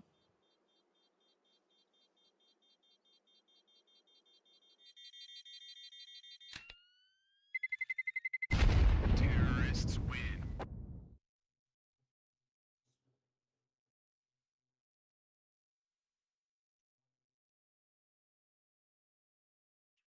A long spawn on stare into this one. They are aware that the AWP will be carried through. Sonic has burnt his final timeout, so whether he wants to get involved with a call or give the options for Carrigan to find something. Carrigan ain't saying anything right now. But the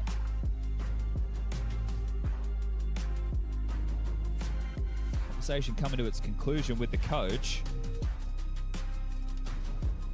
Yeah, Sonic doesn't want to see this gap get too much more out of control. Maybe he was worried that they just shove and force all the nades and everything again behind what they had saved. Yeah. I think... Go for that second bite of the cherry. Yeah, maybe just as well, hey, boys, we've been dominating them. There's been some good Counter-Strike, but let's just get it done and not get in a hot position. Stay with this long spawn. Ryu's lining up at insta-mid. Gonna have Carrigan with just a Desert Eagle on long. Straight out.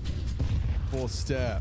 Unscathed by the nade. m0NESY trying to be disruptive. They're coming his way. He's missed the shot. Uncharacteristic miss, but with Kiosuke's trade, lower tunnels occupado. Not the Deagle headshot you were hoping for, but Kiosuke keeping it competitive. Yuxi removes Tessus, got blocked in the smoke, and here's Kiosuke, knows Kiosuke's around those lower tons. Well, the 2 of them should be able to clear him out. Huxi has to be here. This is the distraction. It couldn't have gone anywhere, so they should be able to deal with him, whether or not they do it cleanly. Oh, he thinks he's lost him in the smoke. He's actually closed doors. And that's the horrible end to the round. For Kioske, good output on the FAMAS, but brought nicely by Hooksy to a close. 3 kills from the captain of Astralis. And 3 consecutive rounds now, so going to be 3 more. We want to go to overtime. Odyssey will not have an AWP to contest in this, so you can understand the opening gambit. They're playing aggressive lower, right? He's up on short. Together they're able to, or should be able to lock this down, but missing the shot. Still believing. The Danes. Well, Hooksy going to sell long again. Just throw a smoke. Throw a couple of flashes and try and breathe through the smoke. Trying to speed pop once more. Last time round, Tessa single-handedly shut them down. This time he's got company, he's got some help. Kioske, just the one. Trade from Ryu. Tessa's trying to delay as long as he can. Knows the molly's imminent. So is the spam. Nico might creep so through is this. The nade. Holding on as best he can. Yabi finds him. Nico caught emerging from the smoke. It's a lovely double out of Yabi. That should be round ending, and Carrigan's a dead man. Running lackadaisical into the crosshair of Hooksy. Yeah, that looks a little bit ugly there at the end, doesn't it? I like the play from Nico, though. Tries to creep in, capitalize, but some sharp shooting puts him down. Thôi bỏ rồi anh em ơi. The double digits accrued. 2,900 is the loss, so it's going to be, unfortunately, partial into full. Right.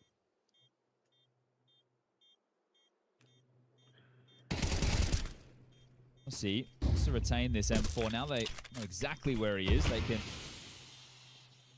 start to deal with him. And Hooksy could have him from the back lines. Will do. Board wiped.